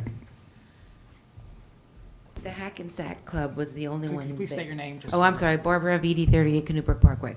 The Hackensack Club was the only one that you found in your search of New Jersey that went from 8 to 18 recently? That was through a Google search trying to find recent resolutions. I would say that that's not an exhaustive search. That was what was available publicly. So it was one. But Baltusrol and the other course do have on-site housing. So there's three there. So we've only found 3 others in New Jersey. Is that correct? In your searching, Those are the ones I know of. and did you try to find more than? No. Okay, I'm done. I've made my point. Oh, and Navasink also. Oh, Navasink. Thank you. Okay. Do you have a summation? Super quick. Thank you. Okay. So the plan revisions reducing the number of employees to occupy the building and the increase in the room size address the comments raised by the neighbors and by the board at the last hearing. Those changes, coupled with the conditions agreed to by the applicant, specifically that the employees will need to use the Milburn entrance and exit, and the fact that nobody, in addition to what's already existing, is going to use that entrance and exit, and all of the planning testimony that was just provided demonstrates the site suitability of the use, the many purposes of zonings and objectives of the master plan being advanced, and the lack of substantial negative impact on the surrounding neighbors. And therefore, I would ask the board to approve the application as revised. Thank you very much. Mr. Ball, can we get, Public comment? Public oh, comment. sorry. How could I forget? I'm We'll bl- now open up this hearing to. Are there any bladders that are floating other than mine? Let's get this over with. We'll now open up this hearing to public comments. Please, if you come up to the dais, state your name, spell your last name. We'll swear you in. Oh, If you Ian, could- if you could 61 please- Wallace Road. Please raise your right hand. Do you swear affirm the testimony you're about to give in this matter is the truth, the whole truth, nothing but the truth? Yes. And can you just spell your last name, please? Deehan, D-E-E-H-A-N. Thank you. So there's been a lot of testimony about the use of that prior variance from 2003. That approval was given before the golf court, the golf. 2005. 2005. Yes. That was given before the golf zone was created. So had the planning board wanted to put housing in that golf zone, they would have done so at the time. I do commend Canubrick, you have been a good neighbor. Whenever there's a major event, they warn us, they come out and say we don't have concerns about parking on that, on the course. When they have an event, they do park along Wallace Road, they give us lots of notice. A lot of players do park on our street, but they do retain country club services to move those people onto the course expeditiously. The only thing I would say is, I don't know how they come up with 21 units. You certainly can't piggyback off of that 3-unit approval, number one, and this is just too many units. For that building, too little square footage. It's foreseeable that they're gonna have friends, girlfriends, significant others, and maybe even kids. And then we're gonna have to deal with that, even though they've made a lot of promises, we can't rely upon that. Thank you. thank you. Other comments? Barbara Aviti, 38 Canubrick Parkway. If you could raise your right hand. Do you swear affirm the testimony you're about to give in this matter is the truth, the whole truth, nothing but the truth? Yes, I do. And could you just spell your last name, please? V as in Victor, I-T-T-I. Thank you. Thank you.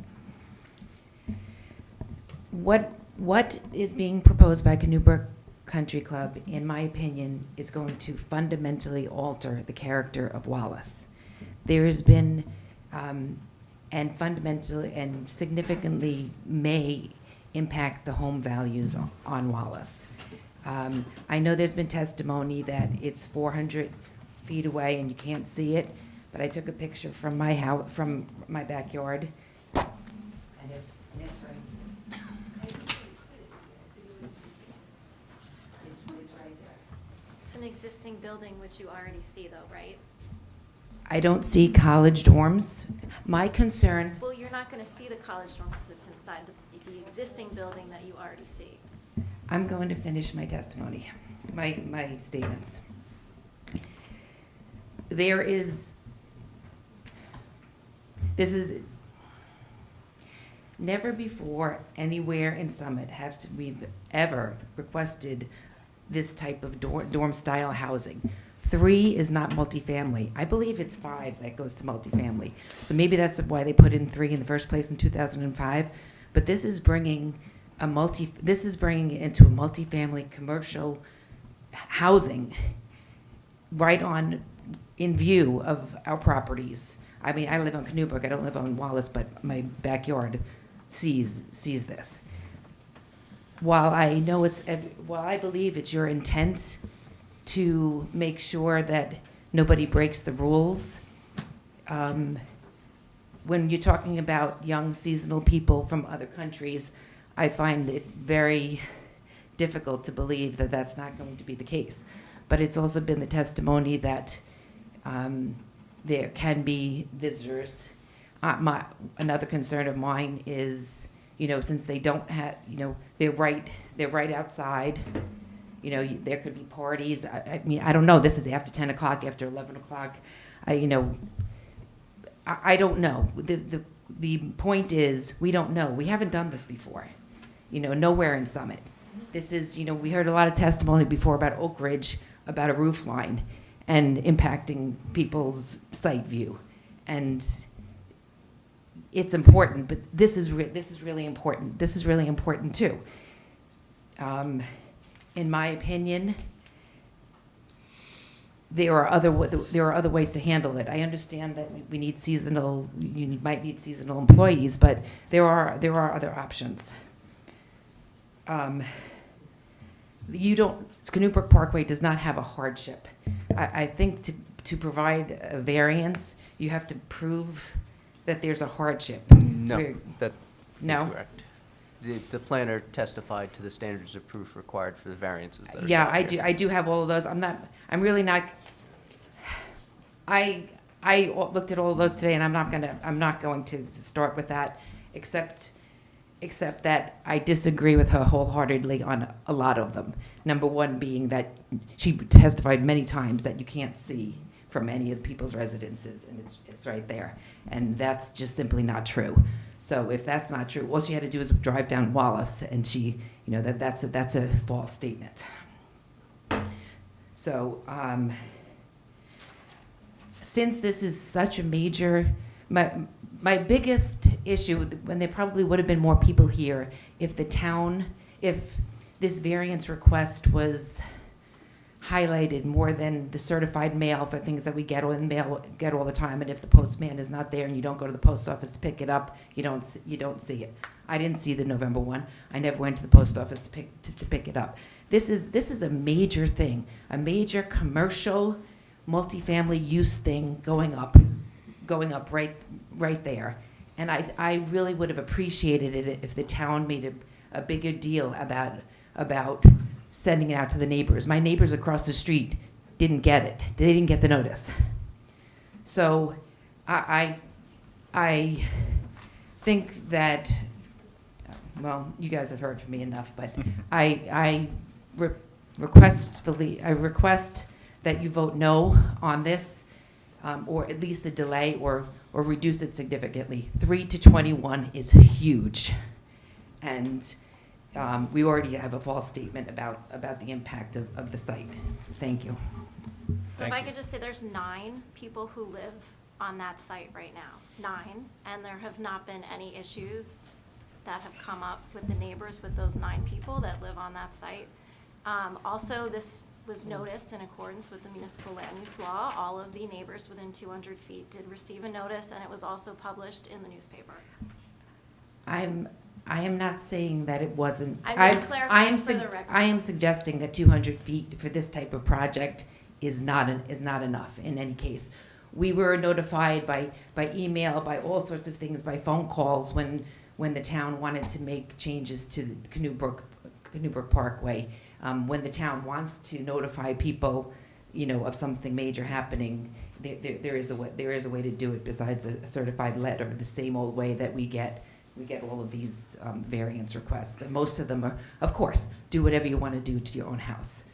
But these are not the 9 people that live there now are full-time. They are not seasonal people. This is a different category. The college students, foreigners. It's a different category. Thank you. Thank you. Yes.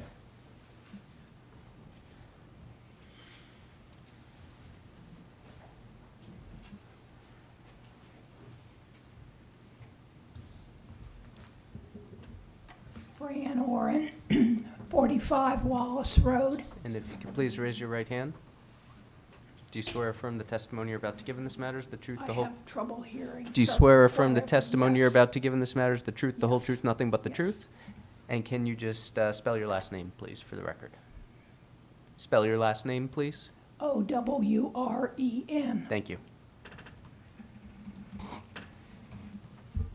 It seems to me that with the addition of living space for 18 more people, the area is becoming a village over there, and for residential space.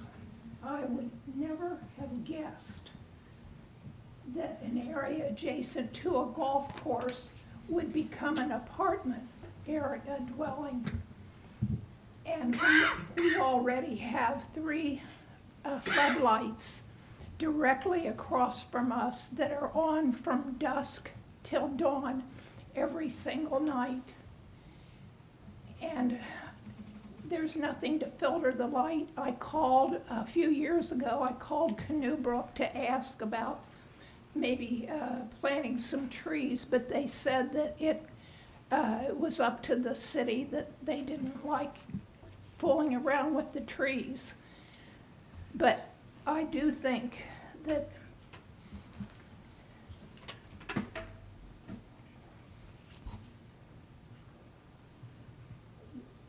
I'm against this plan because I think that development on Canoe Brook property to this extent is going to be very detrimental to our neighborhood.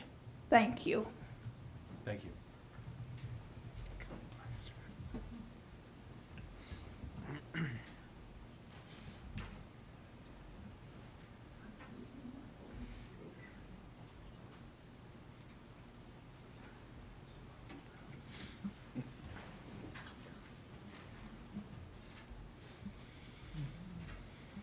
I'm still Gil Warren. If you could please raise your right hand. Do you swear affirm the testimony you're about to give in this matter is the truth, the whole truth, nothing but the truth? I do. Thank you. First, I agree with my wife. Smart man. Men, Under oath. take an example, man. It works. The public is damaged by this. The public is here and would be more if it wasn't the school weekend. We are damaged by this. It's, if you know Canoe Brook, where this is, there's golf all around it when the golf season is going. And to put 18 people in there, unless they're going to do crossword puzzles, they're going to get out. And especially in the nice weather, there's nowhere to go. There might be a backyard of the house or something. But when you have 18, 21 people, and it's nice, they're going to go out. They're not going to stay in there, in that. And there's nowhere to go because there's, oh, excuse me, sorry. There's people playing golf. They're not going to go out and throw the ball around and stuff like that. They're going to have to stay in there. It's not realistic. And I'm sorry that I laughed, but you're going to have people coming in. Everybody knows the code, and they're going to be coming in and out with the cars. I can see this, that 3 people should be there. It shouldn't be empty, because it's a major complex in there. It's big. Go by, drive by, and see the 3 lights that my wife mentioned, and you'll see a complex. It's unrealistic to think that they won't use that road back and forth. Unrealistic. And it's unrealistic to me. I was at the other meeting. I didn't come away with it thinking that, well, there might be a little compromise here, or a big one. 3 is not a compromise. It's just a way of getting back on the schedule for tonight, and that's what it is. On the legal end of it, this is a variance for staff housing in an expanded existing accessory structure, whereas the use is not permitted accessory use pursuant to the statute. And the public, we are the public, because we're the only ones there, and we are greatly affected by this, and will be. So the legal part of it was well presented, but incorrect in terms of the public being affected. We are. And we are not in favor of it. and we weren't then. I think we got that point down, there were far more people here then. But the compromise of 3 is not, not enough. The answer is, I think, oh, no, thank you. So just to clarify, it's 6 total beds, 3 bedrooms, which is a 25% reduction. Excuse me? I said it's 6 beds, 6 people. 6 total Okay. is the reduction. That are there. No, 6 is the reduction, not 3. It's It's 3 8. bedrooms, 6. They previously proposed 27 beds, they're now proposing 21 beds. It's a Yeah. 6-bed reduction. 6 bed, yeah. I'm just clarifying. Okay, no problem. Thank you. Thank you. Any other comments from the public? Okay, seeing none. Mr. Ball, can you run us through how many votes we need and conditions for Yes. this? With a D1 use variance, we need 5 votes in order to approve the application. I have quite a few conditions, though I think some of them, it sounds like, have been resolved since the last hearing. Yes, and I think some were also, I don't know if you still have them, were related to these storage tanks, so. Yes. Okay. So I'll rattle through them, but I think we'll be striking a few of these at least. First is compliance with those conditions noted in the board engineer's memorandum. Correct. Second, have we gotten a lighting plan? So we're only proposing 1 light. The lighting plan was for the storage, fuel? yeah. Okay. And just to confirm, Marie, no need for an additional lighting plan for this portion of the application then? No, that's correct. Okay. Sounds like they've submitted the stormwater management plan that you required? Correct. Okay. This one is for fuel storage. We did previously indicate the applicant will submit the proposed plans to the fire chief for review and approval. And he commented on both of the applications. Okay. Employees living in. Sorry, he had no objection. Right. Okay. Employees living in the newly proposed units must all use the Milburn entrance and exit and shall not be permitted to park vehicles in the nearest parking lot. Third, was addressing bike racks, which has been resolved. And we did also have a condition about traffic flow, including emergency apparatus. Has that been provided? That was for the storage tanks, and it was provided, yes. Okay.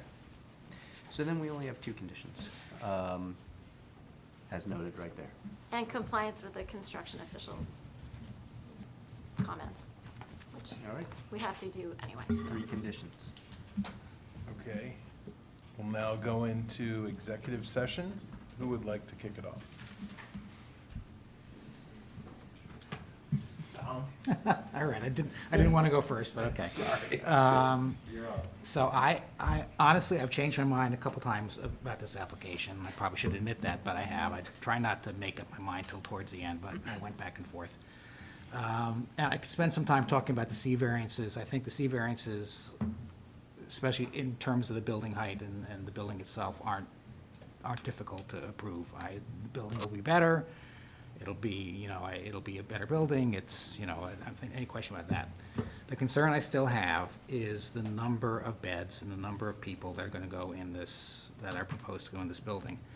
I see this potentially having a significant negative impact due to some of which are unknown because we don't know the impact for sure what it's going to be. But I don't see how it's going to serve the public good. And I think it might harm the public good. The site is obviously suitable for golf. It's a golf course. But I'm unconvinced that it's suitable for this large of a housing. I'm not sure I like the word dormitory, but I guess that's a good way to think of it as a dormitory. And I'm unconvinced that they need the dormitory in order to function as a country club. They're functioning as a country club now. And there are certainly other country clubs that function without this kind of on-site housing, so I don't think the applicant needs it. It might be a better way to function, but I'm not sure it's necessary. But I'm hung up on the public good interest, and I'm open to being convinced that, if any of my colleagues want to try to point out what the public good is and how we're serving the general welfare, I'd be happy to listen, but that's where I stand right now. Can you just elaborate a little bit on the harms that you do perceive as a result of the application? Yeah, I think it's inevitable that there will be a greater amount of activity because of the additional people living there. It'll have an impact on the residents, you know, coming in and out of the property. I mean, I know you try to keep it secure, you try to, you know, keep the code secret. I'm sure you try to do that, but I'm sure it's inevitable that that gate will be used. There'll be activity on the grounds, which may cause a disturbance. Again, I'm saying some of this is unknown, but I think the potential of this many people living there has potential to disturb the neighborhood, create additional traffic at, you know, theoretically, I mean, if they follow the rules, not odd hours, but the potential for the traffic to be at odd hours and to disturb the peace of the neighborhood. Don? Ditto. I'm not convinced that this is a dormitory out in the middle, basically, of a field. I don't know how that benefits the public. I am concerned with the amount of, we could have all the rules in the world, but there's just a convenience factor that's thrown into this. I'm just not 100% convinced that this is a needed project. I think it's, I think there might be alternatives to this. So I'm not, right now, I cannot support this project. I'll just add to that. I honestly think there's a missed opportunity to create positive criteria and a public good here, just around, I've mentioned it twice, but if you have 24/7 security, turn this into a service entrance, you could limit that code to security only. They're the only ones who know about it. Anytime a service truck comes in, they can like be there. And I think that would probably help from the public, from a Wallace perspective. I don't know if 3, 6, 21, I don't know what the right number of people there. I'm open to having it more than what it is today, but like one of the comments when brought this idea up was it seemed like it would be more of an inconvenience for the club than it would be for the public. And it, you know, again, I think it's a missed opportunity. I think there's, you know, you potentially position it a little bit differently or get creative around, you know, how you're working with the neighbors, but I'm not there. I'm in a similar spot here. I'm having a hard time seeing how it advances the public good, that there's a public benefit. There is clearly a benefit to Canoe Brook Country Club. I recognize that. I could see why that would be, you know, easier, probably less expensive in terms of a cost of doing business, but that's really not, that part, the cost of doing business is not really what we're here for, right? I do appreciate all the public that's been here for these last 2 meetings because it's long, and thank you for staying and sharing your input. Mr. Dean mentioned about the approval for the employees in 2005. That was before the master plan was revised in 2006, and I think that's also a very important point that needs to be reiterated here. That master plan, when that was put into place and Canoe Brook was made a golf zone, they already knew that there were 3 people living in that building, and they said, we're going to make this non-residential, not allow residential, which says to me that this was reviewed, discussed, and, you know, they set the rule here, right? And we're here deciding whether to break that rule. And I think there was a lot of deliberation put into that. That didn't just, you know, wasn't just, oh, it's a golf zone, non-residential. This was made very intently. And I just haven't, I don't see why we would not hold to that. In deference to the hour, I'll make this brief. Parking hasn't been resolved to my satisfaction yet. I also wonder whether or not they have explored other areas on their property to do this. I don't know. I haven't heard anything. Is there a potential to perhaps do it somewhere else on the other side of the course, in other areas of their property. This is a private club, it is not a public benefit.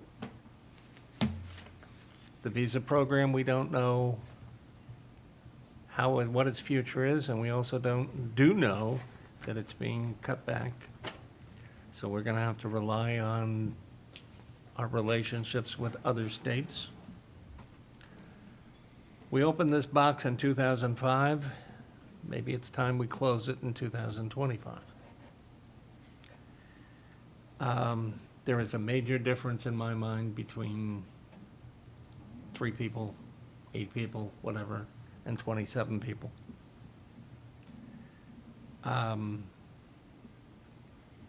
I know a lot of, I've dealt with hospitality for a long time, hotels, diners, all kinds of places, and a lot of the people that have careers there. You said that these people would only be here for a year. I remember at the Grand Summit Hotel where we celebrated anniversaries of people who had been there 20, 30, 40, families that had been working there in hospitality jobs for all those years. I wonder whether or not there would be the possibility for some of those folks to be there at Canoe Brook too. It just doesn't add up to me, and I'm just not able to support it.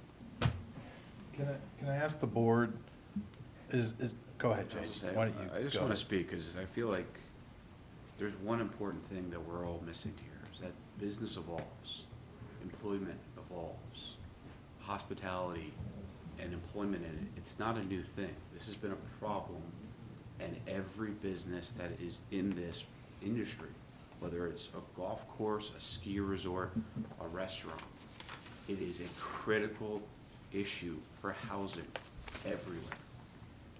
So while I am not sold one way or another on this application, I think we're missing the point that we have to understand that the public good is addressing housing in general. Whether we can modify it to make the Wallace traffic and that gate, which I do find is a big concern, more palatable.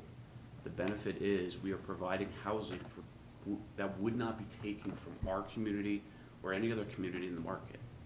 Building a multifamily building is still building a multifamily building, and then they're going to use it for their people. So it doesn't address the public benefit. So again, I don't think 21 is the right number. I don't know. But I think missing the idea of a public benefit here, and that they're providing housing that is not taken from our housing stock, is a public benefit. That's what I'd say. And if I can just add a little bit to that, and I realize it's probably not realistic, I think I would agree with everything you said. I agree with most of what you said. And I think if this application were maybe a little bit smaller, and I know they can't take a Wallace Gate, but if the Wallace Gate weren't there, and they had to leave, through the main entrance of the country club, that would be a better solution. If there was some confidence that would happen. But I agree with what you say about housing. That's what I'm saying. It's not the building I object to. It's the potential impact of, coming in and out of Wallace, or, whatever else might happen with noise. But maybe that's so far away the noise is not an issue. But it's the traffic that's a concern. All right, so is there a scenario where the board would more favorably consider a further reduced scheme? I think it's not just a further reduced scheme. I think it's not uncommon for applicants to hear a lot of what we say and try to address it. And it's not necessarily just the density, Right. but it's also the traffic and the patterns that traffic will inevitably follow. Water always flows the easiest path, and that's going to go through the Wallace entrance. And to add to that, for the Wallace entrance, if you do want to go to a store, or you want to go to the 7-Eleven and everything, the closest retail stores are closer to Wallace. You're not going to get to it from the service road on the other side. There's nothing there. There's a Short Hills Mall. So it's just natural. That's where you would go. If you want to go to the deli, you want to go anywhere. You're going out Wallace to get So to Summit. what if this applicant were able to produce a convincing solution to the board's concerns about access and traffic.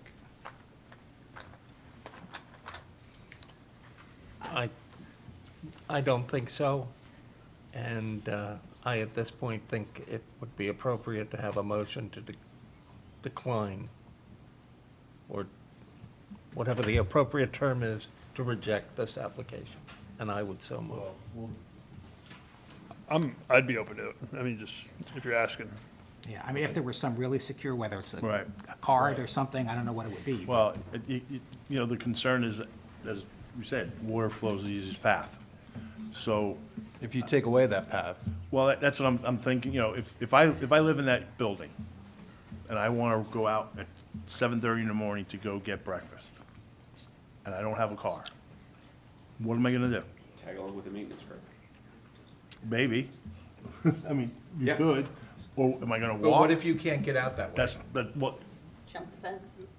that makes it even more complicated. Now I gotta go all the way over to the Milburn side, get an Uber. I mean, it sounds like a plan, I just don't know how logical of a plan it is. Maybe if we could, you can't eliminate that gate because they need it for, for the materials to run the golf course. So the option's always gonna be there. I just think it's a question of how do you control it? And the other thing that I'm struggling with, and I said this a little bit, but I didn't elaborate so much, is it's an apartment building in the middle of a field. So it serves the golf course, but the people that are in that building can't go anywhere else unless they go to that other side of the Milburn, then they have to go wherever they're gonna go. It's just, I don't know how to express, other than working It's an there. offset for significantly reduced cost of living. Of course. So, Respectfully, this sounds like a project for the city's Economic Development Committee that they have put together. Well, I mean, the other- Makes a whole lot of sense for them to start looking to see how to help Canoe Brook meet its employment issues. Well, It's not our problem because this story. doesn't fit this property. I And understand. that's why I made the motion. Ms. Oles, do you want to, So, Albert, would you be willing to look at the Wallace Gate and see how you can make security improvements so that way these additional 18 people cannot access the gate? Is that basically the concern? I mean, they have Ms. Oles, bikes, I so think I I'm would assume. hearing concerns about access and sounds like density too. So I know you've already viewed that. I would say that the density cannot be lowered based Okay. on the cost of the project, and it doesn't make sense to continue to keep reducing the number. Understood.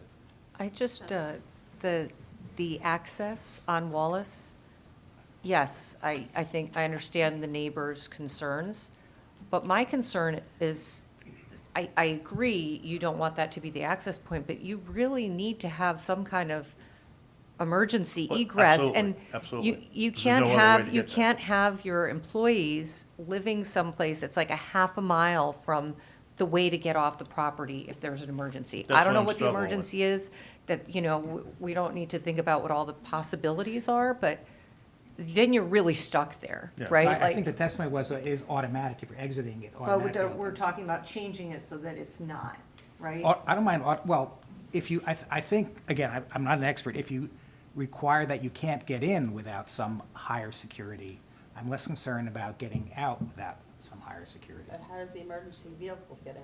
Emergency vehicles always have. We'll have, they'll have it, they'll have Yeah. access. Yeah. Or it breaks through. Yeah, because they can't go through the tunnel, so they have to go that way. Right.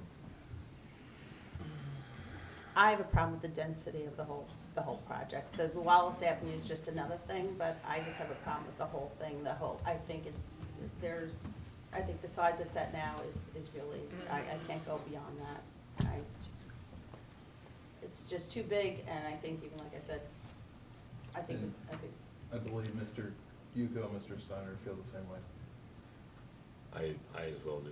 All right. Not that I'm voting, but To that end, then, I think, Ms. Oles, we're probably gonna, Hold on just one. If we could get an idea of what the number, the density No, number there- is. You're asking us if we'd be amenable to changing the density. We've changed it. What I don't want to do is keep coming back and spinning your wheels. You know, if I come from 18 down to 14, is it 18 down to 12? Is there a density number that would make this board amenable to the project? My thought at this point is there is a master plan review going on right now at the planning board, to be followed shortly thereafter by a new master plan. It may be time that that's the venue where you need to go and let the municipality on the hearings that it's going to have ongoing for what's going to happen with the G zone, the golf zone, and as that decision gets made over the next, I think they have about a year, they have till the end of this year for the master plan review, and then they've got another number of years to do the full one. But they're going to be doing that because this is not going to fly here. So, I'm sorry, just one second. So, since we're still in executive session, Yes. could that open the door to making it more, being larger? Yes. Certainly. But again, that's That where would be Wallace set by the Road, planning board. Canoe Brook Country Club, and the entire city of Summit will need to put its 2 cents in. And just for the record, There's not a I'd be, 200-foot notice for the planning board. Pardon? Everybody, like, to the point of, one of the residents Yeah, about the 200-foot notice. the notification, that's Yeah. something that needs to be discussed there too. And right? then we can decide, they can decide whether or not they open the door in 2005 and want to close it in 2026, or whatever. just for the record, I would be open, I don't know what that number is yet, to a more secure entrance and a reduced density. I don't know what number to make me comfortable, but I am open to that. I know how many other people are, but. You might be. Sounds like me and you may be the lone people. No, Yeah. I'm with you. All right, 3 strong. So, I mean, let's be realistic here. They could buy a house in Canoe Brook on Wallace and put 2 people in every bedroom, put 4 people in every bedroom. And unless somebody gets caught for a violation of CO, even then, so whether it's 8 or 12, I mean, 21 seems to be the hangup. But, I get the economics of it. It becomes not feasible, and I would think probably if there's existing, is it 6 today? 6 beds? There's 3 beds in there now and 6 in the other building. Right, with the 6 in the other building aren't counting for this right now. Right, So it's just 3. It's just 3 in this building. And again, if we could have some direction, then I think that we could try to make a reduced density work. I'm thinking half, literally half, like 10. I mean, because I was gonna say you 12. haven't done this before. You could see where it goes, and if it's, I just, it's a lot. I think it's a lot, I don't know. And even then, I'm still concerned about overriding the master plan, which says non-residential for a reason, and it was put in place after those, that 3 was were approved. Sorry, can I just say one thing? The G zone was rezoned in 2001, not in 2006. The So that was- non-residential part of Yes, that was, yes, that was before the application. Yes, that was a misstatement. And, yeah. And I also would hear their planner, and our planner didn't contradict this. The whole point is to guide us to evolve. It's supposed to stay within reason. This is a need. Business in the world is changing. Our housing is an issue. We fight all the time about people putting density in where we don't want it because it doesn't make sense. This is a wide open field. I see the need that it's going to continue to benefit more constituents in the area, more diversity in the area, more paying people for all of the small businesses here. So I don't want to miss that opportunity to address a need, not taken from our housing stock that other residents and other employees are going to need in this market. So, I'm Mary Ann- afraid at this point, even if we ask them to go back and revise, that we're still not going to get the consensus for approval that we need with this board. My hangup is the impact on the neighborhood. You know, what I've learned in the last year is every neighborhood has its own issues. And here's an ability for us to control something in the neighborhood, to help the neighborhood control an issue that they have. It's going to be, you know, they have a problem now, currently, with what's going on there with the delivery trucks, and they've learned to live with it over the years. It could possibly increase more with the number of people on there, but if there was, for lack of a better word, if there was a guarantee that Wallace Road would just be used at the current volume that it is now, you know, that house in the middle of the field is something, you know, maybe if it's a little smaller, we could deal with, but right now, I'm not convinced. And it is referenced in the 2006 master plan reexamination that Canoe Brook Golf Course was removed from R43 and placed in a new G Golf land use designation. So I understand it may have passed in 2001, but in the reexamination of 2006, they mentioned it again for under non-residential zones. Yes, Specifically. There's a resolution from November of 2001 that establishes the zone, the golf zone. And in the 2006, it was basically just reiterating what they had done in 2001.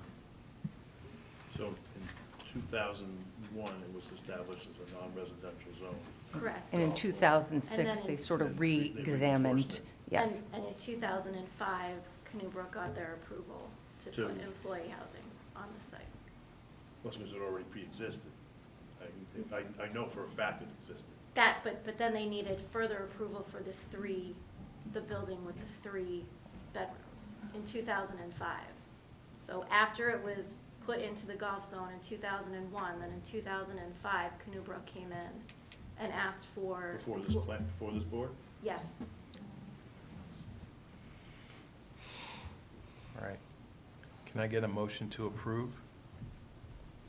No, my motion was to reject, I understand. which means if you vote yes, it means no. So. Okay, so then I think we're gonna withdraw the application. Understood. Okay.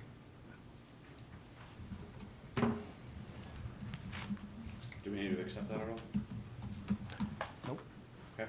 it's been withdrawn.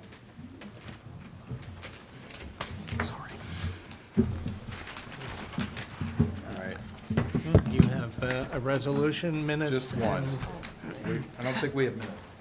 What? I don't think we have minutes. I don't think they came, but that's on the agenda. Says It was on the minutes agenda from I had. memorialization, no. Okay, but you have a resolution for Johnson? Oh, you Yes, mean we do. Andy?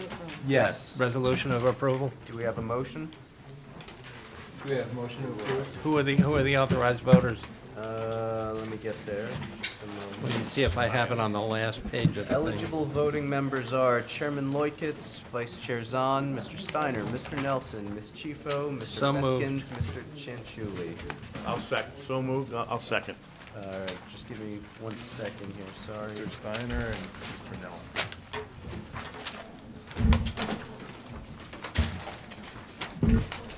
And Roll call? Mr. Steiner, Yes. Chairman Loikitz, Yes. Mr. Yuko. Yes. I'm sorry, I think I might be reading the wrong. Yeah, I'm not even sure what I said yes to. I just said, yes, you called my name, I said yes. Yes. Was I not at the meeting? You're voting on the Johnson resolution. Sorry, Mr. Yuko, you're not eligible here. Okay. Mr. Nelson. Yes. Vice Chair Zahn, Yes. Ms. Chifo. Yes. And Mr. Feskins. Yes. Thank you. I don't believe we have any. I am going to take 1 second of personal privilege and move the resolution, which I think you all were handed when you walked in, thanking Stephanie for her work over the last couple of years, which I have to tell you, as a chairman, she was invaluable on the day-to-day stuff, and never mind all the changes in the forms and the getting everything together when we needed it, and I would move that resolution as presented. So moved. I'll second. And Mr. Steiner, Yes. Mr. Yuko, Yes. Mr. Nelson. Yes. Vice Chair Zahn, Yes. Mr. Kieran, Yes. Ms. Chico. Yes. And Chairman Moikins. Yes. Good luck to Stephanie. Yep. And by the way, you can tell her we passed it on her last day, which is today, which is Oh, my Friday. gosh. Tomorrow's the last day. Friday's her last day, right? Today We don't is have her any last minutes. day, and it is now today. Can we get a motion to adjourn? Just real fast. Yes. Saturday, how many people are Yeah, attending what on is Saturday? that thing on Saturday? Wait, We don't what's even know that? Oh, what oh, it- yeah. what it's Additional I'm about. not here. training. Yeah. What? Yeah, training on what? Zoning and planning? Whatever Burgess wants All to right. teach people. Are we, do we have to motion? I know Do we it's have a your motion boss, to but adjourn? he's not my We- okay. favorite guy for training. Yes. Okay. All in He's favor? your boss. I'm going to Florida at a parents' weekend, so We're I'm done. going to the airport in 5 hours. Moved it.